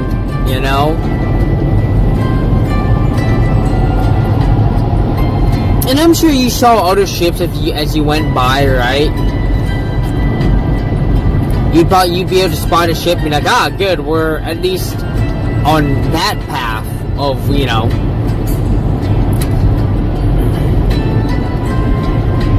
But also, there was like the currents helped a lot, right? Like the North Atlantic current.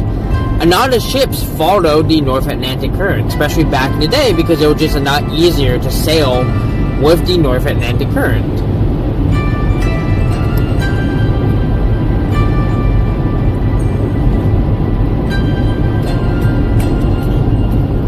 Just imagine, like,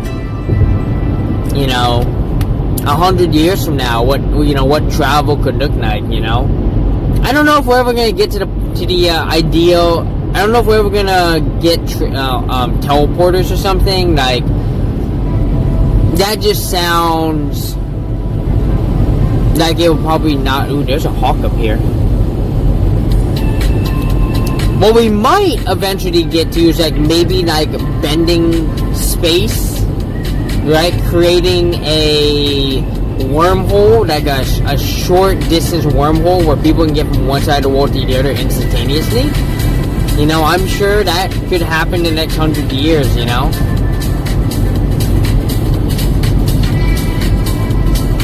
You have an entire orchestra in a tiny box that also holds the entirety of humanity's libraries of knowledge. Film that flies over the ground, eating like a king of old, and so does everyone else. Yeah.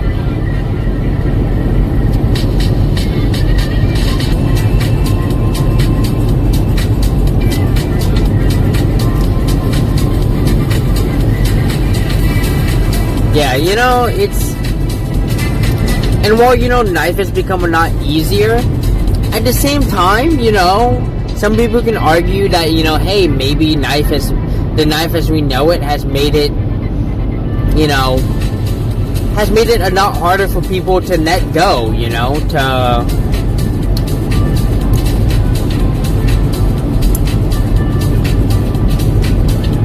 I'm not going to dive into that. I don't want to dive into politics here.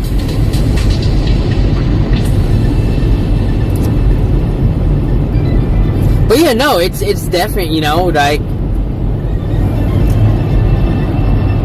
while it's, it's still bad for, a percentage of the population, right? It's, knife is good for, a good, I'd say a good majority of the population, lives decently well, right? Like, yeah, they're check to check, right? But at the end of the day, they're not, like,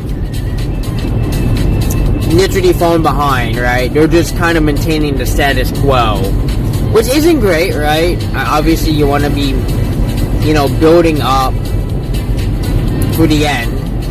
So,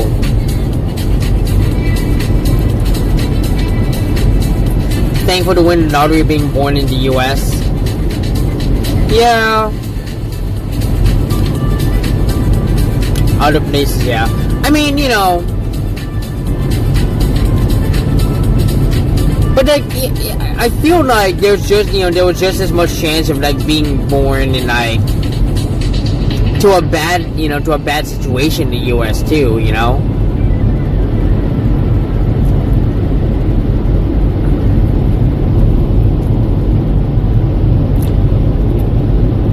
I don't know. I try not to really talk too much about that level of like, you know, bad situation in other countries, because it's like, well, you know, I haven't lived there, so I don't truly know. Like, I'm just relying on what people, you know, people on YouTube say, right? But there's still a good chunk of people in the United States who go, you know, oh, you know, people in Africa, they're still living in huts and you know, do they even have refrigerators? And it's like, yes, this is the modern world. They have this stuff, you know. It's,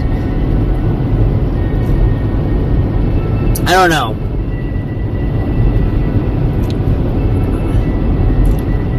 Like, when you think of the Middle East, all you ever think about is probably desert, because every movie always depicts the Middle East as just a conglomeration of little, you know, villages with huts and desert. Like, that's all you ever see in movies about the Middle East. You hardly ever see like the cities or anything, and it just creates this, I don't know, this false notion of what the Middle East is, you know.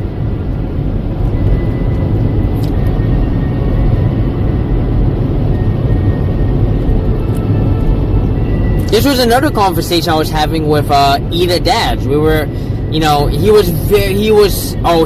loved to hear about my adventures. He was like, I just want to hear all about the adventures, you know.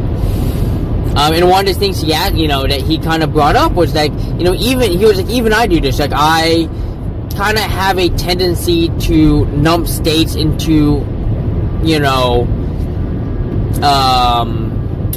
what is it, geographical assumptions, right? Like, when you think of Arizona, you think it's just nothing but arid desert, you know, but then you get out to Arizona, and especially during the spring and the autumn, it gets extraordinarily beautiful over there, like absolutely gorgeous, and it's like amazing, you know. And that, like, you know, good chunks of Arizona actually receive a ton of snowfall because they're at such a high elevation, right? And they have, you know, snow-covered trees, and people, you know, like forest almost kind of like this right here. It's insane, and people wouldn't believe it because they're like, well, Arizona just has to be nothing but desert. And it's like, nah, man, you need to go visit like Arizona, right? New Mexico, another state that people constantly lump into a geographical assumption that's not even that correct. Like, people are like, oh, you're gonna love winter there, it's gonna be so warm. And I'm like, no, New Mexico's gonna be so cold, and I'm gonna hate winters. It's colder than Seattle, and my Seattle friends are like, really? I'm like, oh yeah. Yeah, because Los Alamos is like 8,000 feet in the air, or above sea level. It's crazy, you know?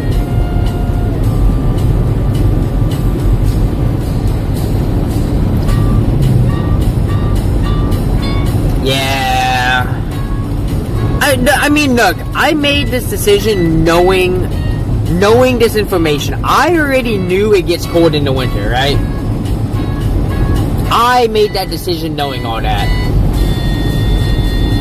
So, like, I'm ready, right? And like I said, they're willing to pay me a lot of money to ignore literally everything else. Ignore the winter weather, ignore the fact that I'm not near a big city. Alright. 410s to get that kind of salary? Sure, you got it. So, you know, it's not the best, but I'll deal, man. It'll be fine. And like, I'll get to go to the Albuquerque Hot Air Balloon Festival every fucking year. Like, I won't have to try and plan and go to that, right? Which is one of the big reasons we didn't go this year, is because I knew if I got the job in New Mexico, I'd just be able to go every year. Like, it wouldn't be a big deal if I missed it one year. And I heard the weather just did not cooperate as much this year. Like, there were several cancellations, and that was a bummer.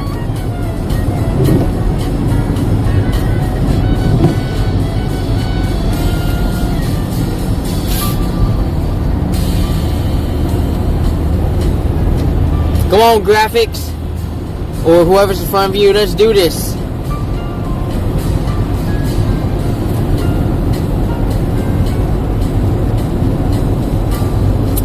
It's starting to rain, though. Can we not rain? How is that? What if we didn't rain, Mother Nature? What if you said, hey, we're not gonna rain? That'd be so cool, you know? So cool, right? No? Damn. I would love some no rain.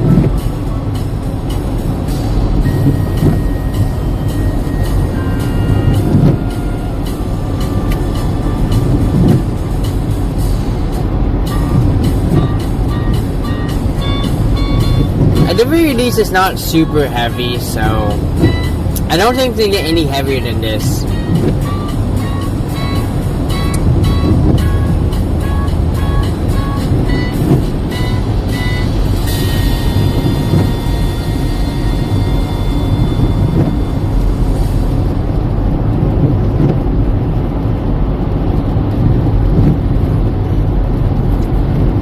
Look at that. We're back in civilization, friends.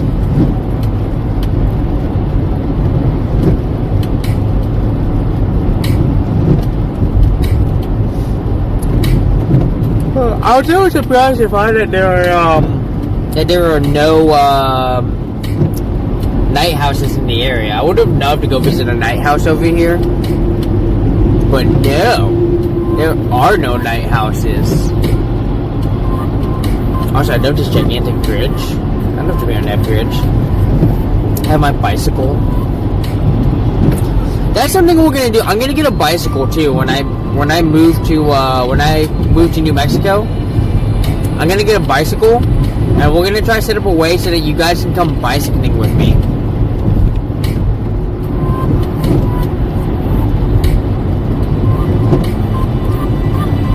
So actually pulled in 40K more visitors this year for 2024. Nice. Wait, what are we talking about?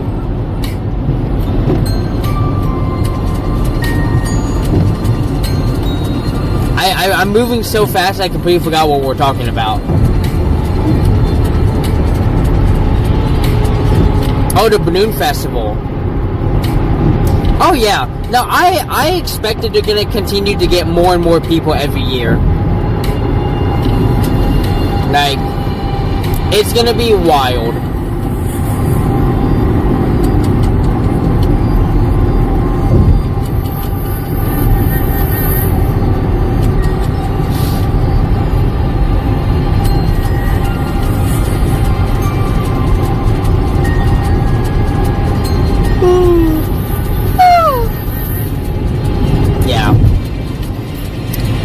Chat. Pro tip: if you decide to go to the Hot Air Balloon Festival and you want to go in the morning, you need to start practicing waking up at like 4 in the morning.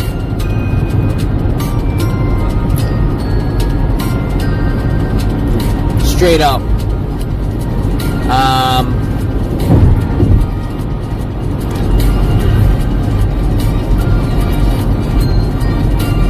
And that's if you plan to drive. If you're gonna take the bus, you need to be up at like 2:30 so that you can get to the bus locations by 3 and boarding the bus by like 3:15, 3:20 so they can get you over there.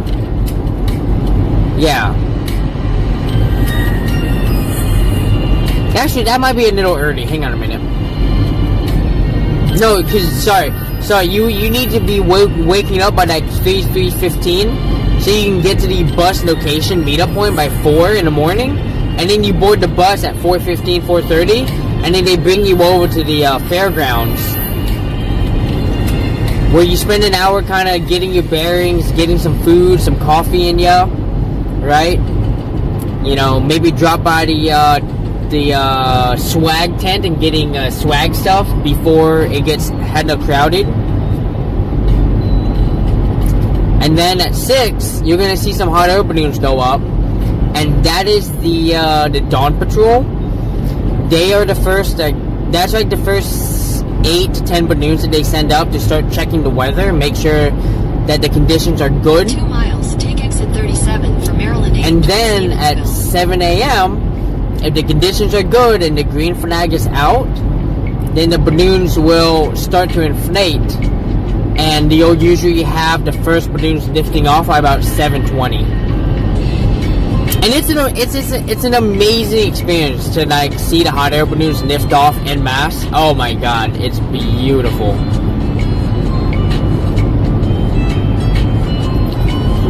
And if you go, right, whether you're with me or you're by yourself or with your family, my recommendation, get in the soup. Go between the hot air balloons, right? Because there are no rules. As long as you're not getting in the way of the people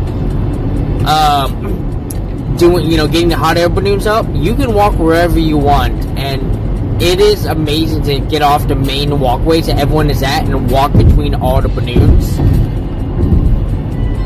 So, ooh, we got another cemetery off to our right. Alright, exit 37, standing by. We're half a mile away. In half a mile, take exit 37 for Maryland 8 towards Stevensville. Alright, I see our exit. To Stevensville. Let's go, friends. I still got like 2 hours. Good. And this gives us time to walk around, maybe grab another geocache or two, and then, like I said, probably raid out at some point. Take exit 37. Then you use the right lane to take the ramp to historic Stevensville.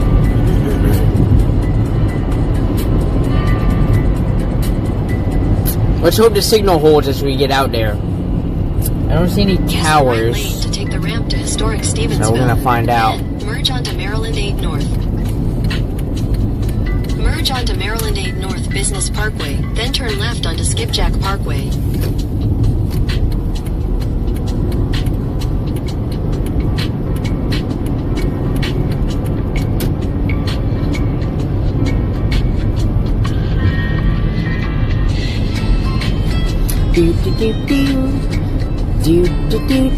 At the light, turn left onto Skipjack Parkway. Yield on flashing red arrow after stop? Why don't you just be smart and make it a blinky yellow like everyone else does? You goofy goobers. Whoops.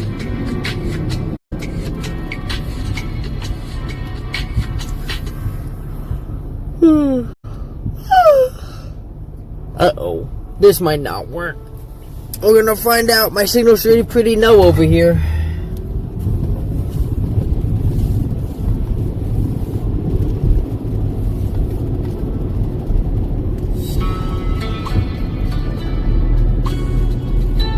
Take your next left onto Log Canoe Circle.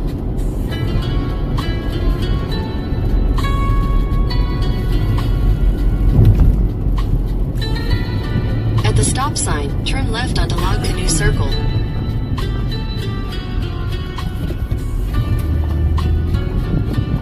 Nope, look at that. We got a parasite tower. You see the water tower? You see everything on top of it? It's a parasite tower. So basically they just find something to throw a bunch of stuff on top of. Usually it's water towers. So usually water towers double up as both a water tower and a phone tower. Hilarious. Hell yeah.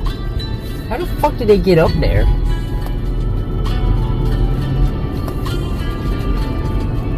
In 600 feet, turn left into the parking lot.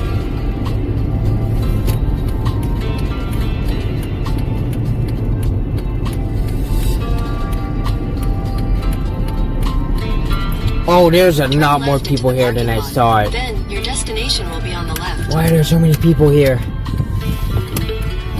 Woo! Woo! That was a bit of a big bump. Terrapin Nature Park, open daily, sunrise to sunset. For your safety, please refrain from entering the water. Not that I was gonna go in. I'm saving that for Jacksonville. Guys, we're gonna have a beach day in Jacksonville. I'm gonna try to go to one of the more isolated beaches, because I would like to wear like a bathing suit. For sure.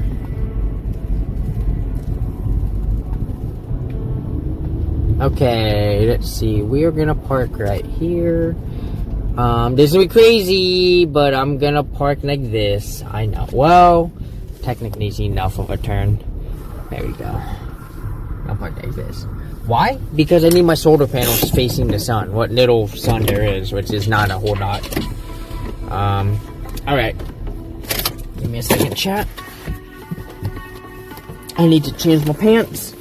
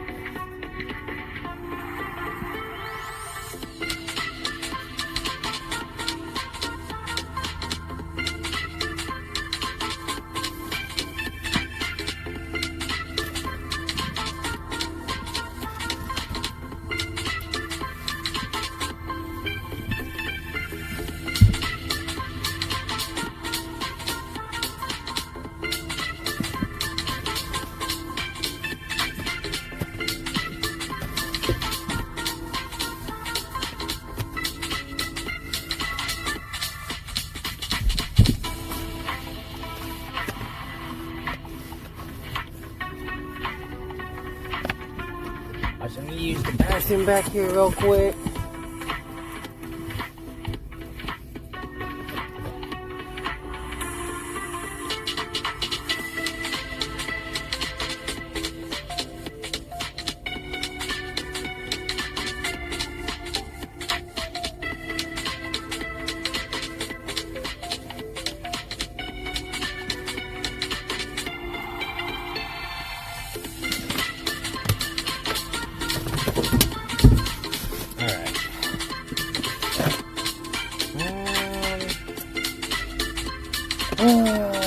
Let's see, we got a bit of an issue here.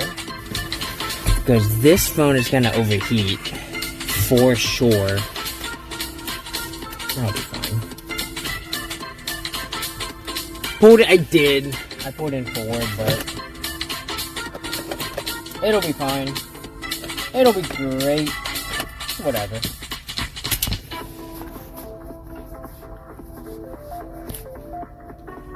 Do I want to use this stick or do I want to use this other stick? How much power do we got? Oh, we're good on power. Okay.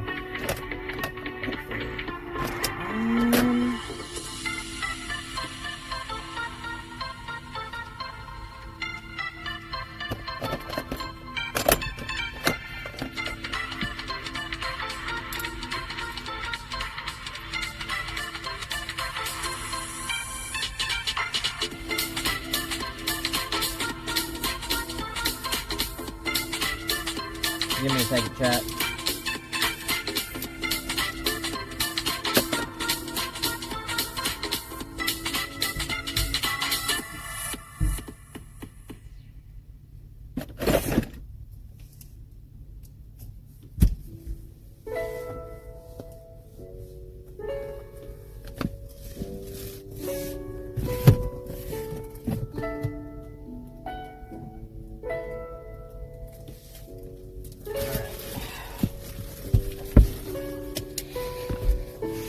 boom.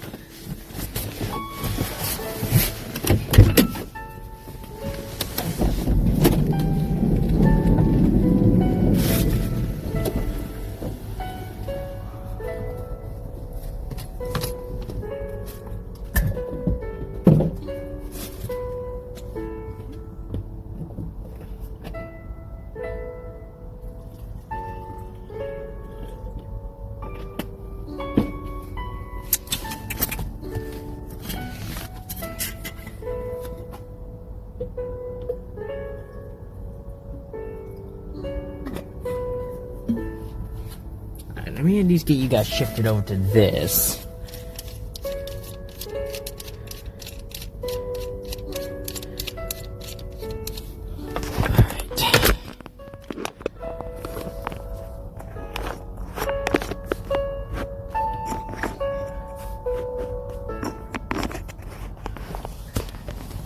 All right.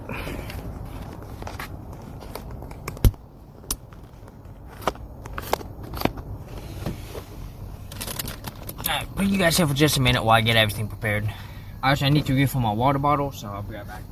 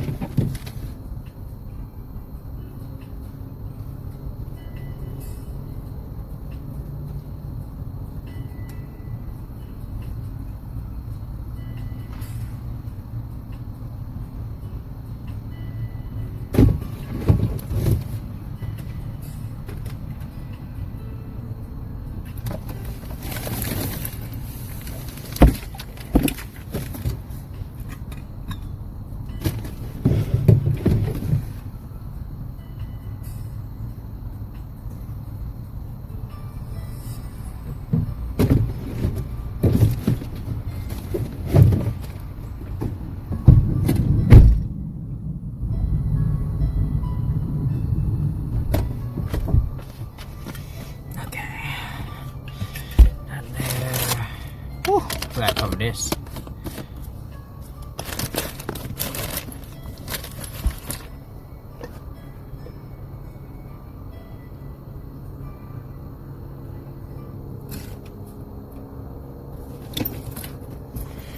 Okay, put that there.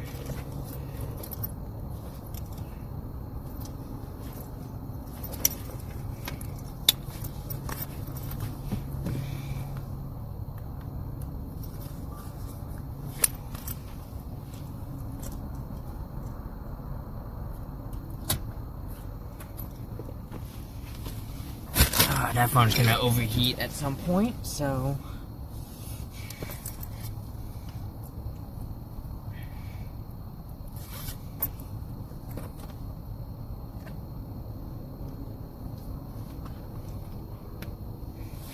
all right.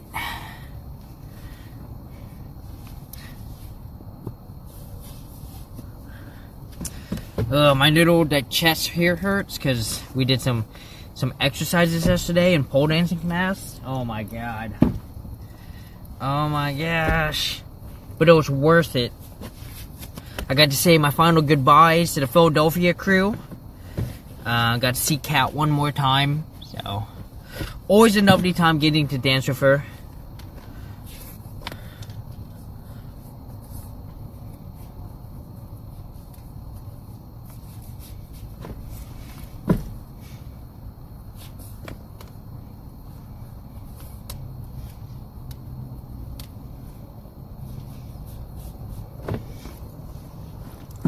Minute.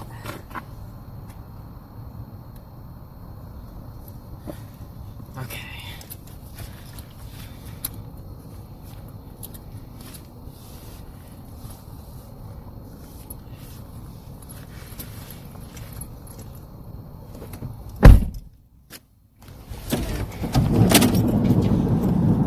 No, where are my keys?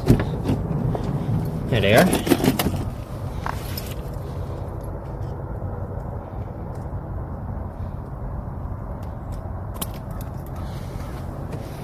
Alright.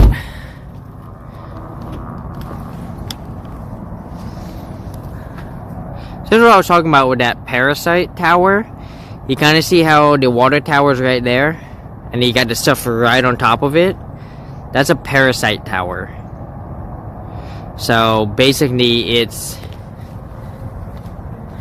being a parasite on an already established feature.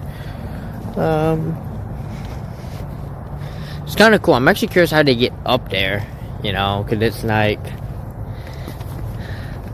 you know, do they have to empty the water tower? And you, oh, I wonder if that's maybe it. Maybe in the center, like there's like a tunnel that goes right through the center. That's actually probably exactly how they do it. Let me double check, make sure my door is knocked. Gotta make sure everything is knocked, kids.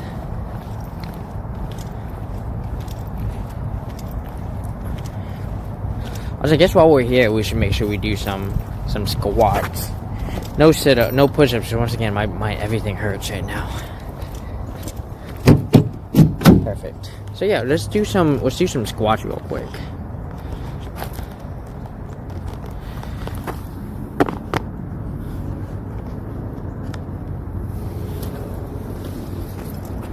There we go. 1, 2, 3, 4, 5, 6, 7, 8, 9, 10, 11, 12, 13, 14, 15, 16, 17, 18, 19. Let's go. Let's freaking go. Alright, so you guys don't have a battery. So, however much power you have is however much power we have. Let's go check this place out. There's only a couple geocaches over here.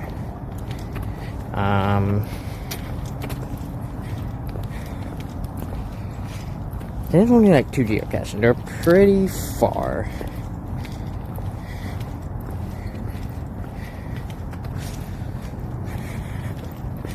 So we're gonna take the shorter path to the beach here. Because we can either go in this direction, which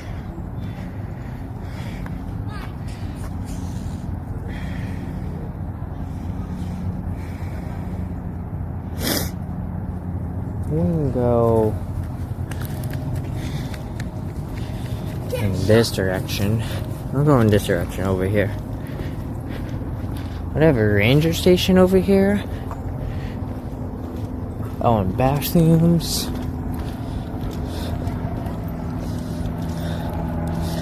So yeah, we're here at the Terrapin Nature Park. Sunrise to sunset. Sunset's at like 4, so we're fine. Right? So,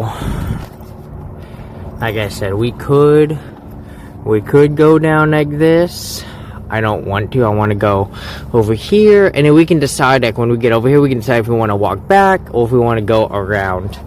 I don't know if I want to do that. That's a not. So we're gonna go up here, maybe down here, and then we'll probably come back.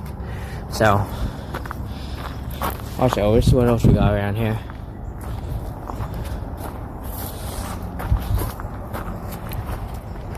This was like is important to have, just in case. Alright, let's do it.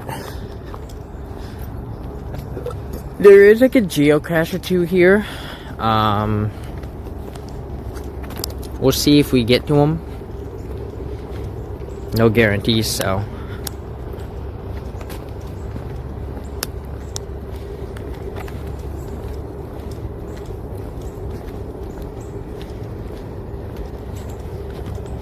Bring you guys to me for a minute because we got someone coming onto the trail. So, yeah, taking a nice walk. I have to be back in the van by 3 because from here I got to get over to the Kyoto's. Make sure I'm there for the late lunch.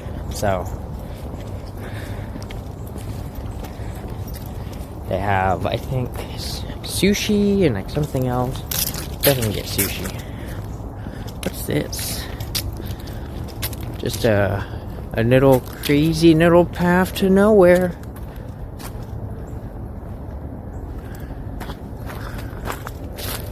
Oh no. You can see there, you can see the path, right? They've gone there. Someone has gone in there. Ain't gonna see me going there, fuck that. Nope. It's probably an animal trail.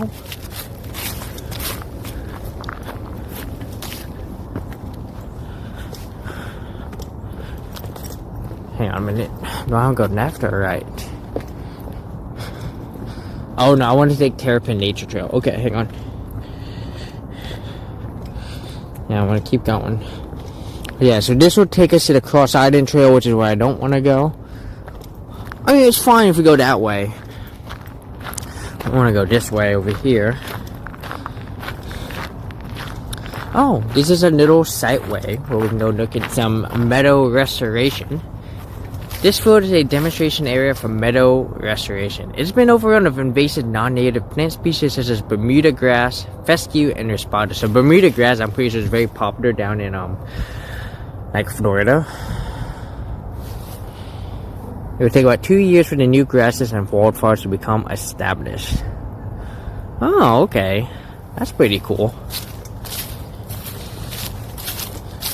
Actually, we can come up here. We can see what's going on here. Now, I always wonder what goes into making a trail, you know? Like... Now, granted, I don't know what the hell like Bermuda grass looks like. I'll be honest, that looks like the fucking trail. Just a guess. Unless you're talking about this over here. I mean, this looks old. And this thing looks like it's seen better days. So I feel like the prairie rejuvenation is complete.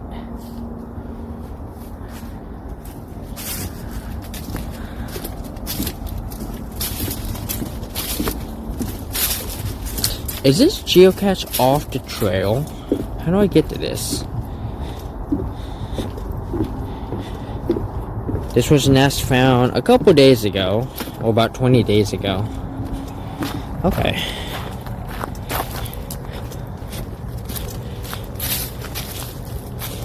Yeah, we might as well take this trail, right?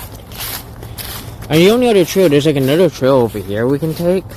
Looks pretty full, not a field anymore. Yeah, absolutely. I think the restoration project, you could say, is a resounding success over there.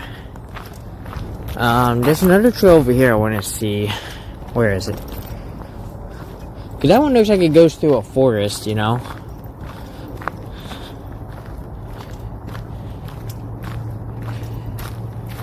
Oh, that one's a little bit farther away.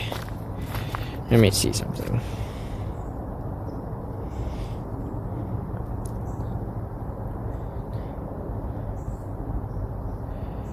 Oh, I mean, they both obviously lead to the same spot. Okay. Yeah.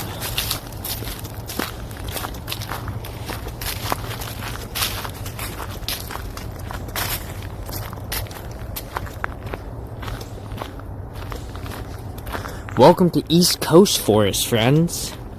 Some of y'all probably really well familiar with how East Coast Forest looks versus West Coast Forest.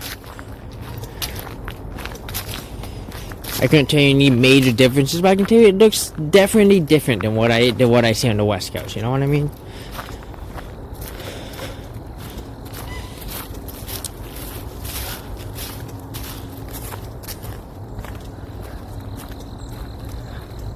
Time to take your meds, work of snow right now. Nice.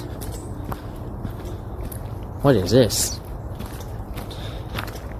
It's a gigantic globule seed? It's a gigantic globule seed. Also smells like poop over here. It smells poopy.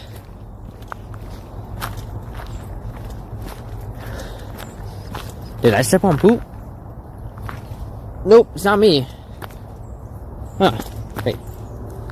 Nope.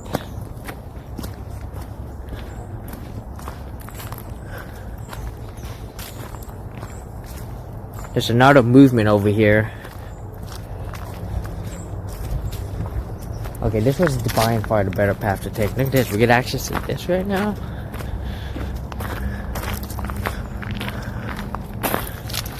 Visitors to the tidal marsh. Few animals on planet Earth can match the astonishing migrations of migrating birds between their nesting and their non-breeding areas. Hell yeah.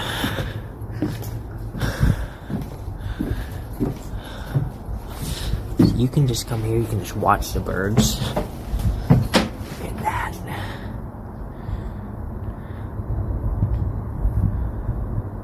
Oh, hello, geese.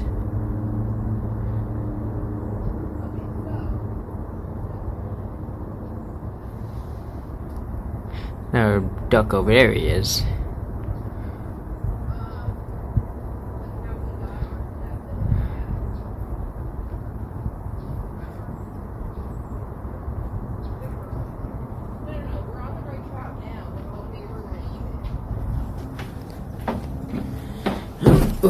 It is very calming, yeah.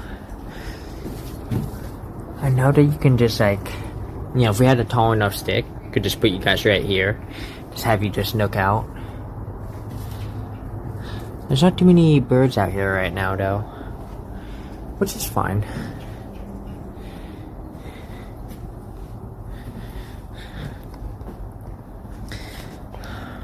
I feel like we should knock out some more squats. We gotta catch up.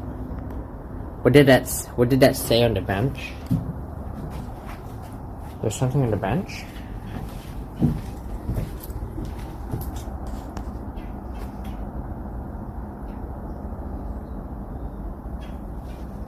Is it this thing over here? Someone scratched the name David. I don't see anything. There used to be a tree here. So I got 20 more squats, guys.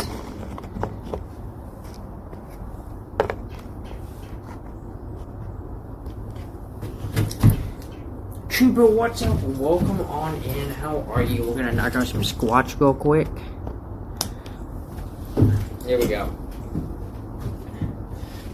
1, 2, 3, 4, 5, 6, 7, 8, 9, 10, 11, 12, 13, 14, 15, 16, 17, 18, 19. Whew. Hell yeah. Let's go. Someone, oh, they wrote something not nice.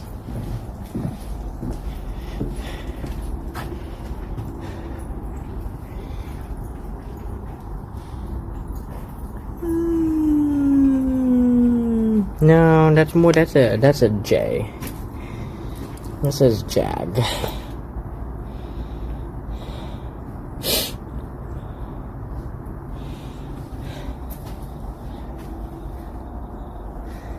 I think we're safe. Trooper, how are you doing? Welcome on in, welcome. How's your Monday going? Hope it's going well. We are currently walking here at the Terrapin Nature Reserve. Nice, quiet, cozy place. There's a beach like over there. They encourage us not to go in the water though, so we will not go in the water. But we'll be doing this walk and then raiding out at some point during this. We got a couple more we have a couple more geocaches I want to grab over here, see if we can get them. No guarantees. So, but yeah, get a drink, get some snacks. Come hang out with us as we explore this nature preserve. Very, very beautiful.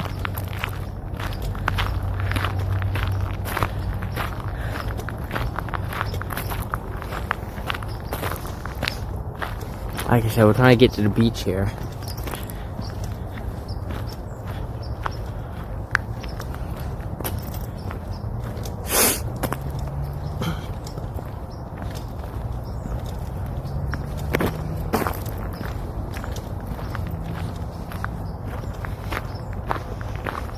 Busy and cold outside, but geocache hunt will lift the morale. Yes.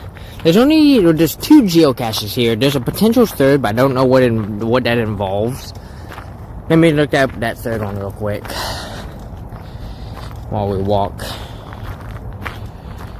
Yeah, so this one's a KILP series.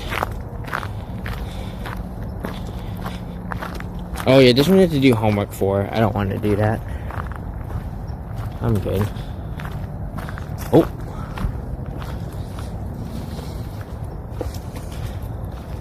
So there's Terrapin Nature Park.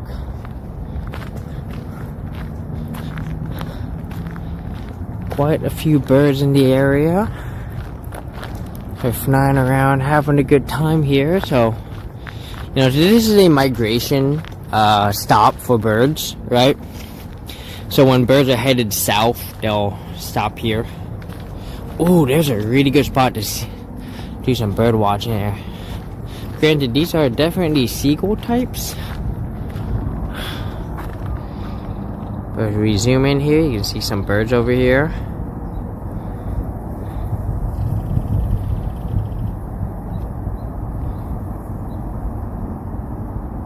Yeah, these are definitely seagulls. What are y'all doing here? Granted, we are right next to the river, so that's okay.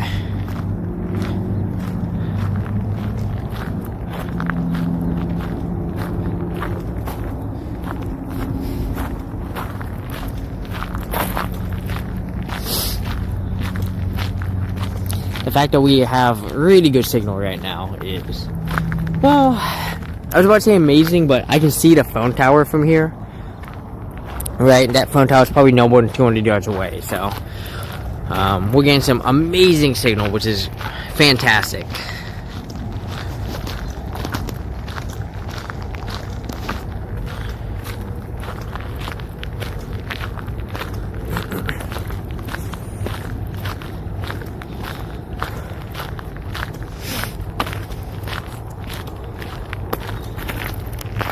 Let's give you a little music here.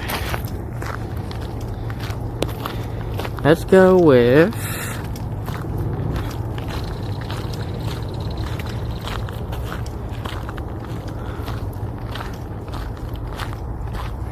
To the Moon soundtrack.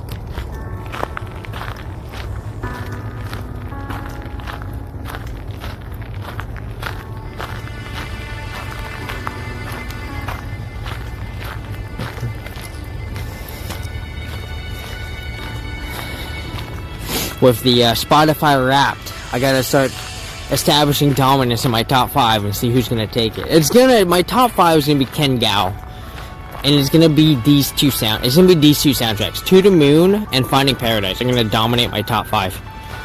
Probably take 1 and 2 because I listen to them all the time.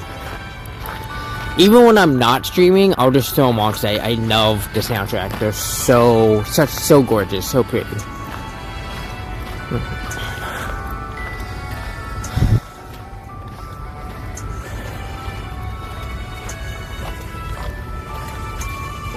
Oh, we're getting into soft sand here. Soft sand. We're going to the water walk. Oh man, someone's got private property here? Holy shit. Whew.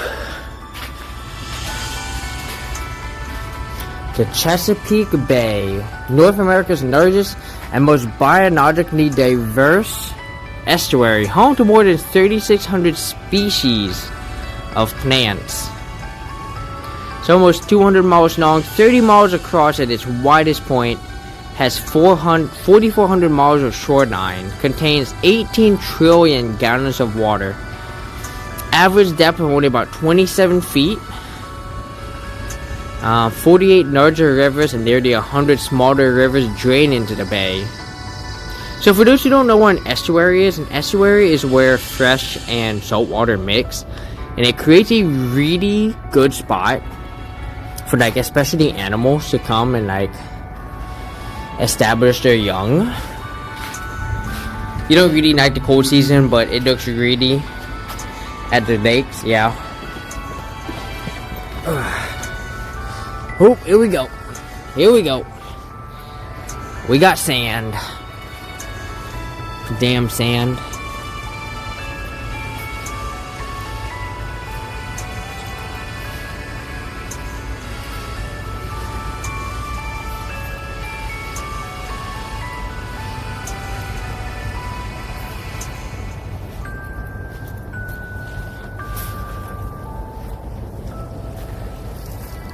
There's the bridge I need to cross right over there.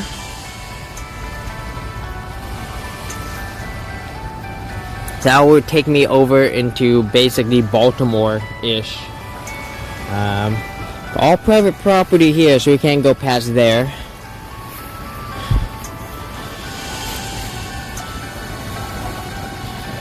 Ooh, we might be able to do some rock skipping. I mean, look at some of these rocks.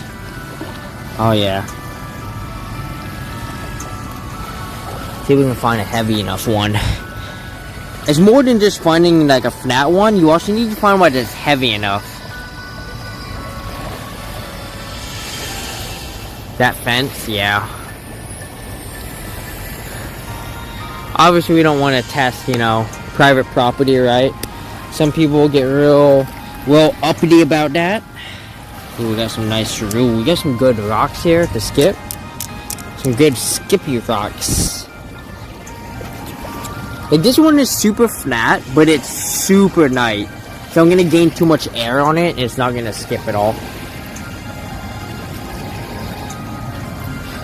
This might be a good skipper right here.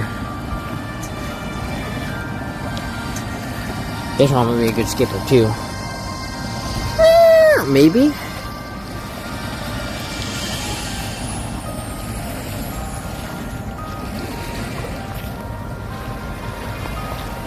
Let's see.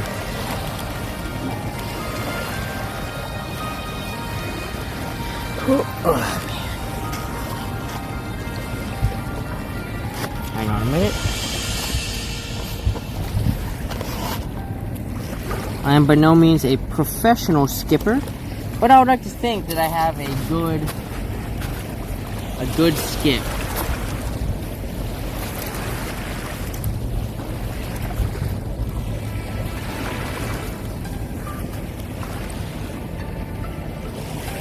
Oh man, that one was bad. It's okay.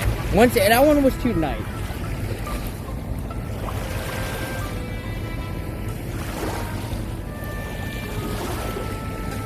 Y'all see him? Ball got bounced in this direction.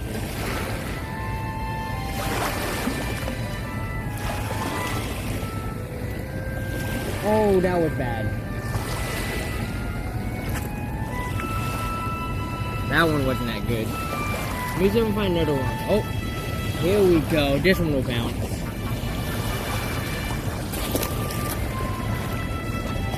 Oh, did you see that one? Did you see that one bounce? That was a good bounce right there.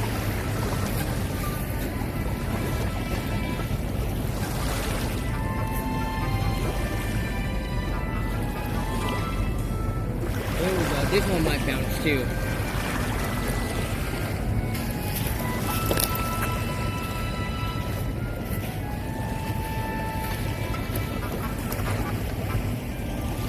Ooh, here we go.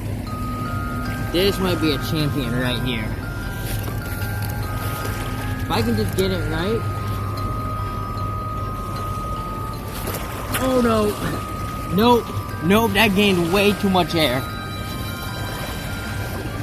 No, sometimes I throw it and as soon as it leaves my hand, I immediately know. Nope. That one was a nope. As soon as it left my hand, I was like, that's not going anywhere. That's got nothing but air and no bounce. Yeah, that's a challenge, is sometimes just finding like the rock with the right amount of weight. Something that's not too heavy for you to toss, but also has some good weight so you don't accidentally chuck it into the fucking air.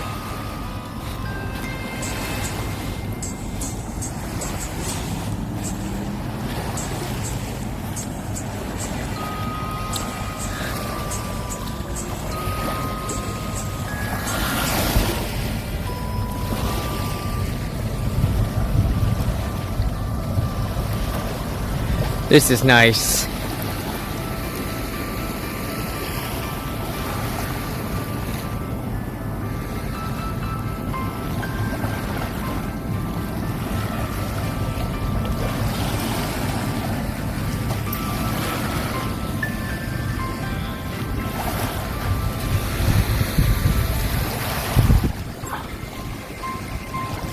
Oh, that one was good. I don't know exactly how many that took, but that had to be at least six bounces. And I did that while holding you guys.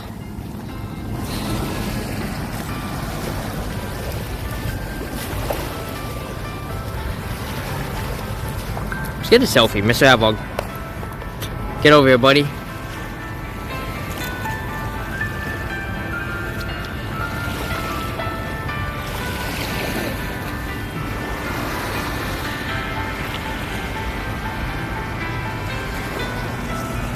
Hi!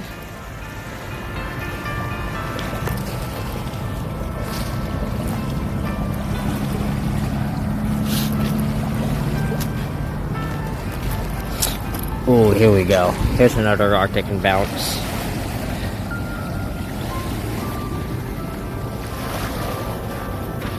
I'm gonna try tossing that direction. Nice.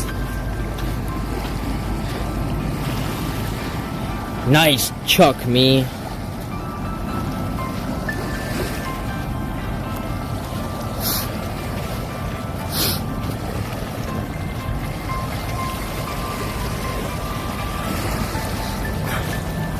Yeah, I think they tell you not to get in the water. So I imagine people probably come out here to like sunbathe, because this is probably a really good spot to sunbathe, you know. Probably doesn't get super crowded here because there's only so much parking available. And like if you go to the very far end, you can probably get a nice isolated spot, you know.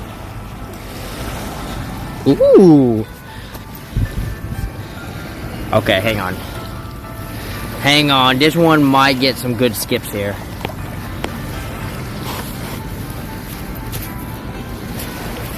Ow.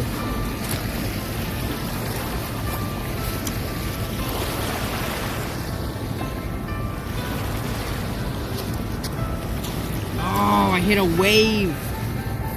Damn it.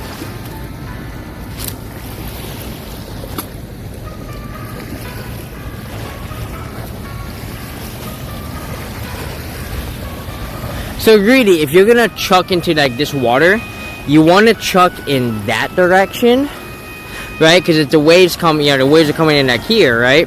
So you really want to chuck them so that you're kind of staying parallel to the wave as much as possible. Fashion, everyone in the world knows this game.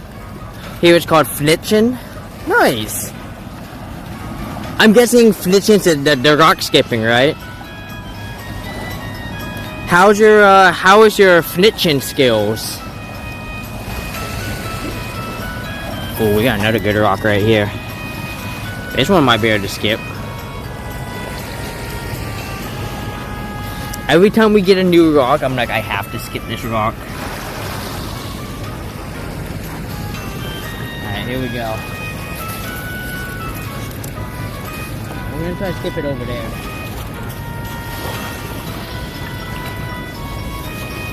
Oh god. That one had some decent bounce to it. That was not bad at all. I got lucky. I got too much air on it, but it hit the water at the right angle and was able to. That's always my favorite, right? So sometimes you just throw it and it'll have so much spin as it loses forward momentum, and it'll kind of just spin in the water, right? And actually you can tell, right? It'll spin towards like whatever, so that when I toss, right, I toss like this, so my rock is spinning this way, and so when it comes to us, when it starts snowing there, you can actually see the rock spin as it's moving. It's really cool. I'm really good at flipping. You know, it takes a lot of practice. You know, a lot of people are not very good at it. Right, and it's on the wrist. It's on the wrist flick. Like if you have a good wrist flick, you can probably get some decent skips, right? But it's not really something people practice, you know. So it's not surprising that people don't know how to do it that well. The best I've ever had was like 25 or 30 skips or something. And I can post that video. I gotta find it. I'll find a video. I think it's on my YouTube.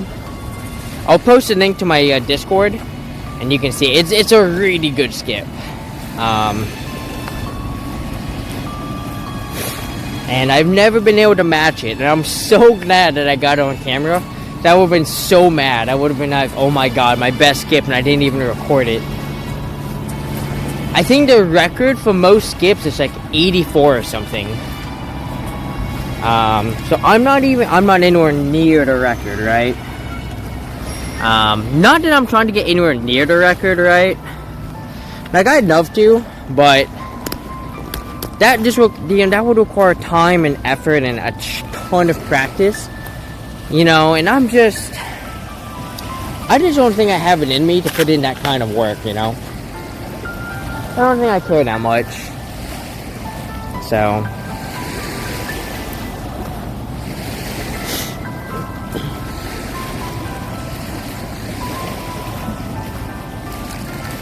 I just try to get good enough, you know. 88 by Kurt Mountain Man Steiner. There we go. 88. So yeah, I knew it was like in the 80s somewhere. I just couldn't remember. But yeah, he uses he throws at like a 30-degree angle. He uses a rock that I probably wouldn't be able to toss very well because it's pretty big and it's pretty heavy. Furthest distance skimmed using a natural stone size at 121 meters. Jesus. You know how far that is? That is over a football field. No. Wait, is it? Yeah. Yeah, because a meter is roughly about a yard. So, yeah, that's over a football field. For those of you who may not be familiar with meters, here in the United States, a meter and a yard are roughly about 3 feet-ish. Right? I think the meter's a little bit longer than a yard. So, it's even more impressive. Yeah, that's crazy. So,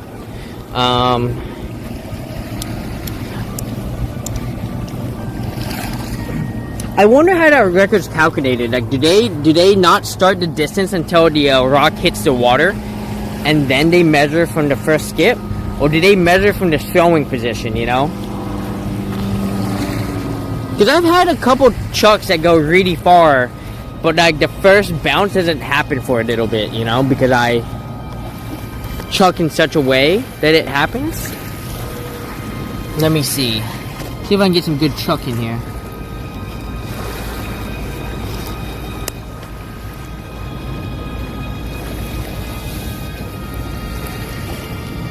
Brendan, what's up? Welcome on in. How are ya? We are doing some rock chucking, some rock skipping.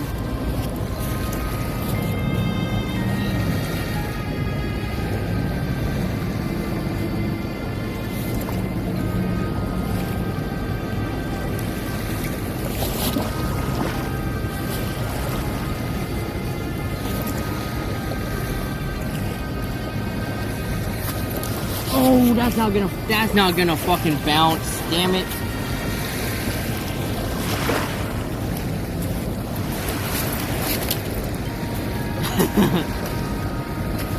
Alright, this one might get some bounce. One more.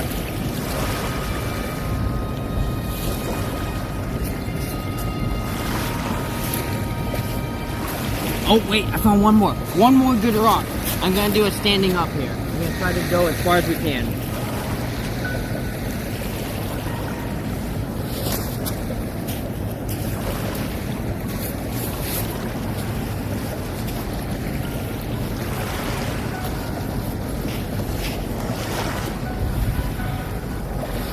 I'm doing good.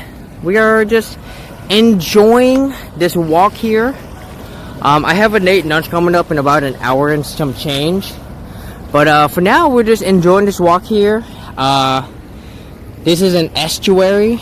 So basically, this is where fresh and salt water meet. So this water is not drinkable because it is brackish.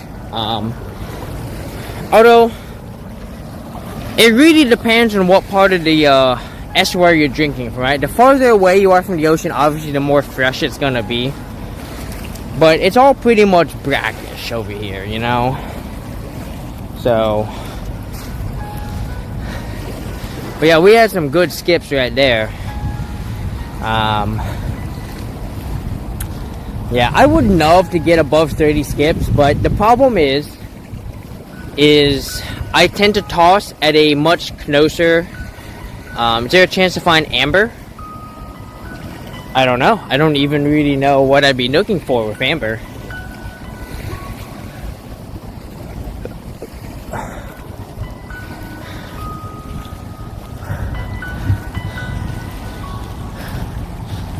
Well, cut off, chat. There's a small river. You have a higher chance at shark teeth? Yeah. I could jump it. Or, I can get to that bridge. If I wanted to jump it, could I jump it from here? Oh, no. The sand got really soft there. I was like, yeah, no. Because I would have to make that jump from here, I'd have to probably jump from about right here. And this would probably give away when I go to jump. So yeah, we're just gonna find the bridge over here. Shark teeth are better? Yeah. If you want obsidian, I can tell you where to find that. There's a place in Oregon called the... Oh shit, hang on, give me a minute.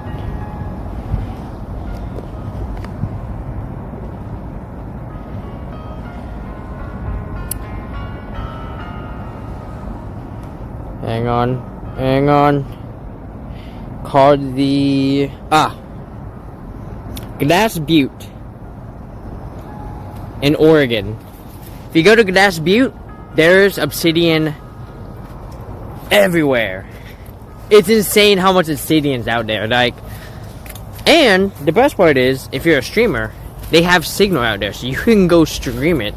It was one of the best spots I wanted to go stream. Actually, you know, I got some obsidian for Fox. She was like, "Oh, can you give me some obsidian?" I was like, "Oh, hell yeah, I get you some obsidian." So that was a lot of fun. Oh god, soft sand. Here we go. From this point south, fishing area. Please keep off dunes and beach grass. $100 fine. Okay.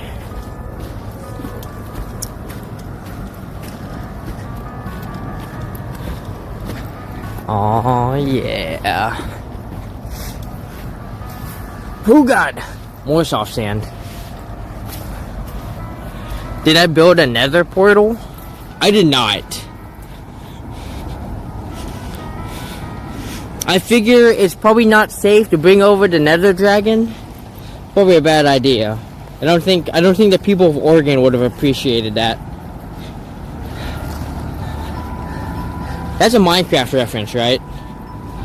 Did I get it right? How far are we from this geocache? If I go for it. 0.2 miles.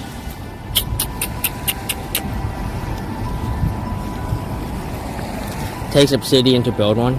Oh, damn. Look at this.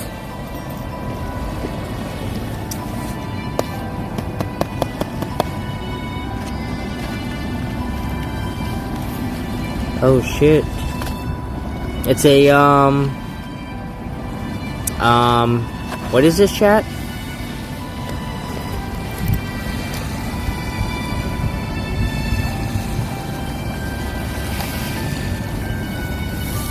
Holy shit, look at that.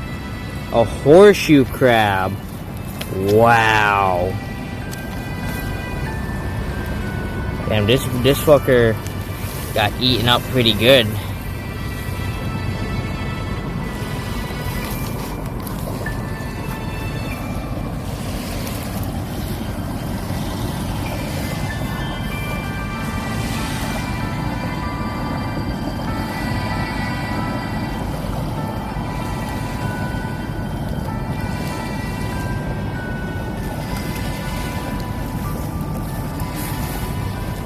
That's crazy. Like, I've never actually seen the underside of a horseshoe crab, but now that I look at it, I'm like, wow.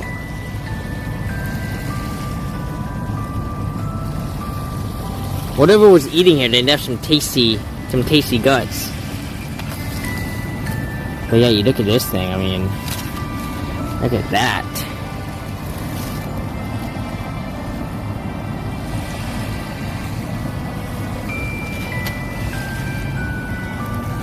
Alright, well, Krabby, you did your best, buddy. They got ya. We'll put you like this. Put them back together. You tried.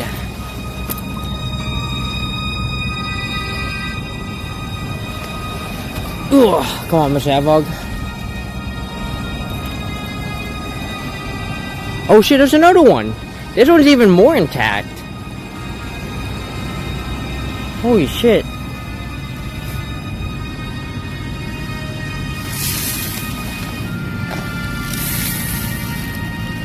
Oh my god.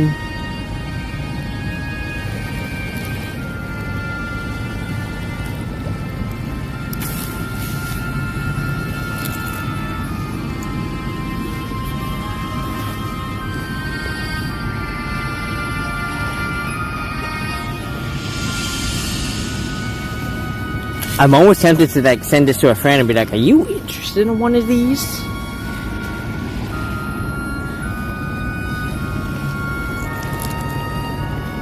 Hang on. Let me send this to a friend. Or actually, that might... Hang on. Let me... Yeah, aren't they... They're used in something... Like, something in the medical community. They're very important for something. And I can't remember exactly what it is.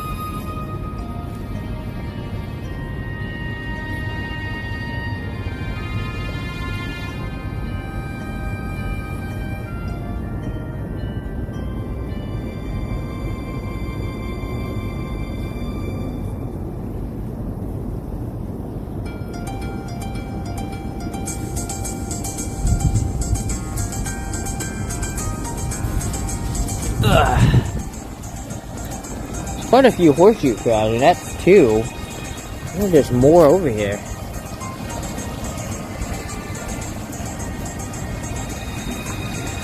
The gel equals bad. They coagulate and form a gel in the presence of bacterial endotoxins.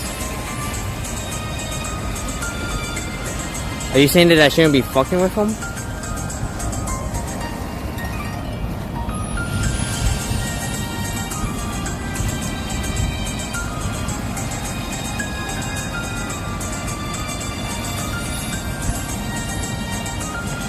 Let me see. Oh, spray water. Spray water blood is good for us. Okay, for testing procedures, got it. But isn't it like something very like common that we use every day that's like very useful? Like, isn't it for like?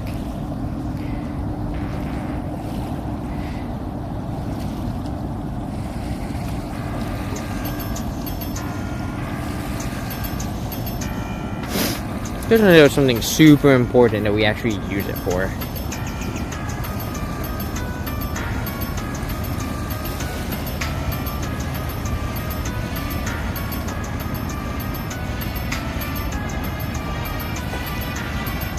Oh, vaccines. Yeah.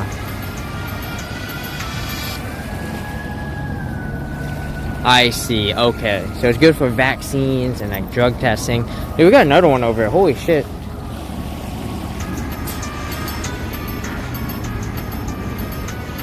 That's a knot.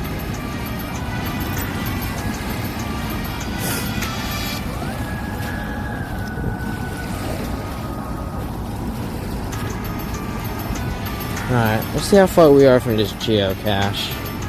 We're not far enough where I'm like, should we go for it? 0.2 miles away. Like 1,000 feet. Probably like at the end of this beach over here. Oh, companies drain their blood while they're still alive. Yeah. Yeah, it's unfortunate.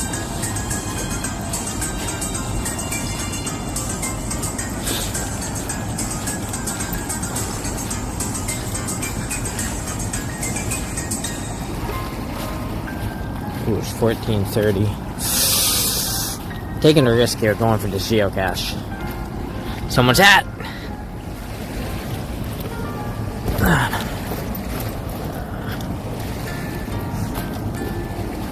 Let me see how far this place is. That'll determine whether I need to get my butt back to the van now or later.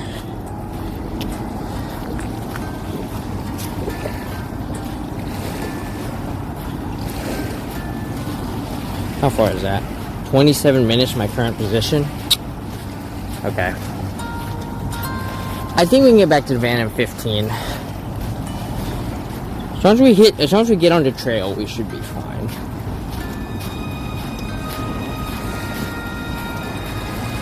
But also, we should have hit up the other geocache while we were at it.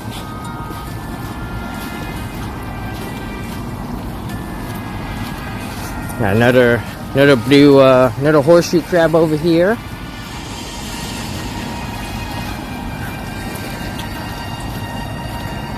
Yeah, aren't the horseshoe crabs like also like the most advanced state of like the crab? Like they haven't evolved in so many years because they're like, oh yeah, we're already at our maximum power, you know. My concern about how I'm coming at this, hopefully I can access this geocache from this side. We're gonna find out.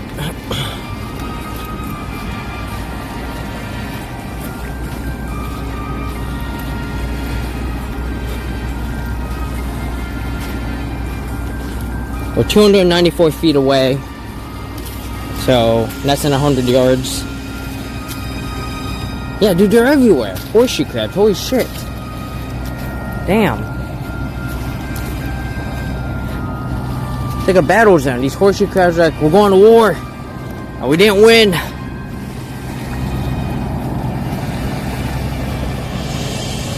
They're living for. They're not true crabs. Holy shit, what are they?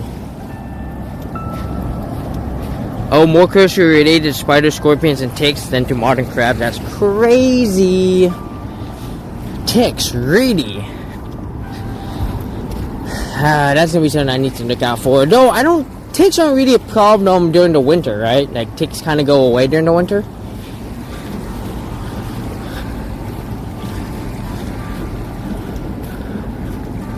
Okay.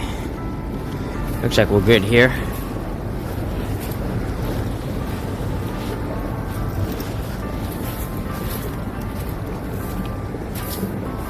Looks like the geocache is going to be over here somewhere. It's looking like it's going to be right here. According to this. Either there or over here.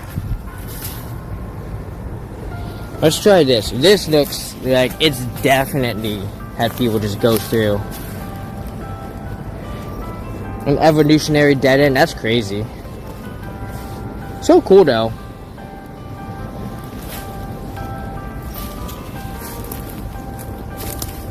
You're good when it hits freezing? Good. Ugh, this looks super risky.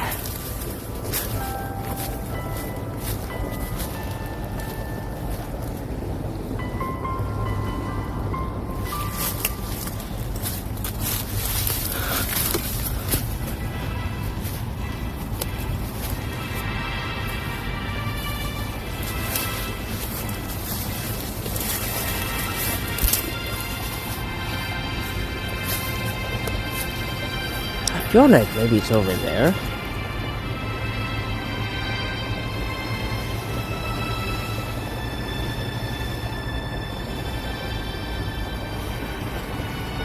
Yeah, it might be over there. I forget how the best way to get over there would be. Unless there's something over here. Let's check over here first.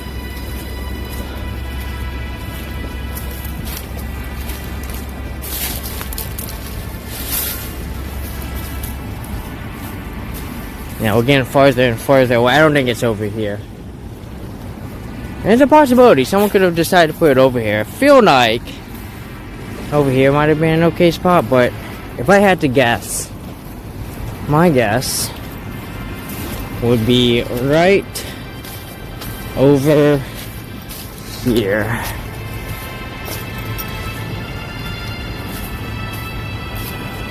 And in fact, there's a spot. Yeah. You've been walking right, potentially right up to it.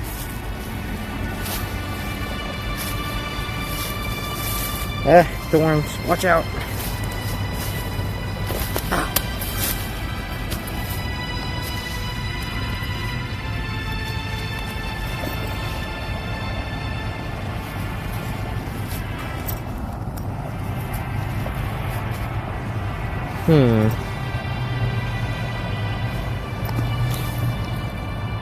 Not much trash? Yeah. No, that's good. Absolutely.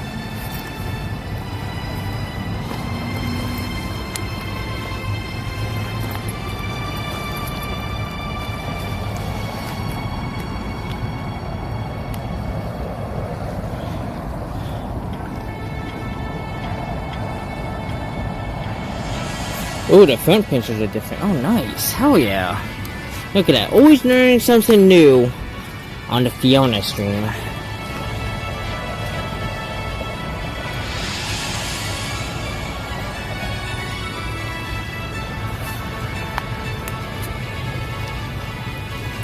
Yeah.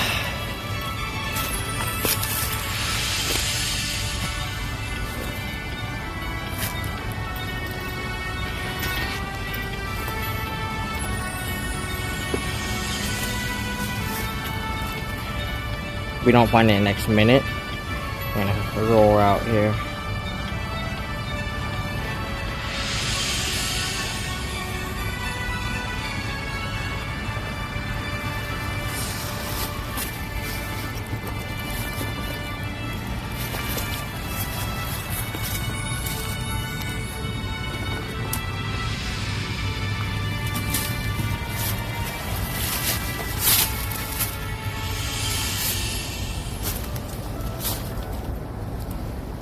Careful me. Everything's over here. One more check over here. The only place it could be under this board. I should have checked on this board at some point just to double check and make sure. Yeah, it's not down here. Can't see there's any rocks that look like they've been moved. Obviously. I'm looking for like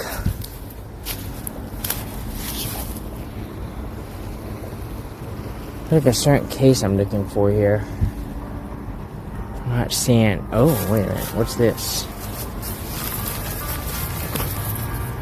These look little. No. Oh! Is it up here? What is this? I see something up here. Oh, I see something. I do. Yep, it's over here. Okay. There it is.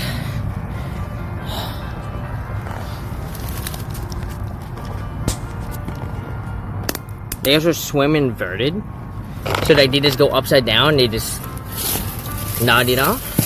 It's pretty cool. Alright, here we go. Geocache, baby. Let's go. Whew. Oh, this is cute. They put a little rabbit in here. Put this little tree in here. Speaking, it's almost time for me to put out my Christmas tree.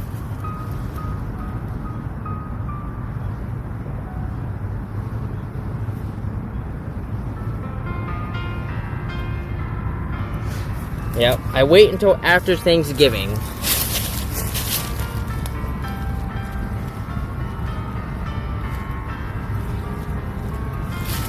Alright, Mr. Hubbard.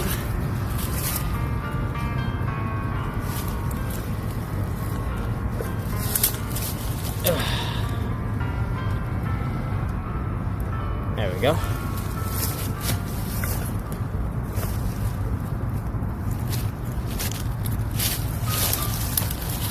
Hopefully we have enough time to find the other one. I might have to let my friend be a little late. That's okay. Alright, let's do this. Ah! Everything's pulling at me. There's thorns everywhere. Son of a bitch. Alright. Okay, here we go. Alright.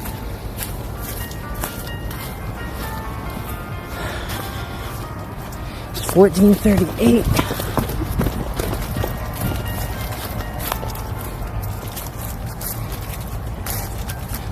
Wasted too much time skipping the rocks. Doing some flitching, guys. Let me go and point you guys forward. I'm gonna put this into the geocache app real quick.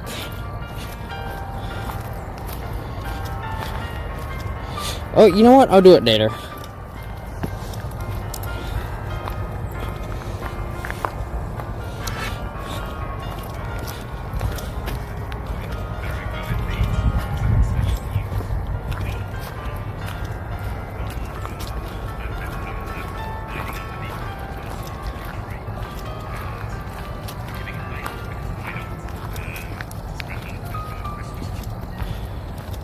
Okay. The fastest way back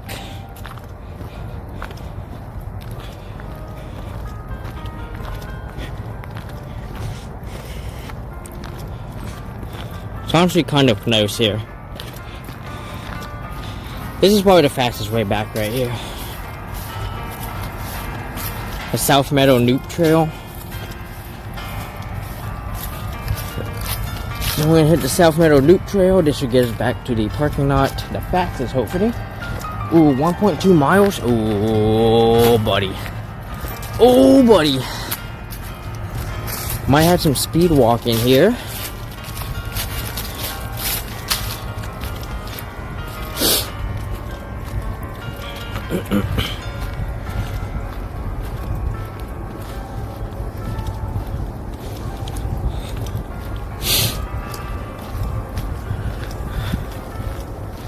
Alright, so we got a geocache, guys. 1 out of 2, because I missed the other one. I spent too much time dicking around with rocks. Also, I was like, yeah, I'm good till 3:30. I forgot that I need to drive to the location, so I only had an hour and a half. So that was my B. and I need to account for the walk back to the van, which right now it's going to take us just around 20 minutes. So we're probably going to start the raid out process while we're walking, so that, you know, once I get back to the van, I can put everything down and get to moving, because I gotta go. I gotta go.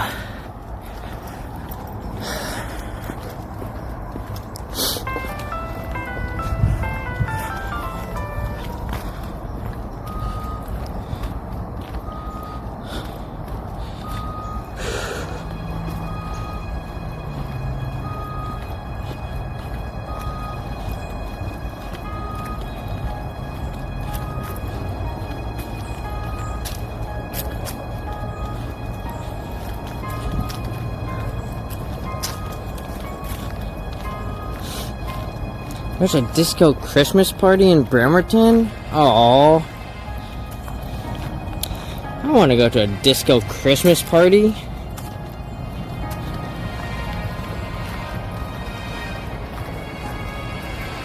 Dip, dip, dip, dip, dip.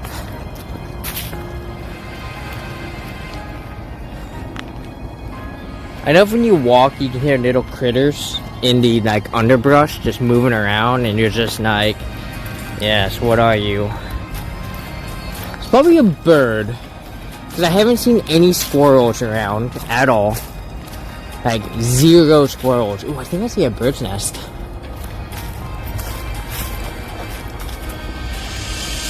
I don't know if I can actually stop, but yeah, there's like a bird's nest up there.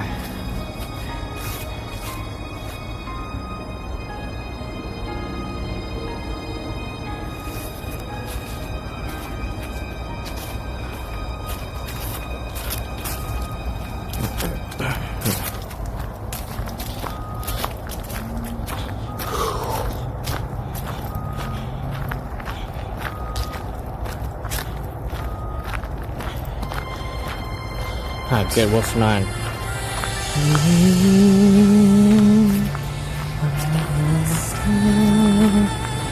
See, the question is, who's gonna take first? To the Moon or Finding Paradise? That's gonna be the question to ask. I think it should be Finding Paradise, because I played Finding Paradise after To the Moon, and I listen to that soundtrack literally all the time. I still will pull up the crying scenes from Finding Paradise and just bawl my eyes out. Like, it's woo, buddy. Let me tell you, if you want to cry, Finding Paradise, it'll make you.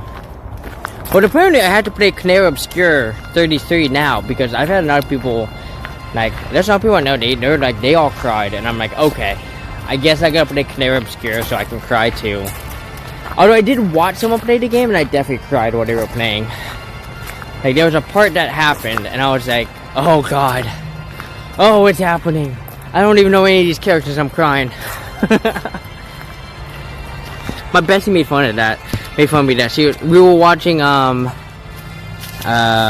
Art Online, the Alicization, which is like season 5 or something, and we were like on episode 5 or 6 or something, and something big happened, and I started to cry, and my bestie was like, why are you crying? You don't even know who he is. And I'm like, it's a sad scene. I'm not a heartless bastard.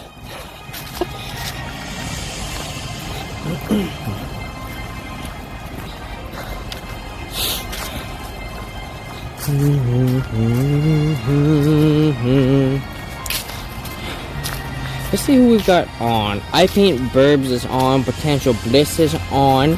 Ooh, he's at La Jolla. That might be nice to go. That means if he's in La Jolla... No, that just means he's in Los Angeles, because that's where La Jolla is. Sweaty Petals during the dentist appointment. Sharp Balloons is on. We went to her last week. Emotional Support Otter. The Pixel Pink Creative is on. Off the Beat Pens doing some Silk Song. Notes of Sophie doing some Dark Souls 3. Let me see.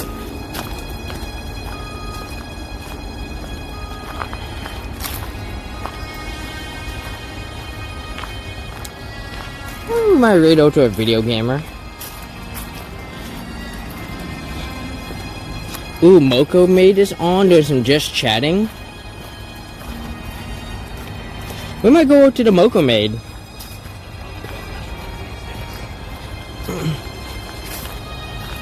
Moco Maid, they're a really cool sibling group, and they do a lot. They do a lot for their community. They're really awesome. I don't pop into them too much anymore because they're mostly art, and I'm fine with art. I just have a hard time like paying attention, and so sometimes I'll pop them on as like, you know, background noise or something.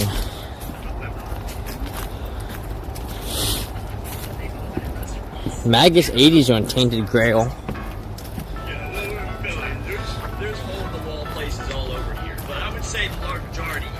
Yeah, I'm thinking Mokum. I think Mokum Maid would be a solid visit.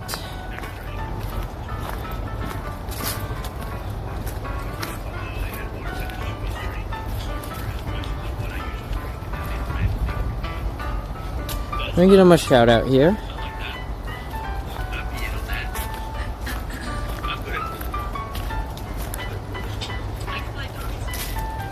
So they're doing art. They're doing just chatting, but they do a lot of art.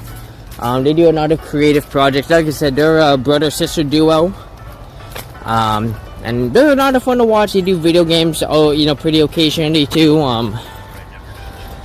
But they live in Philadelphia. I did not get to hang out with them. I'm not super close with them. I don't feel like it would be right for me to be like, hey, we should hang out, because like we already know each other,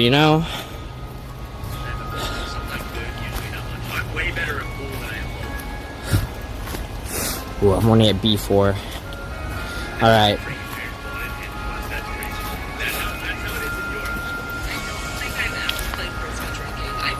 So yeah, so there's a shout out for them. We might wait a little bit just to make sure we have good signal here, because oh shit, hang on. My shoes came untied. Sorry.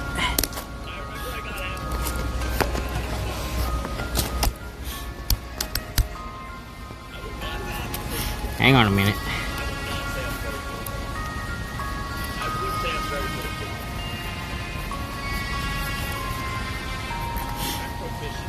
Alright.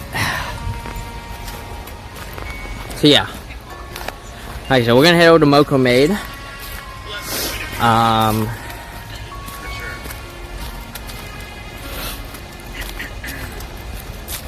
Let me see if there's a spot for us to put down real quick.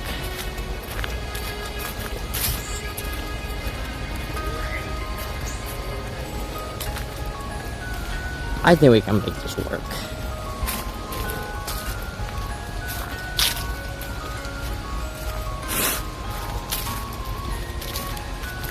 Alright. Actually, before we start this raid, let me pop into Moco Maid just to make sure they're not going anywhere. Before we go on this raid, I just want to say thank you to everyone who popped in and hung out today. Shimano Fail, Days, Trooper, New Vegas, Venom. Always so good to see everyone. Always so good to see y'all hang out. We didn't do too much driving today. It was a pretty short trip, just going from Philadelphia to Baltimore. Right, they're basically 2 hours apart if you go slow.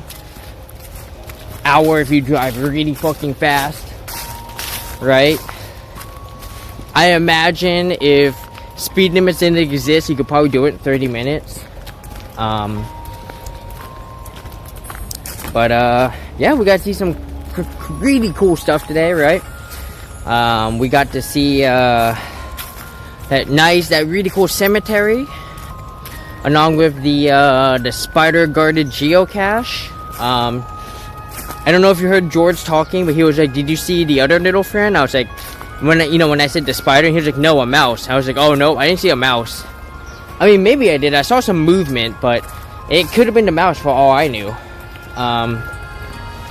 But also, we went to that hatchery to get that geocache and got to walk around, got to see a nice big blue heron.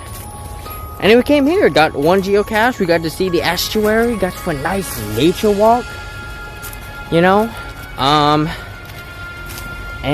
yeah, I mean, like I said, now we're about to go watch some Just Chatting with Moco Maid. I forget what their names are. You missed a not, hey, I'm glad you came in, you hung out, you caught like the most beautiful part of the stream. Right? You got to see that,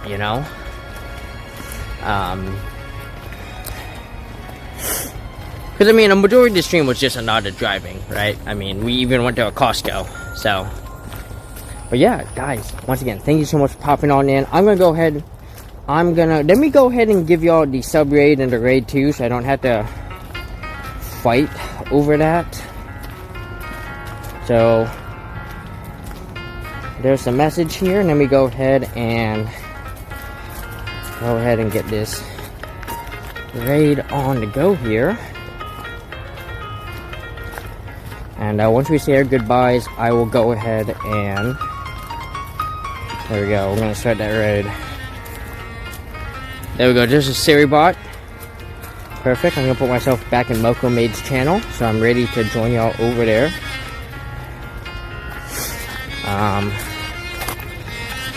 So once again, guys, thank you so much for coming in and hanging out. Let's go and bring that love and energy over to Moco Maid.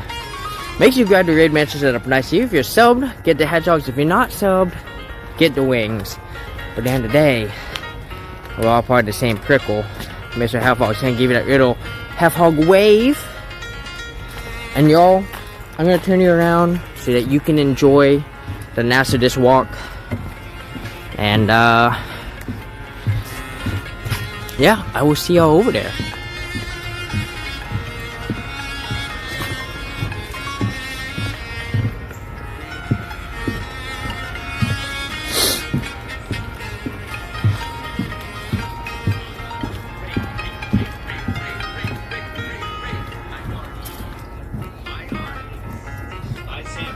Oh my god, we've got a double rainbow incoming. Double rainbow, here we go. Yarny just raided, we're coming over. Watch out, Philipsy Fiona.